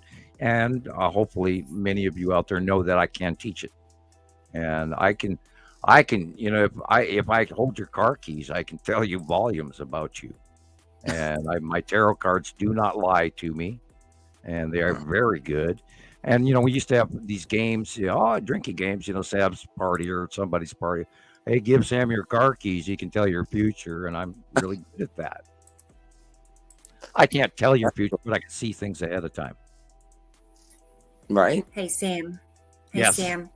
We have a viewer on TikTok. It's Troll Slayer, and they're asking a specific Okay. question, and Before you go too far, they're before asking you go, about. I have to ask this. After you slay them, do you fry them or oh my God? Oh no, what's next? Yeah, they're asking Okay. about I know the exactly what FAA I'm looking at cams. here. I We know are you looking at do. Alaska sky cams. Do not use Yeah. Alaska sky cams because they are in Alaska. At that latitude, they create lens flares.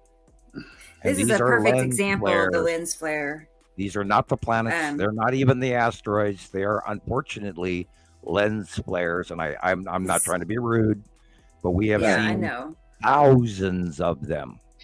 But Right. look at this one. You can see right through it. See, I drew a line because there's a Mhm. line going Right, through right. the sky. And And I you had can a new see member right on through Skywatcher it. 2 today, and she had this really cool picture. And then I went, oh, and then the line went through the clouds, and it's like, no, sorry, it's Yeah, not, you can see this line and as lens flares and we've seen thousands of them. Yeah, that's a Oh. lens flare. That is a dust fragment on the lens. And you can tell because Yeah. of all the dots. This is from the FAA, you said, or the? Yeah, it's FAA Alaska Sky Camps, Wolf Creek. And then they And- colorize it, and you're going, Oh, oh, okay. God, yeah. right. Wow. This was, but look at the top right hand corner at that shadow. Yeah, Right. now That is is planet. planet. Real action is happening Right. behind. That You have shadow. Nibiru and his Saturn. Right. Right. Wherever That's Saturn you're here, finding these videos Nibiru there. from the source, if you're, go to the source. Are they Another lens saying flare. The red out thing loud is this the lens is flare. the planet so and so? I don't think they are. So Right. The actual planet is the dark blue area Right. here. Right. That's No, how I- big. I You have just to don't think think they're bigger, advertising it. And I Way, don't know. way bigger. We're Yeah, coming up with that. Atu's moon right there. Mhm. Wow. Our sky is that tan color down here, peachy Yeah, and they tan. don't look at that. They're just looking at that red thing in the front. Right. Yeah. There it again. You can see right through Okay. it. Now look at the upper right. But look at here. Yes, I know. Look at that. That's the Saturn's yellow moon. Oh my gosh. Look at that. You This can tell because sudden- the lines don't cut through. Right. The refraction They're is going just behind the it. solar cutoff. You're going behind Wow. Saturn's yellow moon. Wow. Yeah, Yeah, people have that to was learn to look behind what's obvious in the picture. Start elsewhere and then work your way in. We have twins who are okay. Yeah. contained within the Jeez. solar system precisely like ours in Islam. They are called the jinn, yeah, and paganism, elves, gnomes, sprites, etc. In Christian, okay, angels and demons. Thank you, Dead End Collective. You kind of have and I'm not trying to put you down in any way, shape, or form. Thank you for knowing what you know. You've kind of thrown everything into a blender, and we've come up with a milkshake here. Yeah, a lot of that, the Djinn and paganism, elves, gnomes, and sprites. That's a different scenario. The Djinn is a cross reference, and when you start with that, that is a race that has been transitioned through history and time to mean more than one thing. And this is where we talk about archetype switching through history, through misnomers. But excellent that you know what you know. But yeah, you're close. Just want to say hi to Dennis. Dennis. He made The Hey, Dennis. Djinn, and there are other races, including elves, gnomes, and sprites in our past. There are small creatures. There are large humans that we are not the only version of what we have been. And there have been many races that have prolonged from one series of human to another, including Neanderthal or the Denisol or other races prior or other races mixed in that weren't accounted for, including aliens that have crashed on Earth and were stuck here and intermixed with our race. Something's touching me on the shoulder. Just a moment. Oh, I got a ghost standing next to me trying to get my attention. And I'm not kidding you. Okay. What do they want, you think? I don't know, but I just got tapped on the shoulder like 3 times. Oh boy. I'm kind of busy and I can't help you. Have a nice day. Anyway, sorry. I seriously got something tapped me 3 times on the shoulder. What would they want you to do? Well, what would they people, want? okay, here, this is bragging. No, just tell us. Well, I've seen spirits all my life. When you have a higher vibration or a higher glow, you emanate. They're attracted to you. They want your attention. They're trying to explain to you that they're lost. That they are not going where they expect to go during what they were taught in religion, and they expect to be picked up and go to heaven, and they're wandering until they are. And so most spirits are trying to get your attention. And this time I'm just wondering. I wasn't slam face first into the keyboard, so therefore it's not a visitation of the wrong kind. Gosh. Which I've also had happen. Oh yeah. I'm just wondering what they would want for us to do for them. Like if they were what would be something they validation. If you were walking around, could you imagine if you didn't get to talk to any of us anymore? I know. I do know that because my friend Mike, he was here on the show with us the day before he suddenly passed away. Out of the blue, one day, my friend passed away, and he was only 57. Oh my Not God. very old. No sickness or illness. I don't know what happened to him, but yeah, I was thinking about him today. I was like, I wonder if he rides in the car with me because I'd take him to the store, maybe go to Dollar Tree, and I miss him. If you had my car, the computer on the dashboard would tell you. And I get that occasionally where my computer tells me that the person in the back seat is not buckled in. And I have a leather chair in the living room that regularly depresses by itself, and you can hear it. And I watch spirits walk by and fly by all the time. The other day, all 3 of us were sitting in the living room watching the cat chase a little black blob. Yeah, and we all saw it, so it was definitely real. Christy's asking about RH blood type.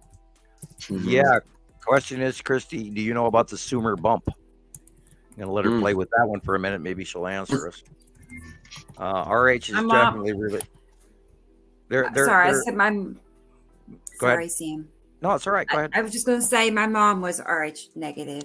And that's why you're doing what you're doing, because you're the daughter child. You're the offspring of that. And you're another I'm upgrade not, step yes. higher. Well, the RH blood type has to do with the, oh boy, I'm going to let out a big, huge across the fireplace secret here. That has to do with upgrade. The promise, the routine that's in effect, that's been going on for generations for us, and a short time for them, and that the higher races above the Anunnaki have told the Anunnaki that some of us must be allowed to upgrade into the Federation, and they're following through with that because of something that took place thousands of years ago to get us to the stage that we are at today. B negative, yeah, because you're the offspring of a RH O positive or O negative child, and A negative and B negative are rare. It depends on who you look up, and there's everybody says, oh, that's rare, and there's so many different opinions. It's scary. Now, I've been told I had numerous different blood types over the years, and I never knew who to believe. So Wow. And I absolutely avoid a DNA test because I don't want to tell on myself. I don't want them to know where I am. My doctor told me if I wanted to know what my blood type was to go donate blood. Yeah. Yeah, I had to ask my doctor. She was running some routine I never thought of that. and I asked her to check my blood type while they're doing that. Yeah, So, I imagine they do that. They just never told me what it was. I have given blood before, so I never even thought. Wow. Yeah. And didn't give you a donor card or something? No, I fear the needle. I don't pay any attention to what they're doing. I know. We're all like that. Gosh. I always look away. Weeks. Yeah, I always look away. They tell me I'm going to tell you. I'm like, no, just do it. I don't want to. I went across. I had migraines for years, and I was thinking, well, maybe if I gave blood every once in a while, I would have less migraines. And of course, it didn't work. So I stopped giving blood. Hello, Atu's moon. And you can see the basic shape that we talk about over and over again, and the little asteroids, and they're literally going vertical in front of us here. And that would be the lead in the red, and the orangey area is the edge of Atu, and Atu's moon, of course, is the blue area in the middle top, and it's the same pattern over and over, and you can't see clouds like that over and over and over again if they're just clouds. Now, can the red asteroid be seen not like like that? this, perfectly round. Yeah, it's in the middle. It's in the middle. It's going vertically away from us. Okay. Oh, okay. Yeah. Is it that And somewhere down in there here? in the background is the Texas cube behind all of the asteroids, which is why they are parked where they're parked. So they're generically hidden for most of the time. Like the asteroids are usually just right above the trees, is what I noticed. And again, all you people out there that are new, there is an entire fleet, or if not fleets, plural, of intergalactic ships over the top of us, been parked over the top of us since 2015, 16, 17, and offloaded in 2019 of the intergalactic star destroyers and the support craft and the smaller landers, etc. And they've been in the same place generically since 2019 with variant movements. And that's the bottom. That is the bottom of Nepesity. Oh, yeah, for sure. Wow. Somebody used to call that the Nepesity's crown, but it does kind of resemble a crown. I think Jillian tagged it that. Wow. But that's actually just the base cloud, and the planet's actually just a little bit above that. Yeah, yeah. And you can see the microclouds around the atmosphere of the planet, which are much smaller. And generically, it's green, but in being it is so close to Earth, we see it as blue. Okay. And we learned that in the first few years around all the other planets. There again, we're looking. We talked about this earlier. That is the Tan asteroid and the Salamander asteroid group on the side of Uri. Guys, I gotta go check on my laundry. I'll be back. Okay, It's laundry Jesus, day. that's Yeah. fine. I chuckled about that because my laundry day is Monday and Tuesday as well. I laughed that we have the same Yeah, Tuesday. I laugh Tuesday, because Tuesdays are always my laundry day, and I gotta go get it because yeah, I know somebody's gonna want to use the washer and dryer, and I don't want to hold it up for them. So I'll be No, back. we got our new washing machine a couple weeks ago, and I can't believe the lid to this washing machine. It doesn't slam. It just shuts all nicely. I'm like, nice. I just realized it last night. We've had it for like 2 weeks. I went to shut it, and it just does that all by itself. I just sat there for 10 minutes just opening and closing it. Yes. And you'll love that till that piston I wears know. out. Isn't And that then you'll hate it. nice? This, my of God. course, is I'm like- axis tip impacity with the green asteroid crossing. I love And that this goes one. back to probably about 2020. Like the only part that's our sky is way down here, Yep, everything above the below it, grass. yeah. Yeah, and that green asteroid. Mm-hmm. I usually mostly see the green asteroid around Nepicity, I've noticed. And that was or I 2020, 2021. And now the green asteroid has gone farther over to the right and has been in front of a Saturn since late 2022, 3, 4. No, maybe 2023, 2024. Mm-hmm. But it was working its way to the right on our out view, not in actuality. Oh boy, look at that. Oh. I would say that blue area on the left is probably Attu's moon with Attu in front of it, which would make this a 2019, 2020 shot, maybe. Right. From the movement, because it came from the right and was moving to the left. If Attu's moon is there in front of Attu, it would have to be coming over from the right to have that angle. So this makes that a shot about 2019, 2020.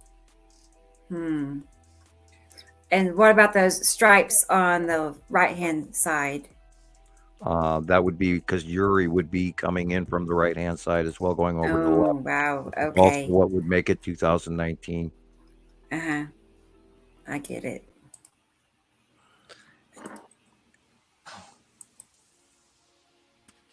Okay, I can blow this one up Man. to actually see the date. Yeah, is that one from Petty? Looks like. Yeah, maybe? 2019.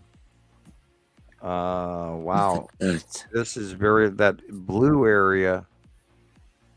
Wow. This is much smaller a Saturn's yellow moon. Mm-hmm. And most of this white cloud is the Saturn, and the blue over to the left is the side of Nibiru. Yes. And this is February I see it. 2019. And the Saturn's There's yellow the moon is green. much smaller. And that blue square could easily be the long box cube. That diagonal. Yeah. Mm-hmm. Because we know it's there. And we know it was there So perfect. roughly 2018 and 19. It moved into place there as well. Yeah. They moved. They came out from hiding in early 2019 in April. And they were, prior to that, they were hiding in front of the sun. And then they came out from in front of the sun. We have captures going back to where they're parked in front of the sun and next to in certain shots. And then when they came out of hiding in April of 2019, we documented that. And that's the day I sat for hours and watched them offload ships. And this is asteroid group from under the side of Yuri, but it's actually coming in from the left-hand side. And this is that rainbow effect. We talk about the debris and the micro dust and the particles and the rocks and small stuff and the big stuff that turns rainbow. And this is the onset of Yuri rainbow illumination. And of course, the blue area is probably a planet as well, but I'm not going into detail. I can't tell you which. Okay, I'm trying to fast forward here. There's one of our viewers on TikTok wanted to know you, Sam, if you knew about this asteroid that had two tails. And I said, well, actually, I have an example we'll look at. Give me a second. The green asteroid on crossing in the early years had two I just tails. gotta fast forward. Yeah, many asteroids have two tails. The spiral asteroid does, because it has a smaller one really basically close to it, does it this weird spinny, noodle-like spiral, like a spiral noodle. That is off the side orb.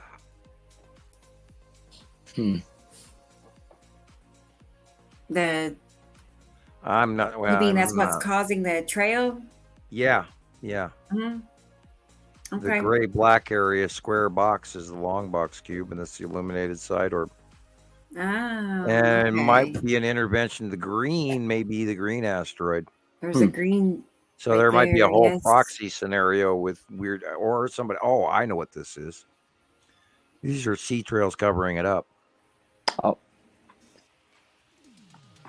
Yeah, these are two sea trails that are going right directly in front of the green asteroid and the long box on purpose.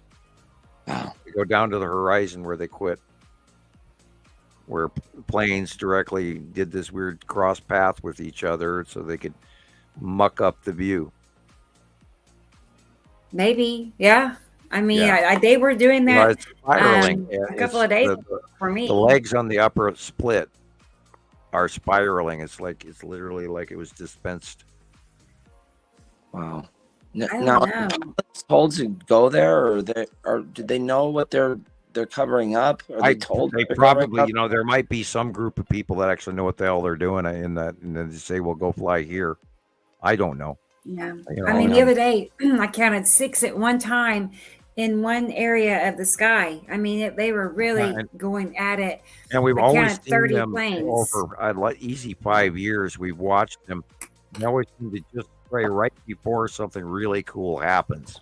And it's literally like A, they're trying to cover it up, or B, maybe they're trying to enhance it so they can see it better themselves. And we've had that debate back and forth between Jesus. That makes a lot of sense.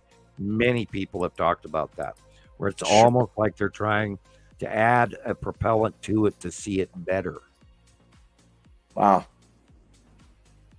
And although it does kind of break up the eye and the rounding, it'll break up your round. This is easy.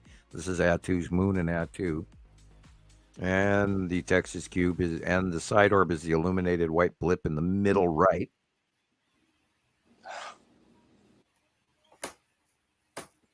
Easy peasy. This is so cool. It is. It is always. I mean, it's so obvious. Yeah, this is 2019 again, and this is easy because back even in 2019 they were smaller. And it's so much easier to see Attu's moon right there, bang dead center, and then we know that Attu is directly behind it, and we see the same shape over and over and over and over and over again. And of course, Miss Kolik or whatever it is, it comes from Betty. Oh boy. I'm going to say I forgot all about that. Bubbling. Look at the same blip. The same blip is on the sun. If you move it directly over, that's a matching circle. Okay. This is a lens double. A lens double. Okay. That makes sense. There could be an object crossing the sun, but it's not even worth going into. Okay. Yeah. Back to the clouds. That, of course, is the bottom of Uri, and the tan asteroid is right there in the upper left, next to the tree branch. Look at that color there. Yeah, that's the tan asteroid and the onset of Uri and all the crap inside the base of incoming Uri, which is what we're about to see. And I want my turn to see that. I know, right? I don't know how you miss it. Whole It life. happens just about every day. Pink skies. I've never seen. All you have to do is look Blood. at the beginning of the day, look to the east, Nope. the northeast, and then it'll be right in front of you in the north by northeast, and then it'll be over the top of you in the north, and then it'll go back away from you in the north. Right. And then I'm ready and around waiting. again. Definitely. I still got to get that sunset from last night. I got to download it so y'all can see it. It was so perfect. Cool. It really was. It was special. And then it's special when you get that whole. I guess you can call it euphoria. I guess just Yeah. Goes over your whole body, and it's This just is like very nothing. old. Oh, This is easy 2019. No, 2020. And that would be the Yeah. side edge of Uri doing the Uri cutoff. Maybe 2021. Uri was really huge for a while, and then it got smaller and smaller. Now it's coming over. It's odd. I don't know. I can't fully explain it, but maybe it was parked over the top of us in one place for so long. It's hard to judge all of this stuff because of size. It messes with your head. mm.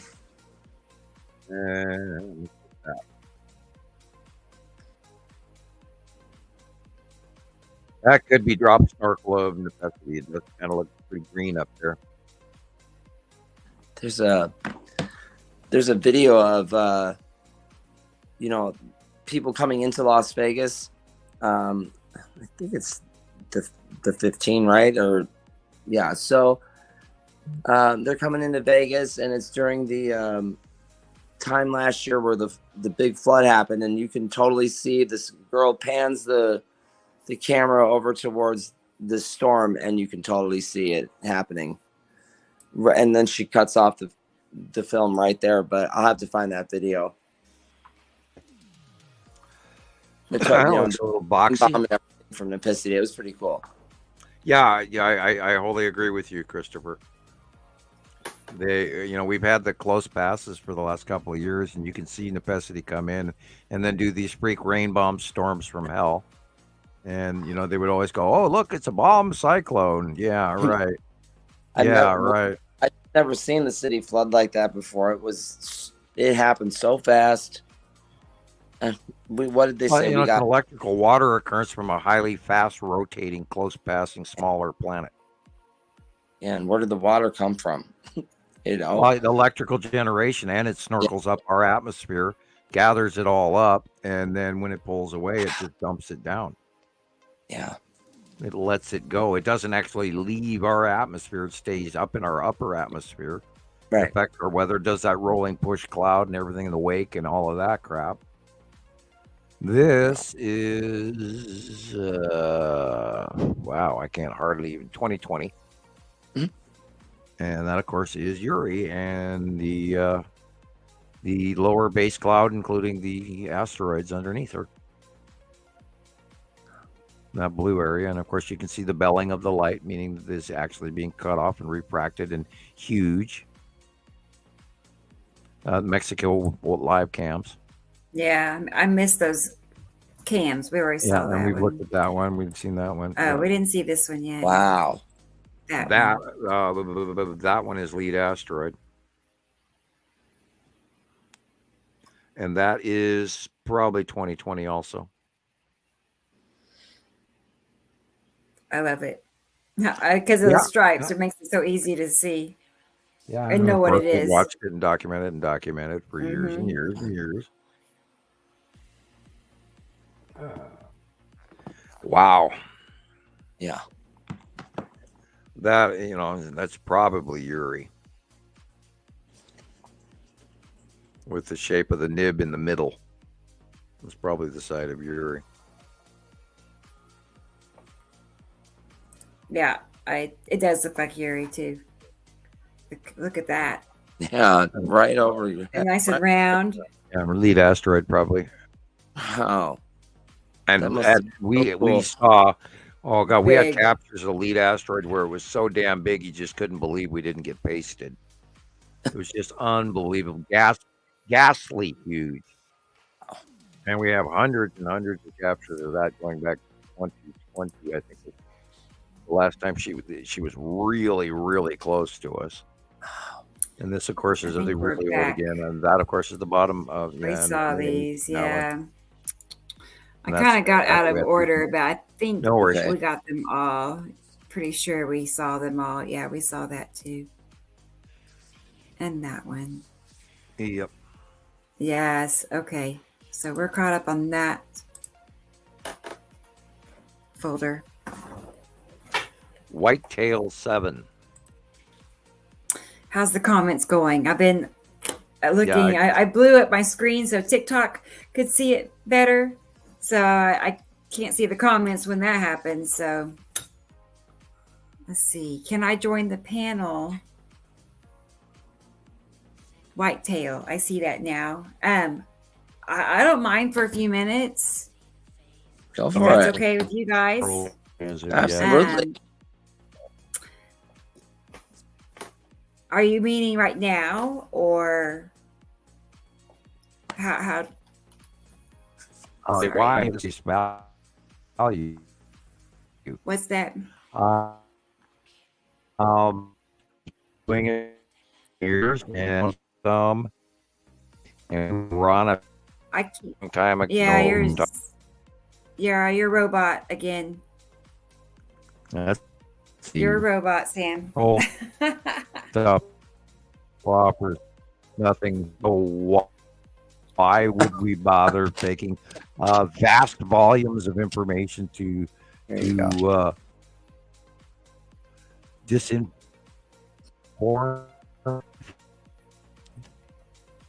What?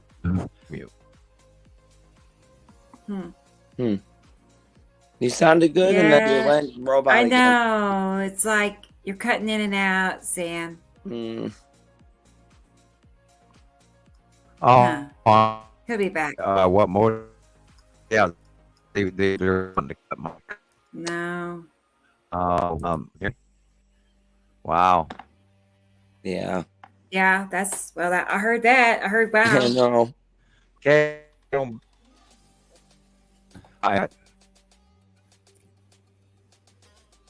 Yeah. I'm gonna. Yeah, he's gonna back out and sit back in. I was like, we're used maybe. to this, guys.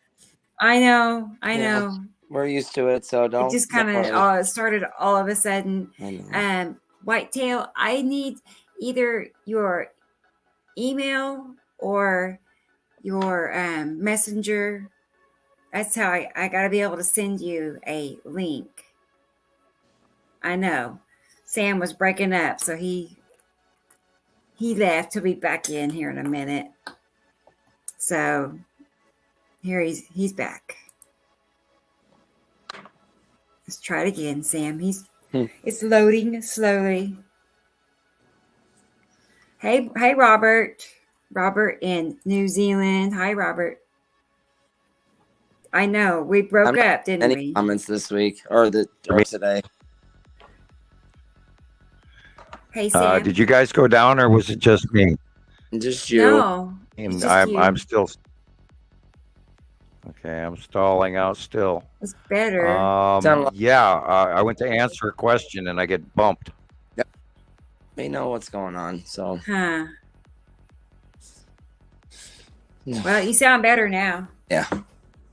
Well, to answer the question, what motive would we have to put to Photoshop or mess with hundreds and hundreds and thousands of pictures?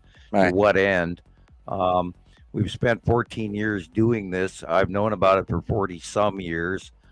We've been watching them every day for that 14, coming on 14 years. We have hundreds of thousands of pictures. So we from people from around the world. We're not the only ones seeing this and doing this. We have sister sites galore. So maybe you could listen to the people that know what the hell they're talking about. And if you don't, then it's up to you, I guess. Yeah, I mean, we have so many pictures that support all of this. Not to mention, let's pull up your comparisons and we'll look at that for a moment. I'll let you guys talk about my accuracy since I don't want to brag. Yeah. Right. No, the comparisons is like, your drawings. We don't even talk about that enough, but your drawings and how accurate they are. So that in itself proves you're seeing these things because nobody else could draw something and then it be in the sky, after you've drawn it. And if you're on the sidelines with this information, go to the groups on Facebook and familiarize yourself with, the basics of what's going on. It's all there in the group, everything. We're getting pictures from, like Rebecca said, from people all around the world every day. We post important details about each planet and what's going on with them on the group. And then, just be patient and allow the knowledge to sink in, and it will click. And the day you see the planet for the first time, or your first major asteroid group, your jaw drops, and you go, "Holy shit!" And then after that, you can't unsee them. That's right. Yeah, it was a big deal for me. It is an emotional roller coaster. Let's put it like that. It was pretty cool. Right. When it all starts to fit together. Like, who else could draw this? No. In 2021, and here it is 2 years later. That's just it. Like, if you had this much exact evidence in the court of law, I mean, down to the smallest details, the lines, monthly, the location. You know, we got lower right side. Those stripes are from the asteroids. That's what causes that. And we watched them. They were small, and we've been documenting all of this information. I do monthly It's not a drawings storm front for everybody, and my accuracy is just absolutely unquestionable. And because I've pretty much never been wrong, there's a small percentage where I'm a little inaccurate here and there, but generically, I've never been wrong. Right.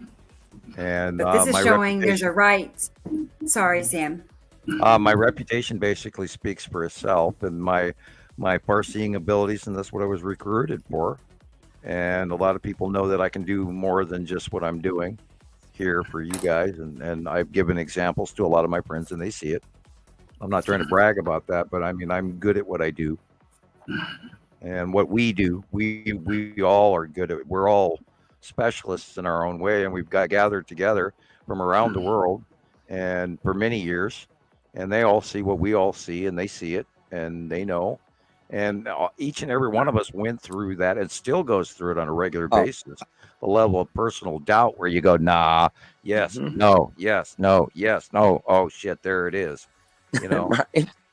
And every week I go through it, you know, and that's why you should listen, because we're not guessing.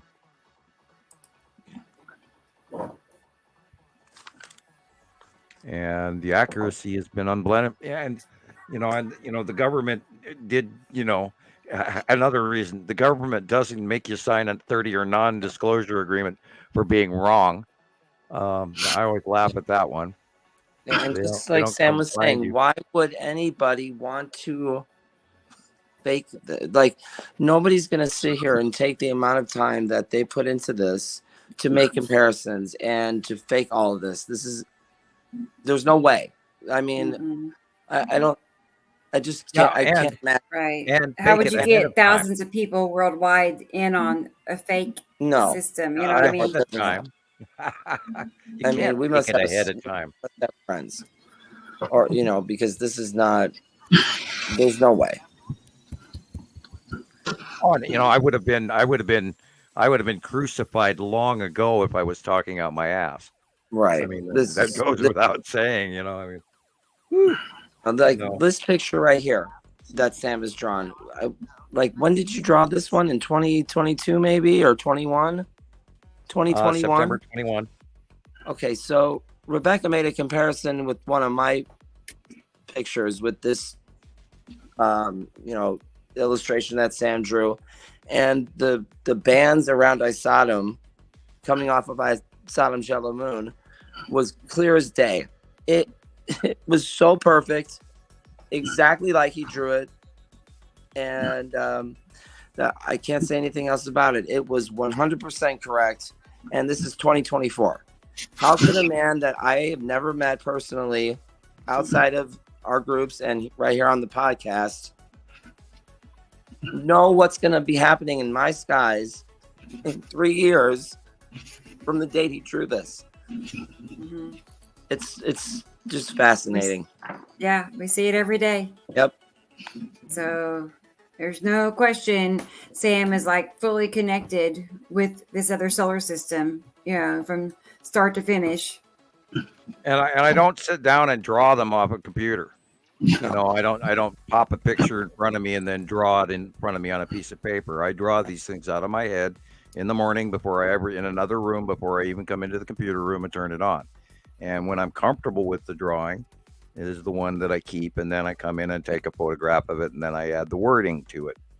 But these are all hand drawing, and I don't use crayons. And there's a joke about me out there from the trolls that say that I eat crayons. So I was going to say, yeah, I don't use crayons. I eat them. I actually use colored pencils and People are awful. I know. At least I don't have a poop hat lately. Anyway, yeah, that drawing the Sarah. I know. I gotta fix that one. Yeah, I'll have to actually. I'm working on that one. You have to remind me to actually do, because I can draw you a circle around that picture. Yes, let's do that. A copy of it for you. Right. Because I see it plain as day, and that's the thing. Because I've been doing this longer than anyone out there, and in some cases many years before anyone even got on board with some of this. And I've watched the planets since they first got here, and I don't know too many people that have. And to me, it was plain as day. I also expected them.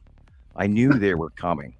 The government forced me into a non-disclosure and brought me back to Montana in handcuffs because I refused to work for them because I saw past their goals. I'm not one that wants to deceive the entire population of the planet. Thank you, including you. So why would I want to deceive you now if I didn't want to do that back then? So anyway. But I do want to say to Dead End Collective, if you're here, it's for a reason. At least we like to think that, coincidences don't happen. At least not these kind of coincidences. Well, how about you sit in, maybe give this some time before you make up your mind, join or at least go look around in our Facebook groups. There's a lot of information there as well that can be that may be more a little more telling for you. Maybe, I don't know. 83% of all solar systems have 2 or more stars. Each one of our stars, which is a binary solar system, this is where the Sumerians and all of that, and the gods, the over-gods from the Sumerians came down, the second sun, and all of that, and the planets get here through a cyclic behavior. It happens over and over and over again. And all of this information has been gathered and collected and correlated and compared. And we've been doing, that's what we've been up to for the last 14 years, come April. I'm curious how the age of this person. Yeah, that would help. That would help. Probably the only sky you've ever really seen. But if you're a little bit older, as some of us here, you remember a day where we didn't have purple skies, we didn't have green skies, we didn't have red skies. It was very mundane and typical skies. Yeah, we have a bunch of new cloud names. We have a new bunch of storm names. We have new categories of storms. And all this is coming from, the effects of these planets passing by us. So there's a lot more to just visual things. There's a lot of evidence. We're tipped. Our poles are 40 degrees off. Our moon shadow is not what it's supposed to be like. Our sun arc is not what it's supposed to be like either. The size of the sun alone is not what it used to be. That's right. So, think about all those things. You got to question those things, before you think everything is mundane and normal. Have you noticed our sun arc? Do you remember high noon? You remember what high noon was? I've mentioned this to some people. They seem to not know what I'm talking about, but high noon is where the sun would be directly above you at midday. This went on for as long as I can remember, and then one day it stopped. The same for the moon. The moon corroborates that as well. Our moon shadow, our moon phases are not what they used to be. Our jet stream is also all wonky and further down to the lower hemisphere. Not right, but it's lower. Yeah, nothing about our jet stream is anywhere near normal. Not even close. I've never ever seen weather like this, and I study weather nonstop for many years. Yeah. Anyway, Well, there's a lot, if we do a show. This is a little, we try to get in as much as we can, but there's a go to Montana Skywatchers too, and the Beater Followers Anonymous Facebook groups, and there's a ton of stuff there that you can look through, and take your time looking through it as well. Wow. Rebecca has a good YouTube and TikTok channel that there's a lot of great stuff in there as well. I have a YouTube channel as well where I post. My Facebook channel, my Facebook page also has a lot of great stuff that you can look through and take your time watching that stuff and maybe soaking this information in. And there's the early Understanding the Sky series on my YouTube page in the back. It's the early stuff. The Radio Wasteland. Go to YouTube and find Radio Wasteland series where I did 87 programs for you.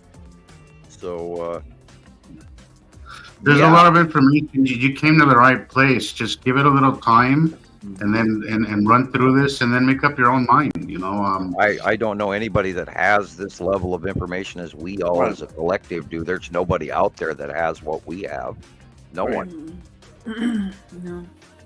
And that's why we're raising up ourselves on a larger platform, and we're reaching out to more people, including the people who may have doubts. But we worked at this long enough that we're completely stable in our information, and we know from documentation and strict science gathering rules from all these members from around the world, from sister sites everywhere galore. We know what we're doing, and we're good at it, and we're not guessing. And I think the information that Rebecca shares proves that 100 times over. And so, but at the same time, I get, you being a little, I don't know, your guard up, because there is a lot of stuff out there right now, especially regarding this topic that is really, really full of shit. Excuse my French here. I hope you don't mind, but there's a lot of stuff. There's a lot of bad information out there, especially when it comes to this topic. So I get it. Your question. You're skeptical as you should be. But don't be skeptical. Don't be skeptical on the level that you close yourself up to maybe learning something important and something amazing. Because absolutely none of what we share. This is the best. This is the most amazing show you will ever see, and I recommend that you put in a little bit of time to look through what we share, because it is incredible what is happening. And Rebecca, you might want to get on board, because there's a lot of interesting stuff happening right now, and you are not going to find this information anywhere else. Do you have Jesus's finger and one of his captures with of the planet alone, or any star, or even a star? I do. I mean, I let me look at. I think Jesus points it out better than I ever could in so many ways, just in his videos alone with that famous index finger. Let's go look at Jesus. I mean, you can't argue with him pointing out these planets. He points to them. No, you can't. And those are not camera anomalies. Try to say that fast 3 times. Ion Taylor. Repetitive. There's the shield of the Saturn's yellow moon, that big white patchy thing in the middle. Cutting into the sun, Ion tail. Saturn's yellow moon. It's so obvious. And repetitive. Get with the program, everybody. Get on board, because no, we don't see his finger, but I love that. Well, I gotta find it more. Let me go look through his videos. Probably the very next one. I need to label it. You have to realize the planets are cutting Jesus. into the light. The sunlight refraction alone should tell you there's a huge object in the way of everything on the right hand side. That's that cutoff line is planet. Let's see what this is. Oh, and the still shots you sent in today, Jesus, are just. I've seen most of your I've seen more of your videos than your regular pictures, and they're just incredible. Once you see this stuff, man, it's really, you can take some really cool stuff, man. Once you learn all this, once you know what you're looking for and what once you understand what it is that you're looking at, it's just incredible, man. You could see some very cool stuff. See the little box in the upper right corner? Yeah. Don't mind the aliens. We're talking about planets. You know, planets with a little sprinkle of aliens. This is a little sprinkle. Yeah. Hello, bottom of what do we got here? Sun is behind us. That could be lead asteroid quite easily. Mm-hmm. In front of Atu It Natu's does moon. look like it right there. Yeah. Wow. And the thing it is that we have been watching this for so many years, and we even know the planet names and what color they are, and mostly what size they are, and how to put out an orbit model, and I know ahead of time what's coming and where they're going, and have been able to share that information because of the level of documentation that we've gathered as a group from around the world. And that is why we are doing what we are doing openly and communicating with you guys. Because all that orange area above you is planets, and people are somehow lulled into not knowing this. And we feel it's our personal duty to share what we've learned. That blue area is real sky. Everything orange is a planet over the top of us. The planets are that big. See the stripes of Uri. Onsetting base cloud. We're going to see a lot more of her in the next couple of weeks. Because I've watched them long enough, I know what's coming.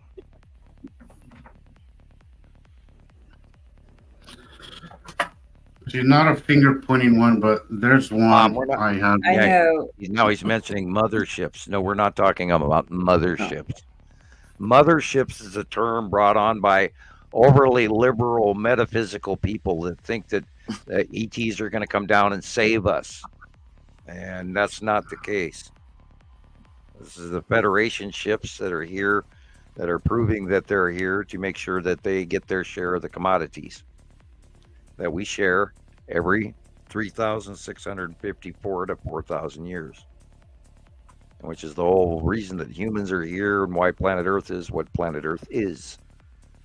And that in itself is a whole bunch of information that has been laid out in many, many shows. You can go to the Radio Wasteland for most of that. And a lot of Rebecca's videos cover that in some of her shorts. She's very descriptive, tells a lot of information to a lot of folks out there. She's done a very good job. And I watch them. I keep rewatching them.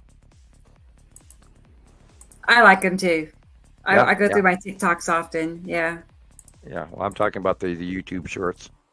I I don't get to see your TikTok ones until I get, Yeah, till I.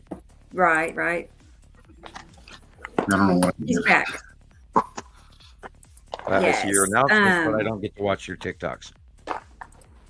I know. You need to get set up on TikTok. That's all you need to do. Got homework to do. And I need Then to you call could- in. you could watch my lives. Guy here. Yes. Turn my brain on. Yeah, if you join in the lives and answer questions and stuff, Sam, it's a great environment. I loved hanging out on the lives. There's just so much.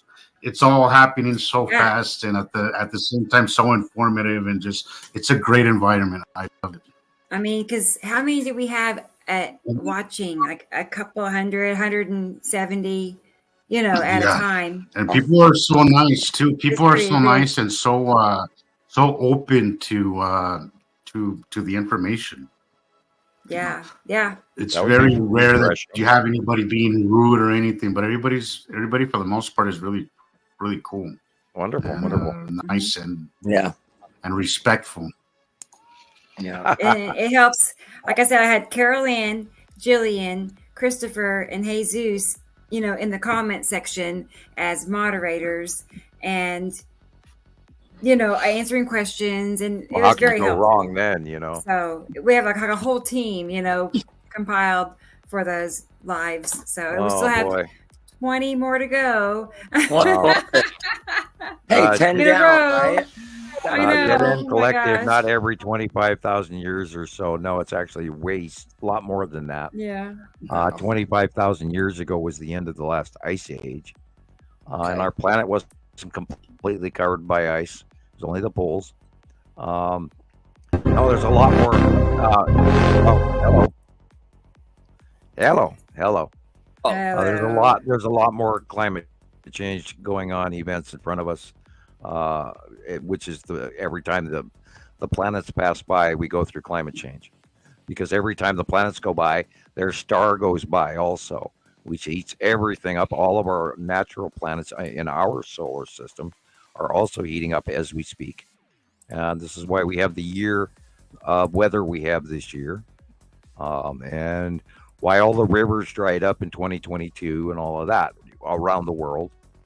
So this is all collective. We go through climate change every literally 4,000 years. Yes. I mean, it's not major. Not there's not a moon. Change. I mean,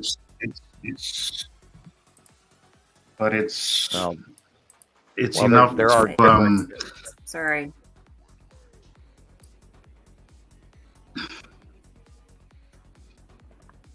There are different levels of climate change per cycle, but yeah, boy, that is freaky. That is. Look at that. What's happening? And we also have one that matches that one, is gosh, almost identically.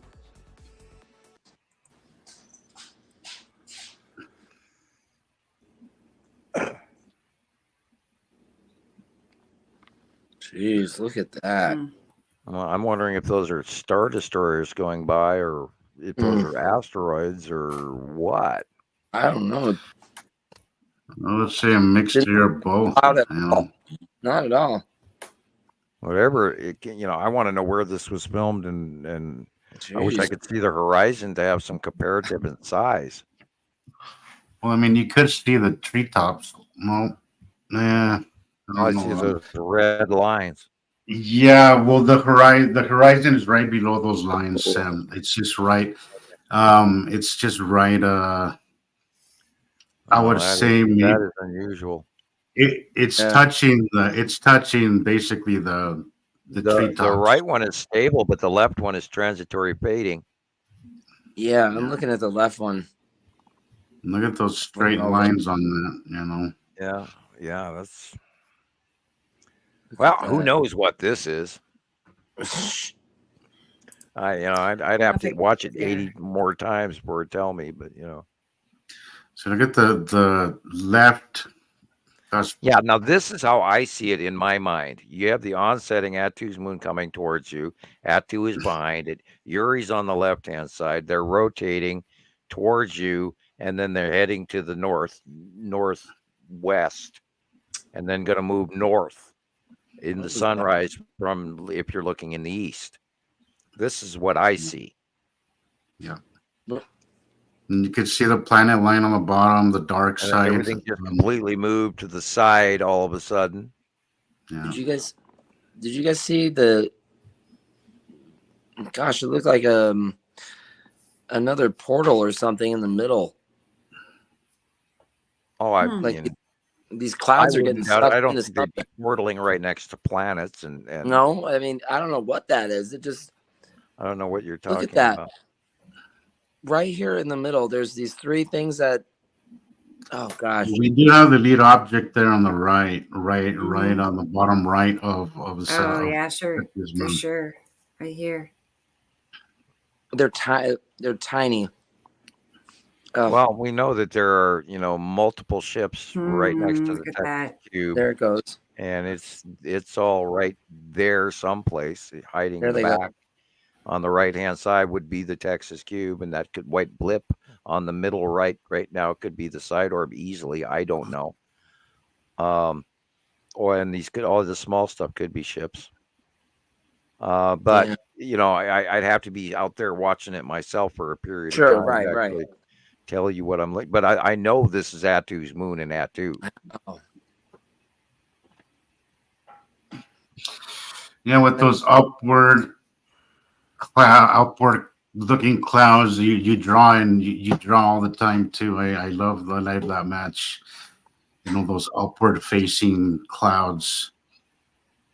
I just draw what I see in my head, and what I've taken in for the week or for the last 2 weeks, or and then over the years I've sort of plotted this in my head, and the drawings just keep coming and matching. And I even like it too when I do a drawing and I'll put a little nuance of a cloud twist here and a drawing whatever, and then literally within anywhere from 2 hours to a week later to 2 weeks later we get the exact copy of it in a photograph. And it's kind of freaky and weird, but I love it. Oh, hello, Sea Trail, how are you today? And they're flying right in front of literally where the Texas Cube is. Mm. Nice. And I wonder sometimes if they've got some upper atmosphere flights going on way up on around their planets or not, and because that one doesn't look too close to us. It looks like a really high up Sea Trail. Yeah, it does. I often wonder. It really does. And we've talked about them putting out space chems. I don't think we'll get flagged over that one. And we know that there's multiple ships up there. So Christ, earlier in the podcast tonight, we're watching a portal open up and a ship come out of it. So, and we had we not seen so many of those in the past as well, Right. I wouldn't be as ready to call you and say, yeah, that's a portal opening up. But Right. we've got hundreds of sightings going back a decade, and of course, including the Norway Spiral, where the great orb came through the spiral, and That the one thing, with that the blue spiral, eye. so strange. And that dang thing's on our startup video on the beginning of the show, and that's a live capture that we got years later that matched eyewitness sightings. So we know what's up there. And if it's a capture or something that's odd and irregular and it doesn't fit any of our stuff, there's a huge percentage of chance that we would know that it would be photoshopped or wrong. Right. We would know. Don't you think, Rebecca? Don't you think we would know if it was photoshopped? Oh, yeah. It would just, we would. Jesus, Most wouldn't likely. it just argue with your eye? It does. Because we It know really what belongs where usually. It doesn't sound possible, but it really is possible because we've seen it so many times. We know what if it was off, by that much. Yeah, and if the lighting was wrong, we'd go, well, that doesn't make any sense. Right. And which is also how we know the Alaska sky cams are lens flares. And because we've been doing this so long that we know. And I can look at stuff and tell you many years apart. I can watch television programs and TV commercials and tell you when it was filmed by what the planets in the background look like, because I automatically see the pattern and I go, that's 2018, or oh, hey, that's 2021. Just because I remember how things are, because there's an order to it of how they move and where they are and how big they are. And if this planet was on this side, then it was that year, because I know they moved over here and then they're here and then there and then here, and therefore they have to be this. And it's so we've been doing this so long. That's how we know what we know.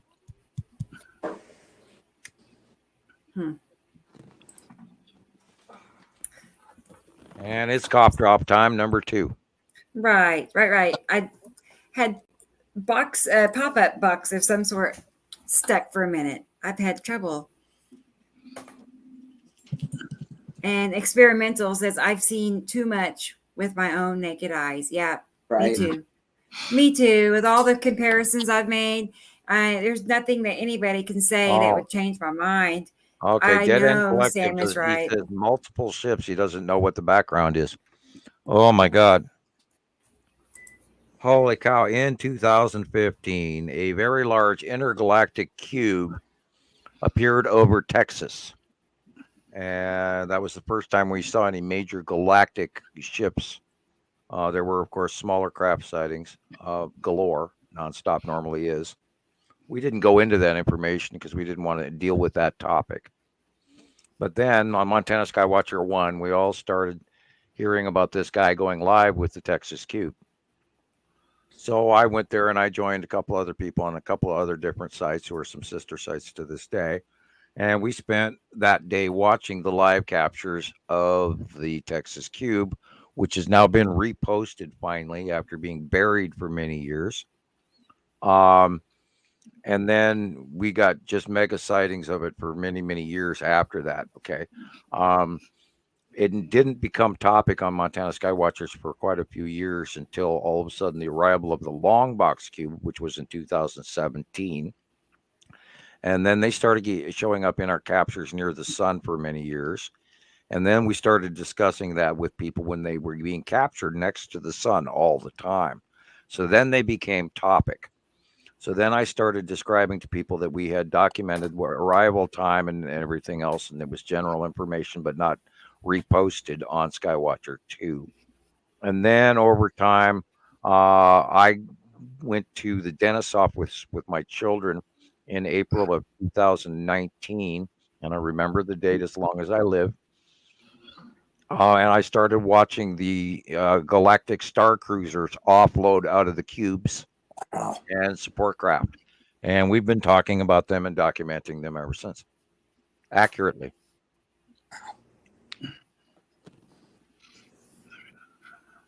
What a sight that must have been, Sam. Oh, we see it every week. Yeah. It just depends on how close you look. And you also have to remember I'm looking at a 43-inch screen where you guys are looking at the smaller screens. Well, I mean, for you to see them offload off the, are you saying that? Yeah. That's why I stood there for 2 hours. Yeah. I mean, yeah, we see them. There was the view and the angle of light, and they were in between the planets and everything. And they were shadowed, yet they were illuminated, and there was no clouds around any of them. And I just kept watching these, triangular star destroyers that were tiny little wedges with conning towers, just like from frickin' Star Wars, burp out of these cubes, and smaller craft and fighter craft, docking stations, and these other things burping out of this ship for like 2 hours straight. And I'm going, oh my God. And then I spent a week trying to tell people about this intergalactic fleet that's offloading, and I got nothing but crickets. Wouldn't you want to know if there was a frickin' invasion fleet that arrived over Earth? Yeah. Well, guess what? There's an invasion fleet that arrived over Earth, and it's been here ever since. And what do they want? What do they want to do? Oh, they just show up. Of course, they're forcing us to give the commodity to them, or they will invade. Wow. And we absolutely have no frickin' choice. I don't know what to say. I don't think they sound very nice. Why do you think the U.S. government spent many, many years building very expensive, very deep holes? Right. Because they're scared. Bingo. Yeah. Oh. You don't rip off the American public just for, shits and giggles and get away with it by the trillions of dollars that are missing. And we don't want to go into. We're not going to go into that subject. We're going to be flagged. We all know. Yeah. So, and I'm not going to fly conspiracy flags, and I stick to what we can prove, and and I know other information. It is. Well, if you knew, leave us alone. Yep. If you knew how far down the treaty agreement we were sold in 1947. Your opinion would be slightly different. If you also knew the factional occurrence of what's going on between us and multiple higher races, not just the Anunnaki, but races above them, you'd be a little more middle of the road. It's a hard pill to swallow, no matter what, and You're all going to go through it each in your own individual way. And the point that I have for everyone is that we do not have the ability to really argue with these people above us. And the best way we can deal with this is to get along and do what we're told. And I hate to say that on one hand, but also, we earn our elevation. Sure. So your goal should be to earn your place and to earn your voice, not to fight things that we hate, but to fight for the things that we cherish. And through that, we will have an opinion and a voice. And if we get through anger and hostility, we won't have one at all. And I think our country's really at that same spot right now where this divisionism that's existent and the anger it's had too much of a voice for far too long. And I think we need to remove that voice of the anger and start letting logic and love and concern for our society and our fellow man and the way of life and, for the American way and all of that. And let's go back to being Americans again, instead of being Republicans or Democrats. And we need to refocus everything. Well said. We are Americans. We're not enemies. That's right. I think people have forgotten that. I mean, I feel like even debt collectors. Go ahead. I was going to say, even just saying, I mean, we're just like, aren't we just people? Because even saying Different Americans kinds. is dividing. Debt collectors by country. Why I don't show my face? Boy, you are new. My upload speed will not. I see. I got great high-speed wireless download, but my upload speed sucks, and I can't run the microphone and the camera at the same time. Otherwise, I get booted out. So we have a stable picture of me, and I talk on the mic. There's your answer. I mean, I'd love to do it, although, if I want to, I don't have to wear pants. That's a joke. That's great. I don't know. I don't know if I believe that's a joke anymore. I assure you, I'm wearing black sweats right now, and a Led Zeppelin T-shirt. So that's what I'm wearing. Yeah, and socks, and that way I'm not. I'm trying not to show you my food stash, man. I don't want anybody to know. Go ahead. No, I was going to say that I mean, you do sound a little defensive, buddy. I'm not, He says I would call in, but I think I will immediately be on the defensive. I think, okay. I think you are a little bit defensive, maybe. I spend a little time learning. We're not here for an ego duel. We're here to provide the information. We've spent many years proving it already. This is the greatest secret of all times, and this is the most unbelievably awesomest, most coolest show you ever saw in your entire life. And oh my God, we're all so addicted to it. I can't even begin to tell you. So hop on, enjoy the ride, man. Yeah. No,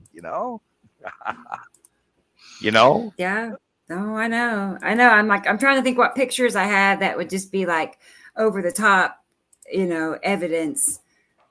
Well, there's always so many, the standard close-up Nibiru picture that I, use all the time, or any of the Nibiru pictures going back a decade, or Atu pictures, or that Atu's moon picture you showed last Tuesday night. The surface of Atu's moon was pretty incredible. Oh yeah, I'm trying to remember where I put that. 2020. Yeah, that even Jesus's close pass in New Mexico. When any one of Jesus's pictures is phenomenal. Yeah, I love that one. When he was early filming in New Mexico, and he was looking straight up, and you saw close pass of Atu's moon, and I know he'll never forget that as long as he lives. I bet. Oh man, that year was insane. That was a year. I loved it. That was my year of learning. That was my year of learning. I'm gonna send you two. One of them's the one Sam wanted me to, the one with the finger, and then the other one is one of my Okay. favorites. I think Perfect. they're both videos, so it might take just a second.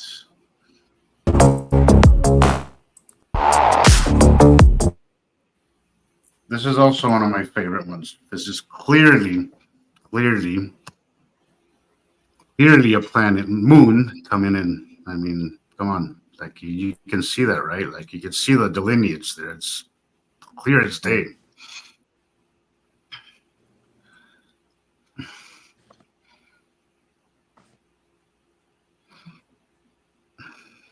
And that was the second one.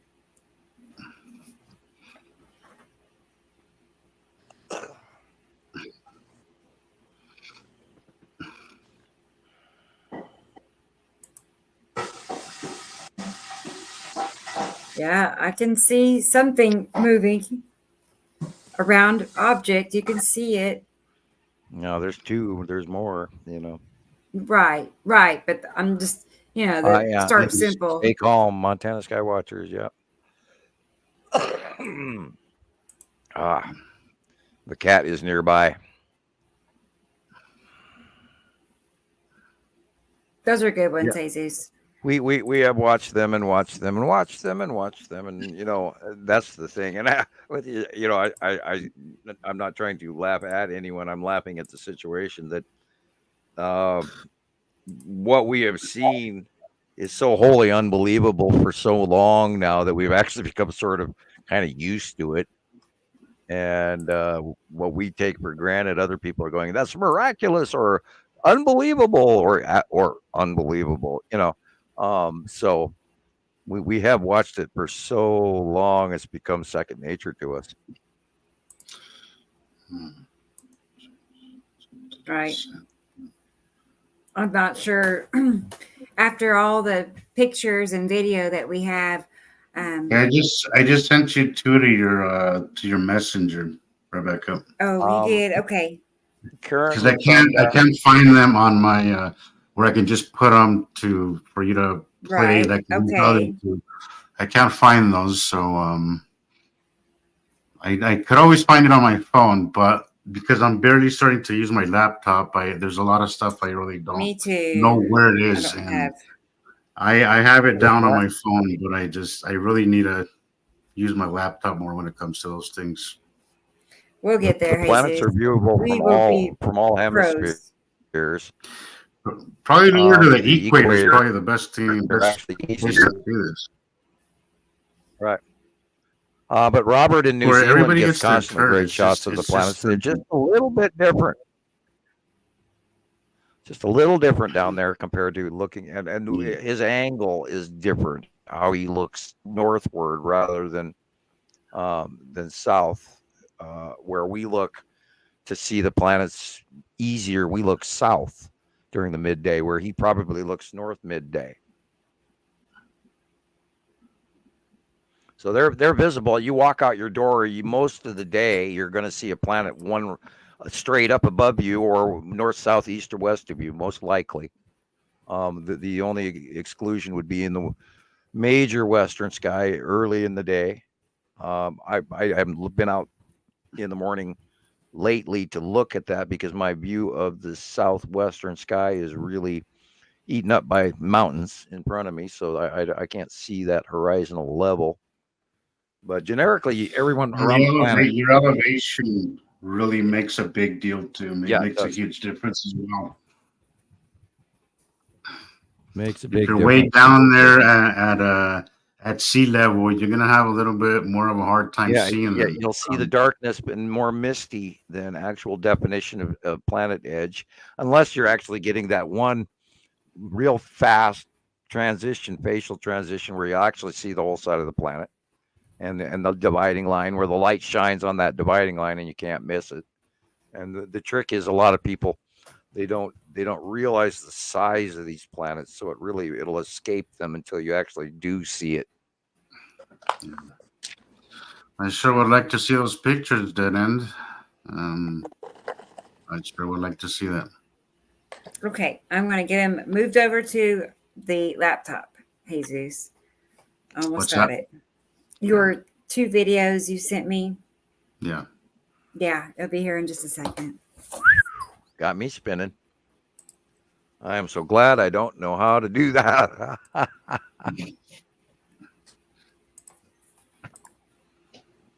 Do what, Sam? Yeah. Oh, I'm trying to retain my Stone Age computer skills. I'm still stuck in Windows 8, man. I can't come Yeah, out. you're gonna have to let that one go, Stan. You're gonna have to. It still runs. Us people who don't like change and we get stuck. I am still learning Windows 11. Thank you. I get used to one thing, and I hate anytime that I have to change or upgrade or something. I get anxiety that just takes over, and then I have to really.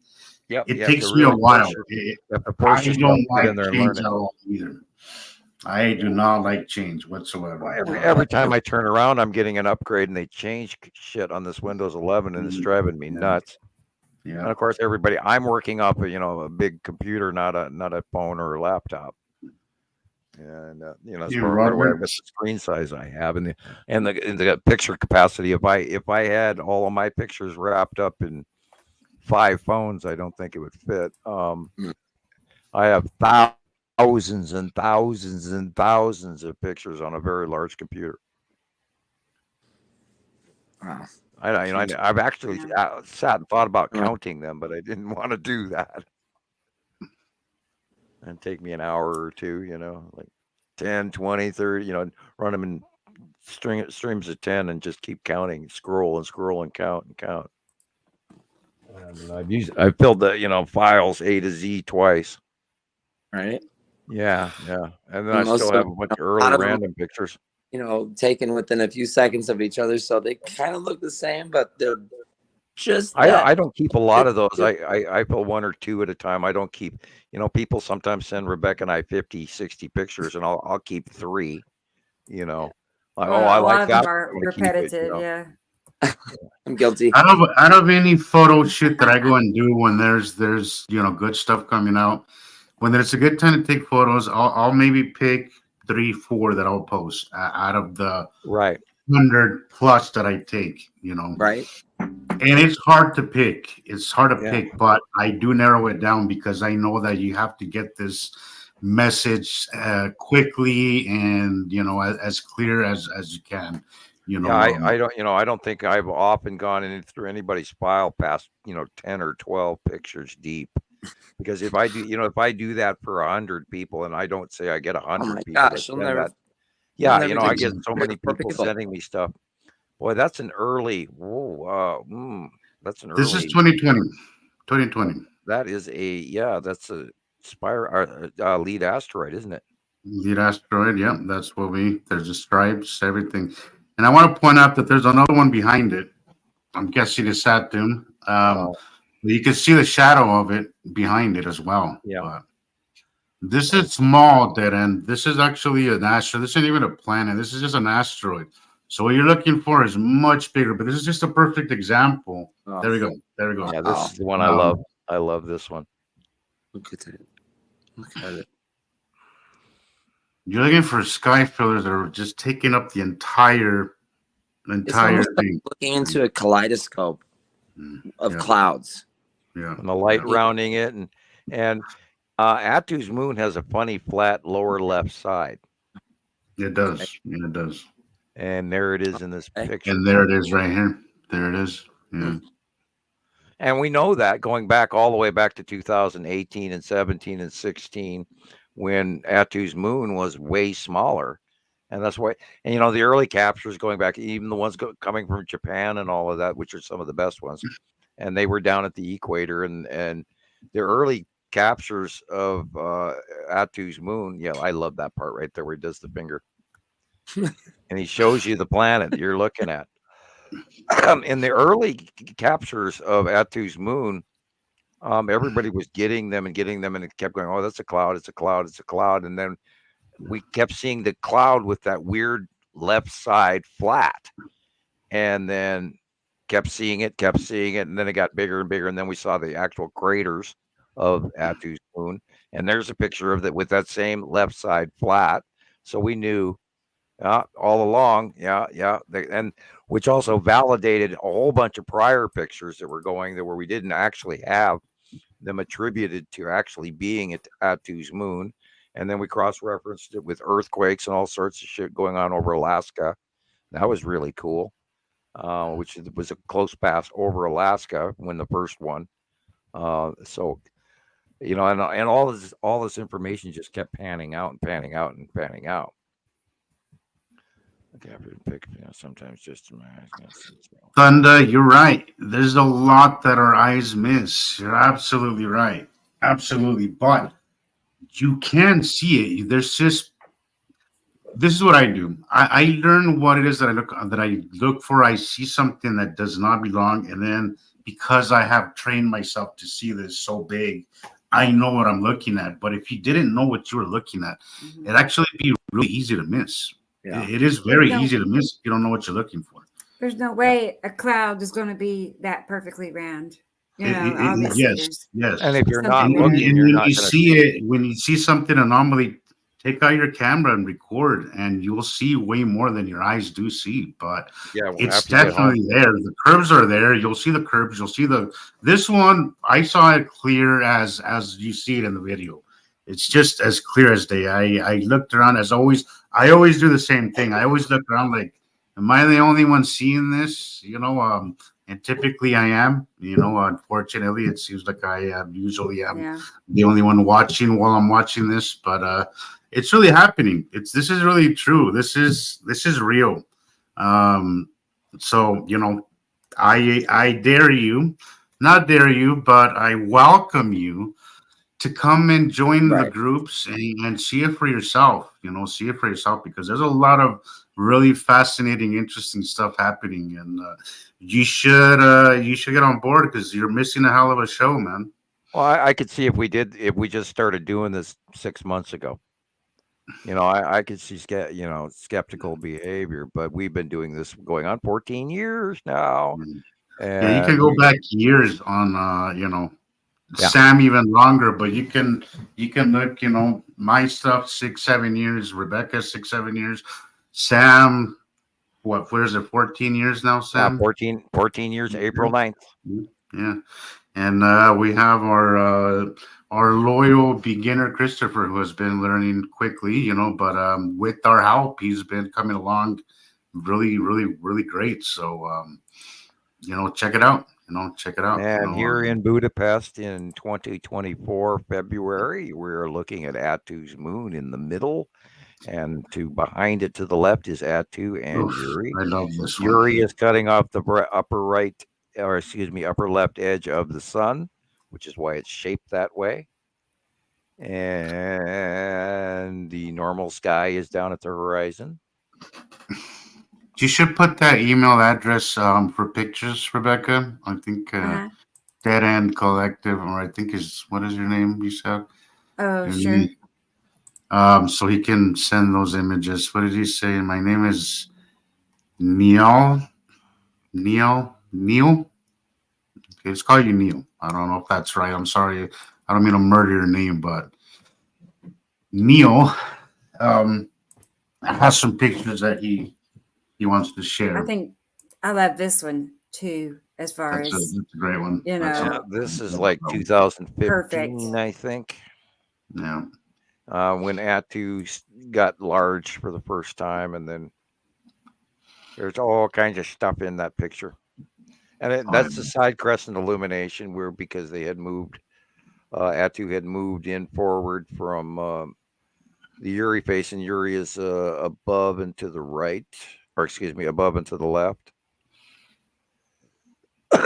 And Nibiru, of course, is in the upper right corner. Way back when, and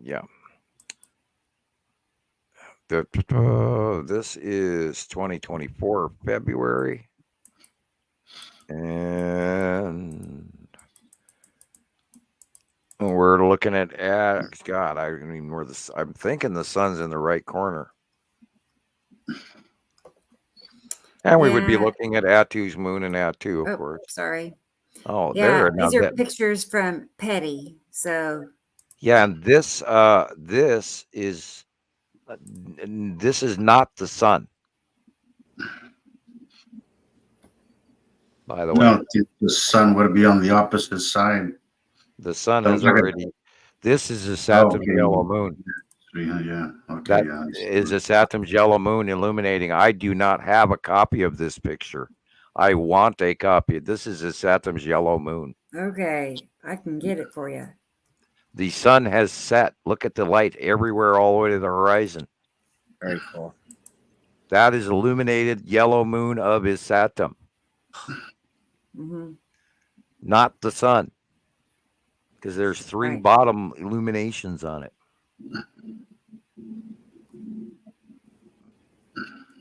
And notice the refraction on the houses.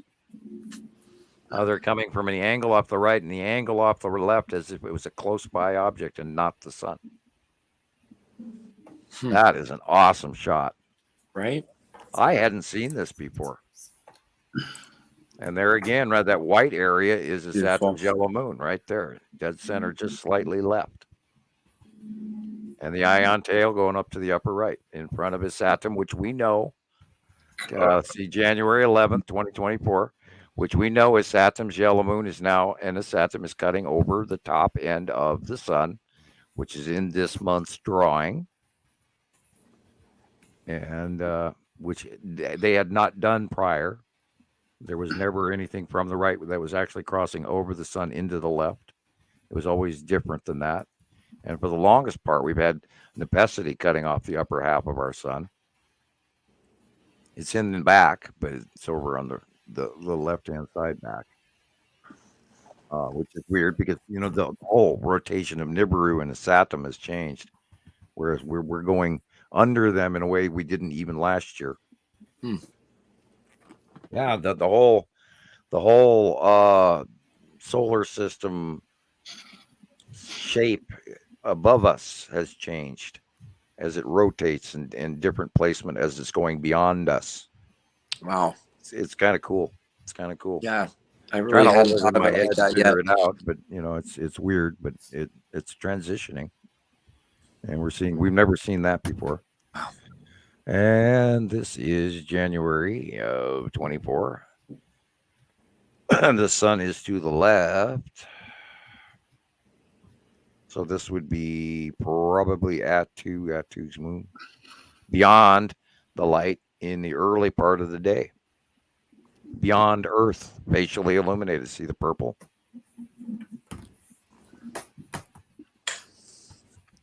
So the color, you know, awesome shot.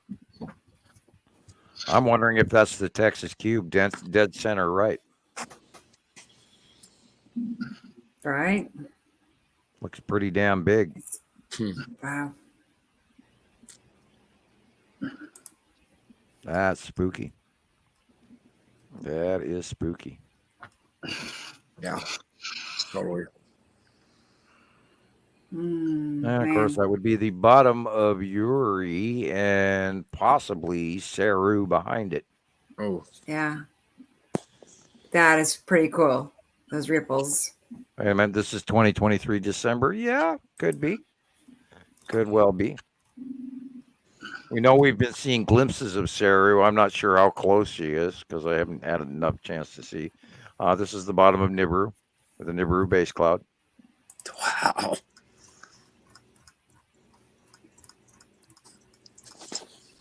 Wow. And the Saturn's yellow moon is off camera up slightly to the right upper. Bubbling, is forming in the eye here, so that could be just the edge of a Saturn's yellow moon coming in. But that, for the most part, is the bottom of Nibiru. I haven't seen it like that yet. It's transitory colors. Beautiful. I always wonder what Earth's space cloud would look like. I actually kind of think I have a picture of it somewhere in a file someplace. Of course, we're looking at a. If you come across it, send it to me. It's actually pretty wrapped in a lot of clouds. The whole planet is. 2023 November, we're looking at the Saturn yellow moon ion tail going to, from left to right. And the edge of cut in of Isatum, which is what we started seeing. And apparently in Hungary, they were seeing it sooner than we were. Awesome. And of course, on the right-hand side of the sun, over and over and over and over again.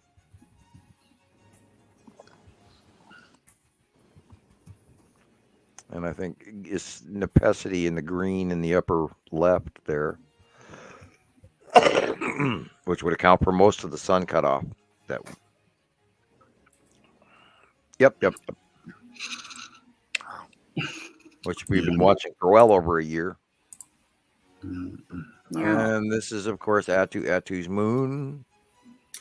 I love this one too. That's an older Atu. Yeah. That goes back to about 2020 or 2021. Probably, yes. When Atu was there. Look at that. It's just that whole blue area is, that's our off sky the down distance here. on the lower right horizon, you have the blue of Nibiru, and you have the red and yellow of Isatum yellow moon at the horizon line on the right hand side. I mean, that's the bluest I've ever seen any blue in my life. Yeah. Look at that. You gotta ask yourself that what's can't be our skies. Remember, it's a purple planet, so right. Yeah. Look at that. You gotta ask yourself what SpaceX was really up to, though. Yeah. Right. That cannot be our skies. No way. That's not our. No. And you can always tell too, like especially like when you're recording, you can just tell that it's moving independently of our atmosphere. Okay. That's hilarious. I didn't even look to notice it was SpaceX.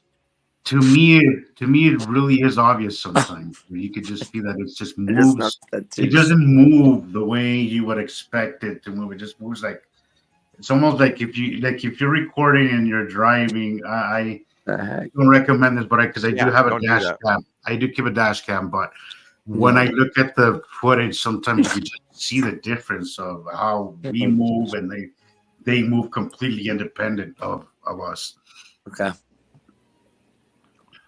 And that, of course, is Nibiru and his Saturn yellow moon. And going back, I'm going to have to blow this up to see the date because it's very white. That is October of 2023. Yeah. Yeah, okay, the dark blue area is the side of over to the right. The dark blue line, middle right is Saturn, and the red circle is much smaller, Saturn yellow moon, and the blue line more left is Nibiru. Experimental elemental, no. Planet Atu is a gas giant, so no. I mean, no life forms that we could really ever that we know of. So. Yeah, the only two races are on the water planets, which are Saru and Nibiru. I mean, we don't know that there's not lizards on this atom, but we don't know. But I mean, I meant as in micro, like salamanders or geckos. With our current understanding of life, and but God, there's so much out there that you just never know. Can't say no. It's just up to the level of knowledge that we have here on Earth. Millions and millions of races and animals and things out there that even swim in space, and God only knows what's out there. Man's understanding is hugely naive. Absolutely, and arrogant as well. Oh, absolutely. Absolutely. Okay, October 2023, and we're looking at Atu's moon and Atu again in the far distant sky, which is beyond Earth in illumination. Basically, I'm running on fumes here, guys. Too. I'm kind of tired. I am too, Jesus. It's been a full day. Yeah. And I have to get up kind of early in the morning and. I had a long week. At 9 o'clock. I know you had a long week too, right? Because I've been seeing you everywhere. So I. Well, does this mean I get to go play Star Wars? It's Star Wars time, Sam. Star Wars. Awesome. And, let's see. I messaged. I've been trying to get a message to Whitetail, So I've messaged you twice on your videos. How about you try messaging me on a video and we'll connect somehow or another. So we'll get, she wants to be on the show. So I want to make it happen. So, we love new new people on the show. That'd be great. And new opinions. Yep. New opinions, yeah. Email in the comments. Yeah, I'm remembering I Rooster and who was the guy before? Oh, Daniel. Daniel. Really I enjoyed guest. Daniel a lot. We need to get him back on here. Mm-hmm. You know. That Rooster? Is that what we're talking about? Yeah. Definitely a New Yorker. Rooster. You know, it started off, you know, but he was very respectful. I thought I enjoyed it. I enjoyed his visit. I enjoyed his energy. I enjoyed his energy. He had a very upbeat energy. And Sam showed him something that didn't, correspond with what we've been talking about. Then he listened to what Sam had to say, and he said, "Oh, okay, now I get it." Yes, total respect, and it was really cool. Well, he basically told me, how it was like life altering, to learn this information because it really helped. Like put a puzzle piece in that he didn't know about, and so it helped him a lot. So, yeah, I liked him. So did I. He was likable. So and every now and then, he's been around for years. I've been seeing him for a while. Okay. Yeah. And he does post some pretty cool stuff too. Okay. Right. Katie Jo, she agrees. And it was like Michelle agrees. And I know Carol Ann enjoyed having Rooster on. So, yeah. But anyway, guys, you want to go ahead and end it here for tonight?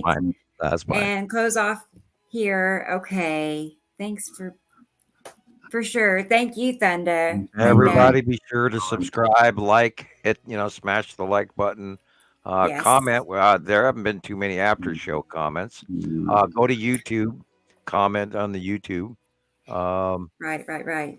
That way we can, read your questions later because I do watch the shows and I do go in and read the comments after the fact. So if you have questions, just post them there or holler. Be a good spot. Reach out. You guys know where to find us, Montana Skywatchers and the Beer Followers Anonymous. We spend most of our time there. And we pop in and out. There's Whitetail on Facebook. We pop in and out, so yeah. All working. To have you all here, guys. Whitetail, hopefully we can have you arrange to have you on the show. That'd be great. Right. I got her saved on my phone so I can get back to her channel. Mm-hmm. So cool. Okay, guys. Well, we'll be back Saturday in just a few days. We'll do this again Saturday afternoon at 2 p.m. Central. We will be back for show number 41. Wow. All right. Yeah. Good night, everybody. Okay. So much. All right. Yep. Good night, guys. All Good right. night. We'll talk to you later. Bye, guys. Good Bye-bye. night, Jesus. Good night, Rebecca. Bye, guys. Good night, Christopher.